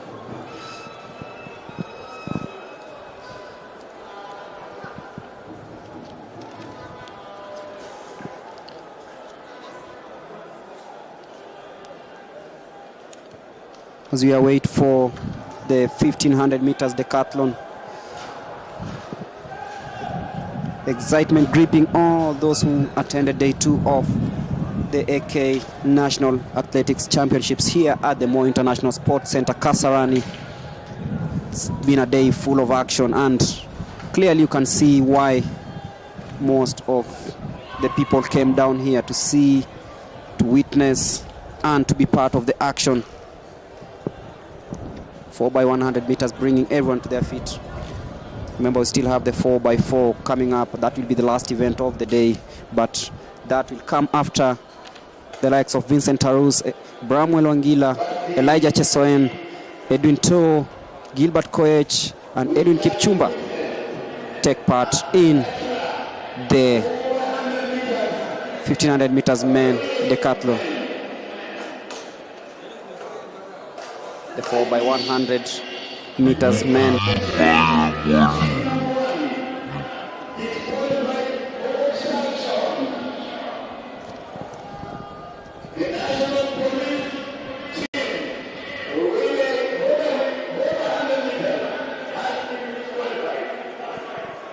Wow. Getting to hear that the National Police Service has been disqualified. So the party doesn't really go on. Well, that is huge news, because we had what is ideally the second fastest 4x100 meter relay by a Kenyan quartet. And this is not a national team. This is what we'd call a club side, the equivalent of a club side. The National Police Service have been disqualified for obstruction. That means that at one point, they did not allow for an effective changeover by an opposing team. You know, when you talk about obstruction and the police, a civilian obstructing, just a confirmation of that obstruction. We'd really love to know exactly where this happened. Was it in the second or third exchange of this one? So the results have been nullified for this one. Ferdinand Omanyala's team, the party is not gonna happen.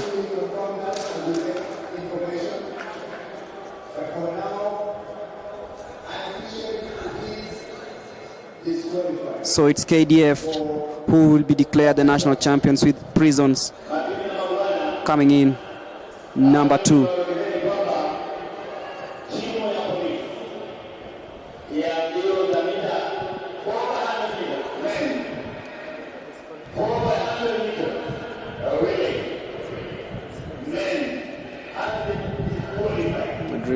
Waiting. That's a confirmation that the 4x100 meters men relay team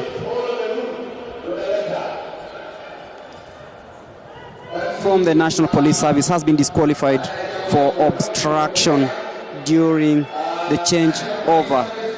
Waiting to see exactly where this happened.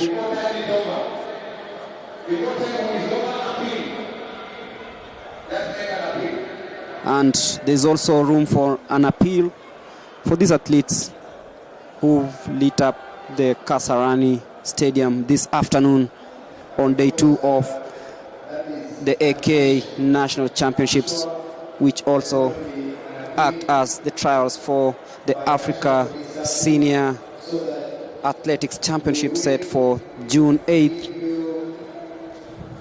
to 12th in Mauritius.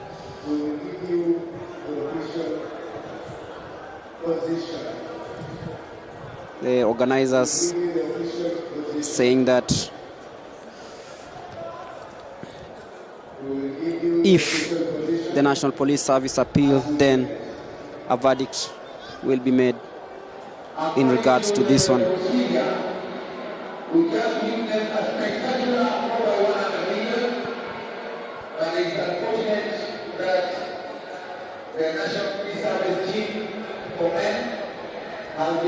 It's been day 2 of scintillating action right here at the Mo International Sports Center, Kasarani, and we are towards the business end of events here.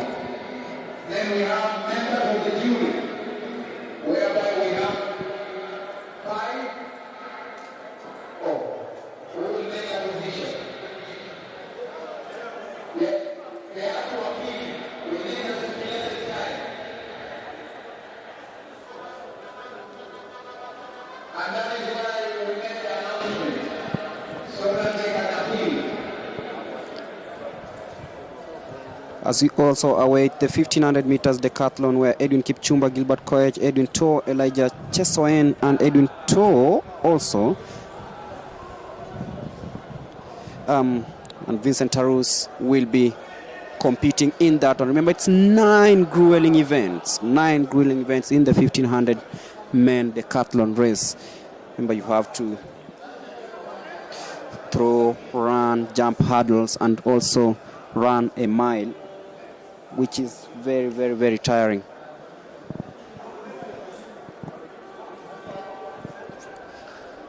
It's been a day full of action here at the Kasarani Stadium. Tomorrow is the last day of the National Championships, which also act as the trials to the Africa Senior Athletics Championships to be held in Mauritius.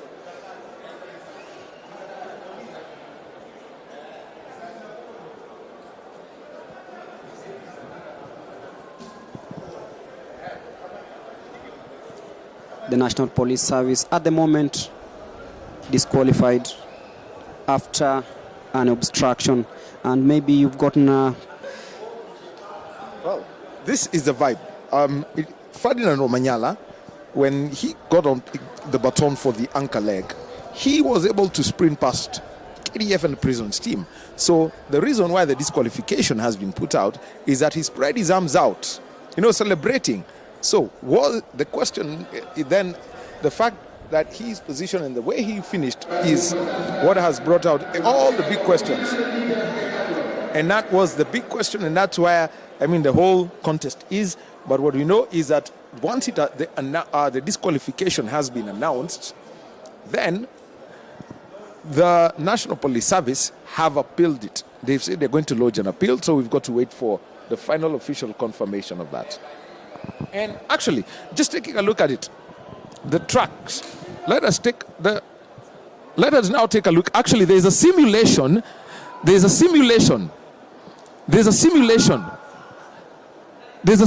of what happened.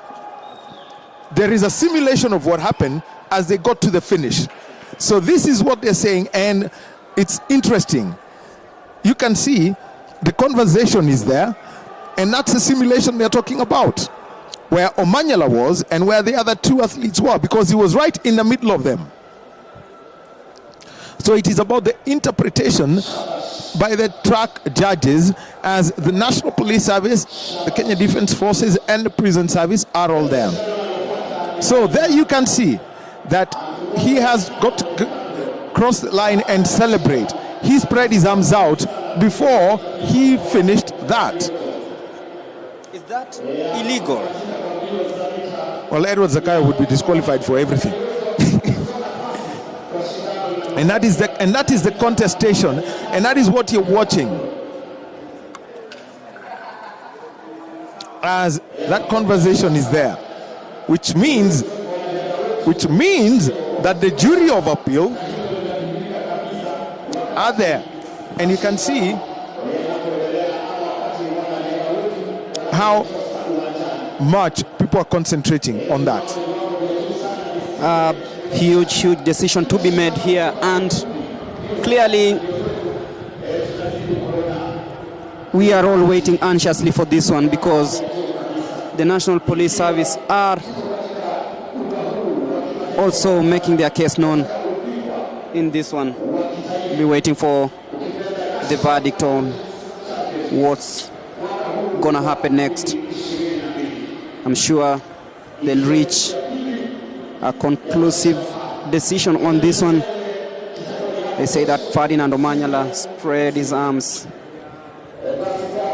apparently blocking the other athletes. They say that every day you have new things to learn, and having such moments also create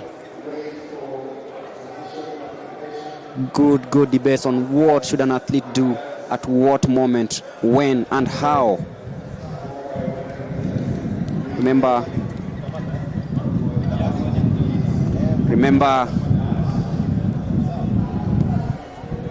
Remember, this is the second day of the national trials, and soon we'll be joined by the man himself, the man who's the man of the moment. Ferdinand Omanyala will be coming to join us for this one. And Wahome, I think we also need to ask about a few things, a few secrets that he has, especially in that. And I'm right here joined by the man himself, Ferdinand Omanyala Omurwa, the Africa 100-meter record holder. Just tell us, 2 days of action, you've made it, done a double in 200 meters, are waiting for the finals, but then the 100 meters is here. You've already posted very impressive times here, but then for the first time, the 4x100 meters, I understand you guys have been disqualified, but then there is an appeal ongoing. But then, how do you feel about this? Coming from the world indoors, you said that you are trying to test your takeoff from the blocks, but right now, what is your shape? How do you feel about this? I feel great because now we're just starting the season. And last year at this moment, I was running 10 ones and 10 twos, but now I'm in sub 10 now. So it's a big thing, it's a big progress. So just building up on this towards the World Championships, which is the major event we're having this year, and then the Commonwealth and the African Champ. So I'm feeling great about myself and just continue to put the work in and just continue improving every time, yeah. Yeah, talking about improving the takeoff, you can see yesterday you did 9.990. Today you've done 10.1, 10.03. Do you aim to take this higher, or you're just trying to relax a little bit and maybe preserve your energy for the upcoming events? So my main aim was to just go under 10, yeah. The event that I'm trying to push so much is the 200 meters. I'm trying to see if I can go under 20, so that's the main target. We're just building up, setting this as a foundation for the next week Kipkeino Classic. Yeah. Out of the competitions that you've had in the last 2 days, whom do you feel is bringing that energy closer, pushing you on this one? And we've also seen the Ugandans, the likes of Okot, coming in closely. How do you feel about this? Basically, I don't always look at my competitors when I compete. When I go to compete, I always look at the time and running against myself and just to prove to achieve what I want to achieve. So I don't look at the competitions, I look at the times, yeah. So I don't focus on the competitors, I don't know how they run. The most important thing is just to set your goal and break them. The 4x100 meters, despite the pending issues, you guys were like 3 meters down. What went through your mind? And virtually, you left everyone behind, and I can always imagine how you felt when you were trying to catch up with them. So for the relay to be interesting, you have to chase. If we could have left them with a big gap, that could not be interesting. So see, at least we made people to stand out of their chairs and just to cheer on as you accelerate and you pass these guys. So I wanted that. I wanted them to be a bit in front so that this can be interesting. And that's what happened. And I always enjoy running the 4x100. And I hope we're building a very strong team towards the African Championships. And from there, we can now set our goals for the next competitions. Last year, you had a chance to run against one of the best sprinters here at the Cape Kano Classic. Next week, you have another chance also to prove your point home. You've been quoted saying that you want to go on. You predicted a 9.6 and a 9.7. Is it going to be achieved here? Yeah, looking at how I'm performing this week, I know next week will be a great event. And now it will be just a one race. We're looking forward to run under 9.7. Running under 1.97, and then there comes a question. You need medals on your chest. Yeah, of course. I have the African record. I won the African title. So I have another chance to prove myself. And the African Championships is coming in. So we're going for the gold in that. Definitely the gold in that. The Commonwealth coming up, the World Athletics Championships also coming up in Oregon. How prepared are you towards these major events? And the last one, are we going to see you in the Diamond League circuits? Yeah, I'm prepared so well for the championships. Looking at the competition I've been doing for the last part of the year, I've been feeling very well and very good. So just building on that, like I said. And yeah, of course, you have to run with the big boys before the main championship. So I'm looking forward to be put into the Diamond Leagues. Yeah. All the best, Ferdinand, and we hope to see you taking those gold medals in the future continental and global events. Thank you so much. That is Ferdinand Omanyala telling us more about his preparations and everything that has been happening here at the Moi International Sports Center, Kasarani. He says now he's focusing more on the 200 meters. He's focusing more on ensuring that he takes off the blocks very fast. That quite a candid talk by the young man who's really taken the world sprints by storm, breaking the African record 9.78, and also making sure that he is one of the talks of town right now, focusing on the 200 meters, and you can feel the vibe in him.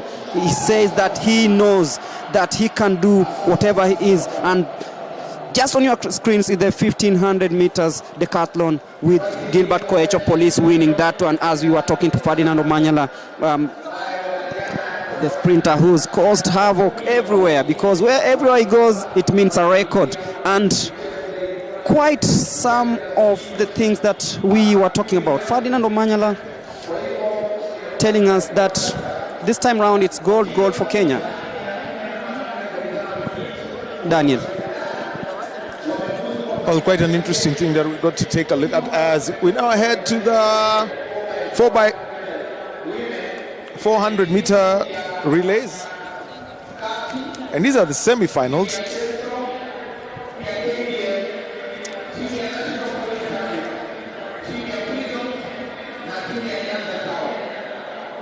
So waiting for the teams as they have been called. Remember, it's 4 laps, the first 500 meters within your lanes.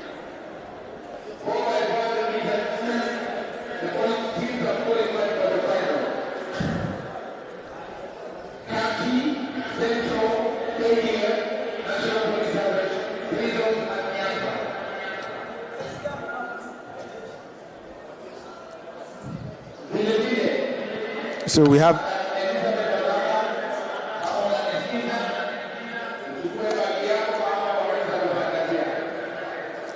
as we wait for the start list to be confirmed for the men's 4x400 meter relays.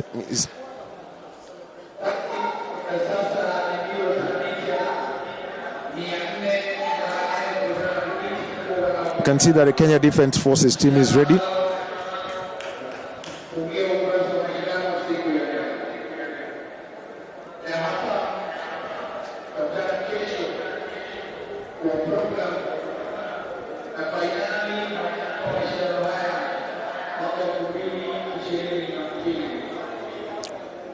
So this is to be the final event of the day.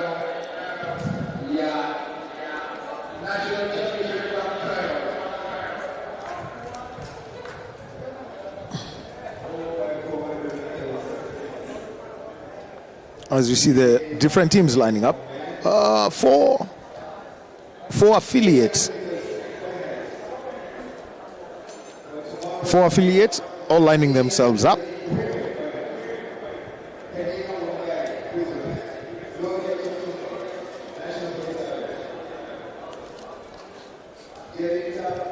The confirmation of information, always important.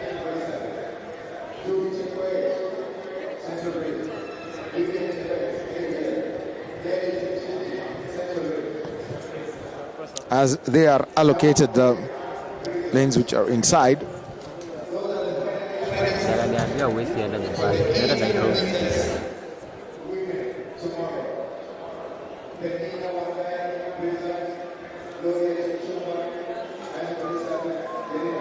Looks like the prisons team is the last to show up. Quite unlike them.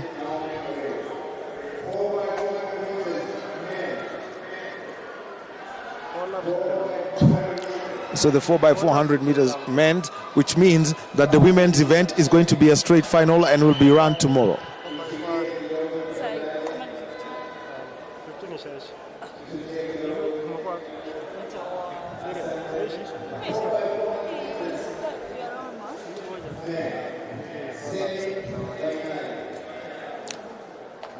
So lane 1 has got prisons.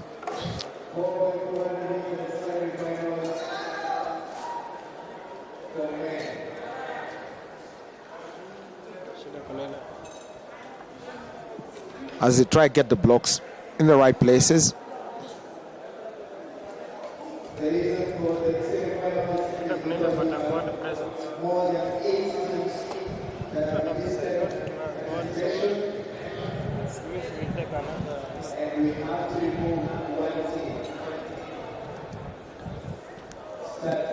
So this is going to be interesting. We have got 9 teams registered, only 8 lanes available, which means that the semi-finals must be run.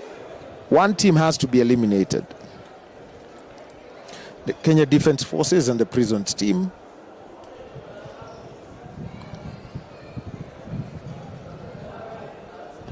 Are in this, as well to have the Coast team.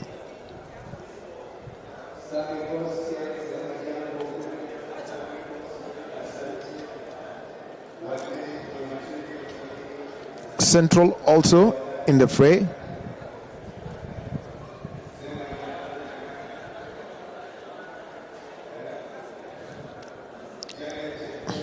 As you can see on the bottom left of your screen, you've got the athletes who will be running the subsequent legs all lined up.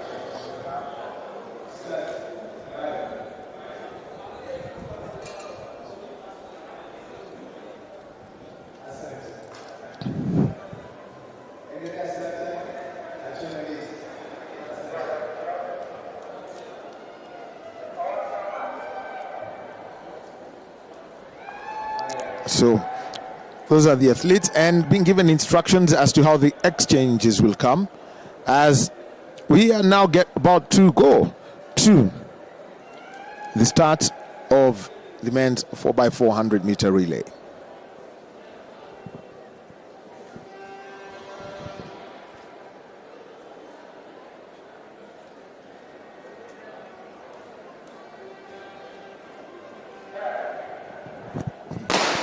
And off they go. Prisons, Coast, KDF, Central, and South Rip. Remember that for the first 500 meters, the athletes have got to stick to their lanes. As Prisons now gain on Coast as they go around the bend after the first 200 meters. And right at the front, we've got the Kenya Defence Forces team holding on to that. And so they're now all moving into their various exchange zones. And looks like some athletes really haven't fully grasped of where it's supposed to be. So they are within that zone, and KDF do change, South Rift do change, Central and Coast are the last one and Prisons. That's a drop baton, and that means only one thing for Coast. They are disqualified. You drop the baton and that is it. And so they go past the cones and they can now all converge inside onto lane 1, as we see the Kenya Defence Forces are up the front with and South Rift catching up with Prisons in quick tour. Prisons, not Prisons, but North Rift. So they've got to be eliminated, and this is a battle. Look at this, and remember the exchange positions determine on where you are at the 200-meter mark. So the Kenya Defence Forces are there. South Rift take that fast, and KDF and the Kenya Defence Forces. Central are third, and there is that change as the Coast athletes are right at the end trying to pick the baton, and within the zone they do take off, but there was that exchange violation. The baton was dropped, means that whatever they do really doesn't count. But look at the battle there, as there is a change. The Kenya Defence Forces now putting on the afterburners, and South Rift now have got a lot of trailing to do. And remember, South Rift were right at the front and came to that, but right now it's now between them. Let's see how the anchor leg is going to be. 2:19 on the clock, and it's now to determine who's going to be amongst the 5 teams are here. Remember, there's 4, so it's going to be purely a placing on time to eliminate one team, and a steady run, and it's quite deceptive, trying to avoid any anti-ambush tactics. But just take a look at it as that gap grows. But this is a show of class that's been determined by the Kenya Defence Forces, holding on, and just look at the pace that he's had. He's held it strong, and it's into the anchor leg. Let's see how this goes. It's going to be the Kenya Defence Forces. They know they are in the final tomorrow. The women's teams have already been decided, and so there you have 30991 from the Kenya Defence Forces. But take a look at this. Central with that last surge as they get past the line, and they do finish that in this first semi-final. Coast will finish last, but sadly they will have a disqualification, which means that technically the next is inconsequential unless another team is disqualified. Definitely they'll be hoping for miracles to happen here. That is the first semi-final of the 4x400 meters men, and you can see KDF easing through that one, winning just ahead of Central. And talking about the semi-final, here is the second batch of athletes who are coming in for this one. Remember, we are live from the the Kasarani Stadium rather for this one.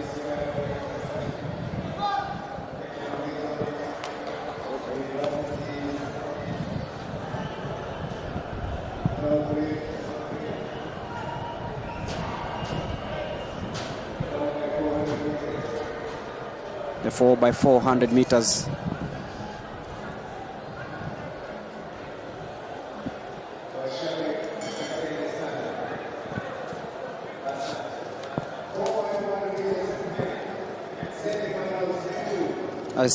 Semi-final number 2. Can see National Police Service in the mix.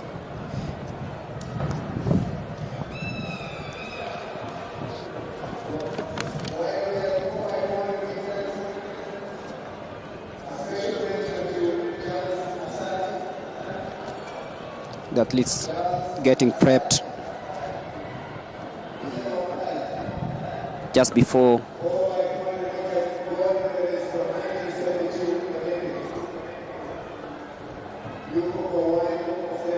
can see Kenya Prisons also in this one.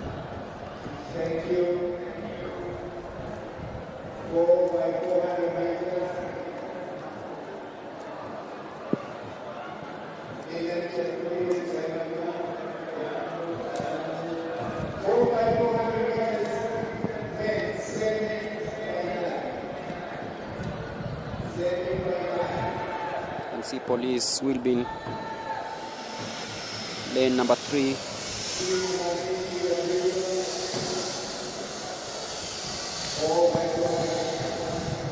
Lane number 4 as Prisons occupy lane number 3.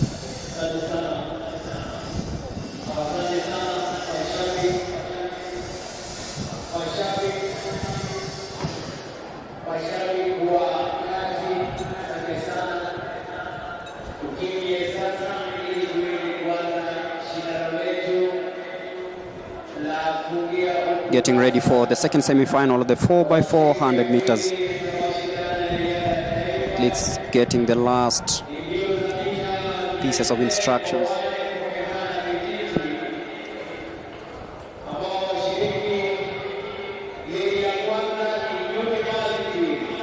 Universities in lane number 1. North Rift occupying lane number 2. NPS. It's Southern in lane number 5. So in lane number 1, to confirm, it's the Universities. North Rift in lane number 2. Kenya Prisons in lane number 3. National Police Service in lane number 4. And completing the matrix is Southern in lane number 5. The second semi-final of the 4x400 meters for men.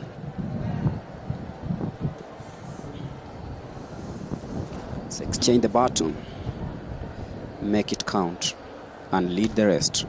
That's all that is for grabs here. And there we go, smoothly, and you can see the National Police Service off the blocks really well on this one, and Prisons also closing in very well. And you can see also Southern really trying to ensure that they stay in the mix, but then it's National Police Service in the lead heading into the 200-meter bend. Look at that, a very strong run from the policemen, but then the GK, then they're calling the Prisons guys are coming in really strong, but then look at that, it's Southern in the lead, National Police Service closing in, but then National Police Service take the lead with Southern in second position. Prisons were failing off a little bit with North Rift coming in second position on the first exchange, and it's National Police very clean through, and you can see it's now a battle between North Rift and National Police. Look at that, Prisons coming in, closing in very well. And it's National Police comfortably in the first position, but then watch out for Kenya Prisons. Wow, coming into that bend. The prison department not letting this one go. The second exchange has been very brilliant for them, and you can feel the bars. The National Prisons aiming to topple police from the lead.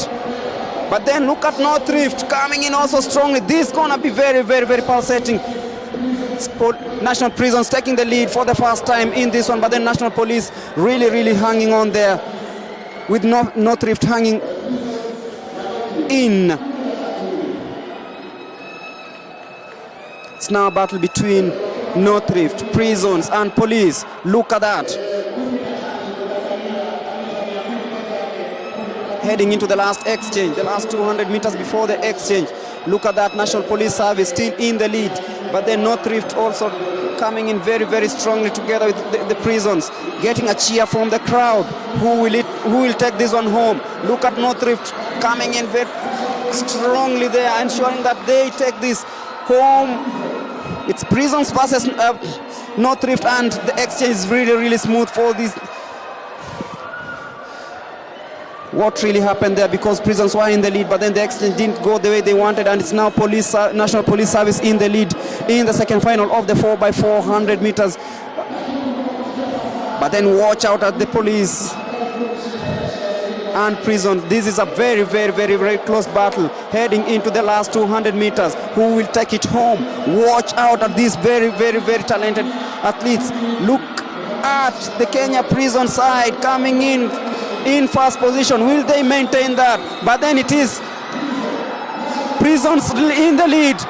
North Rift coming in very closely, followed by it is National Police Service and North Rift in that order, with Prisons taking the third position. NPS winning in a time of 3 minutes 10 seconds, 10.29.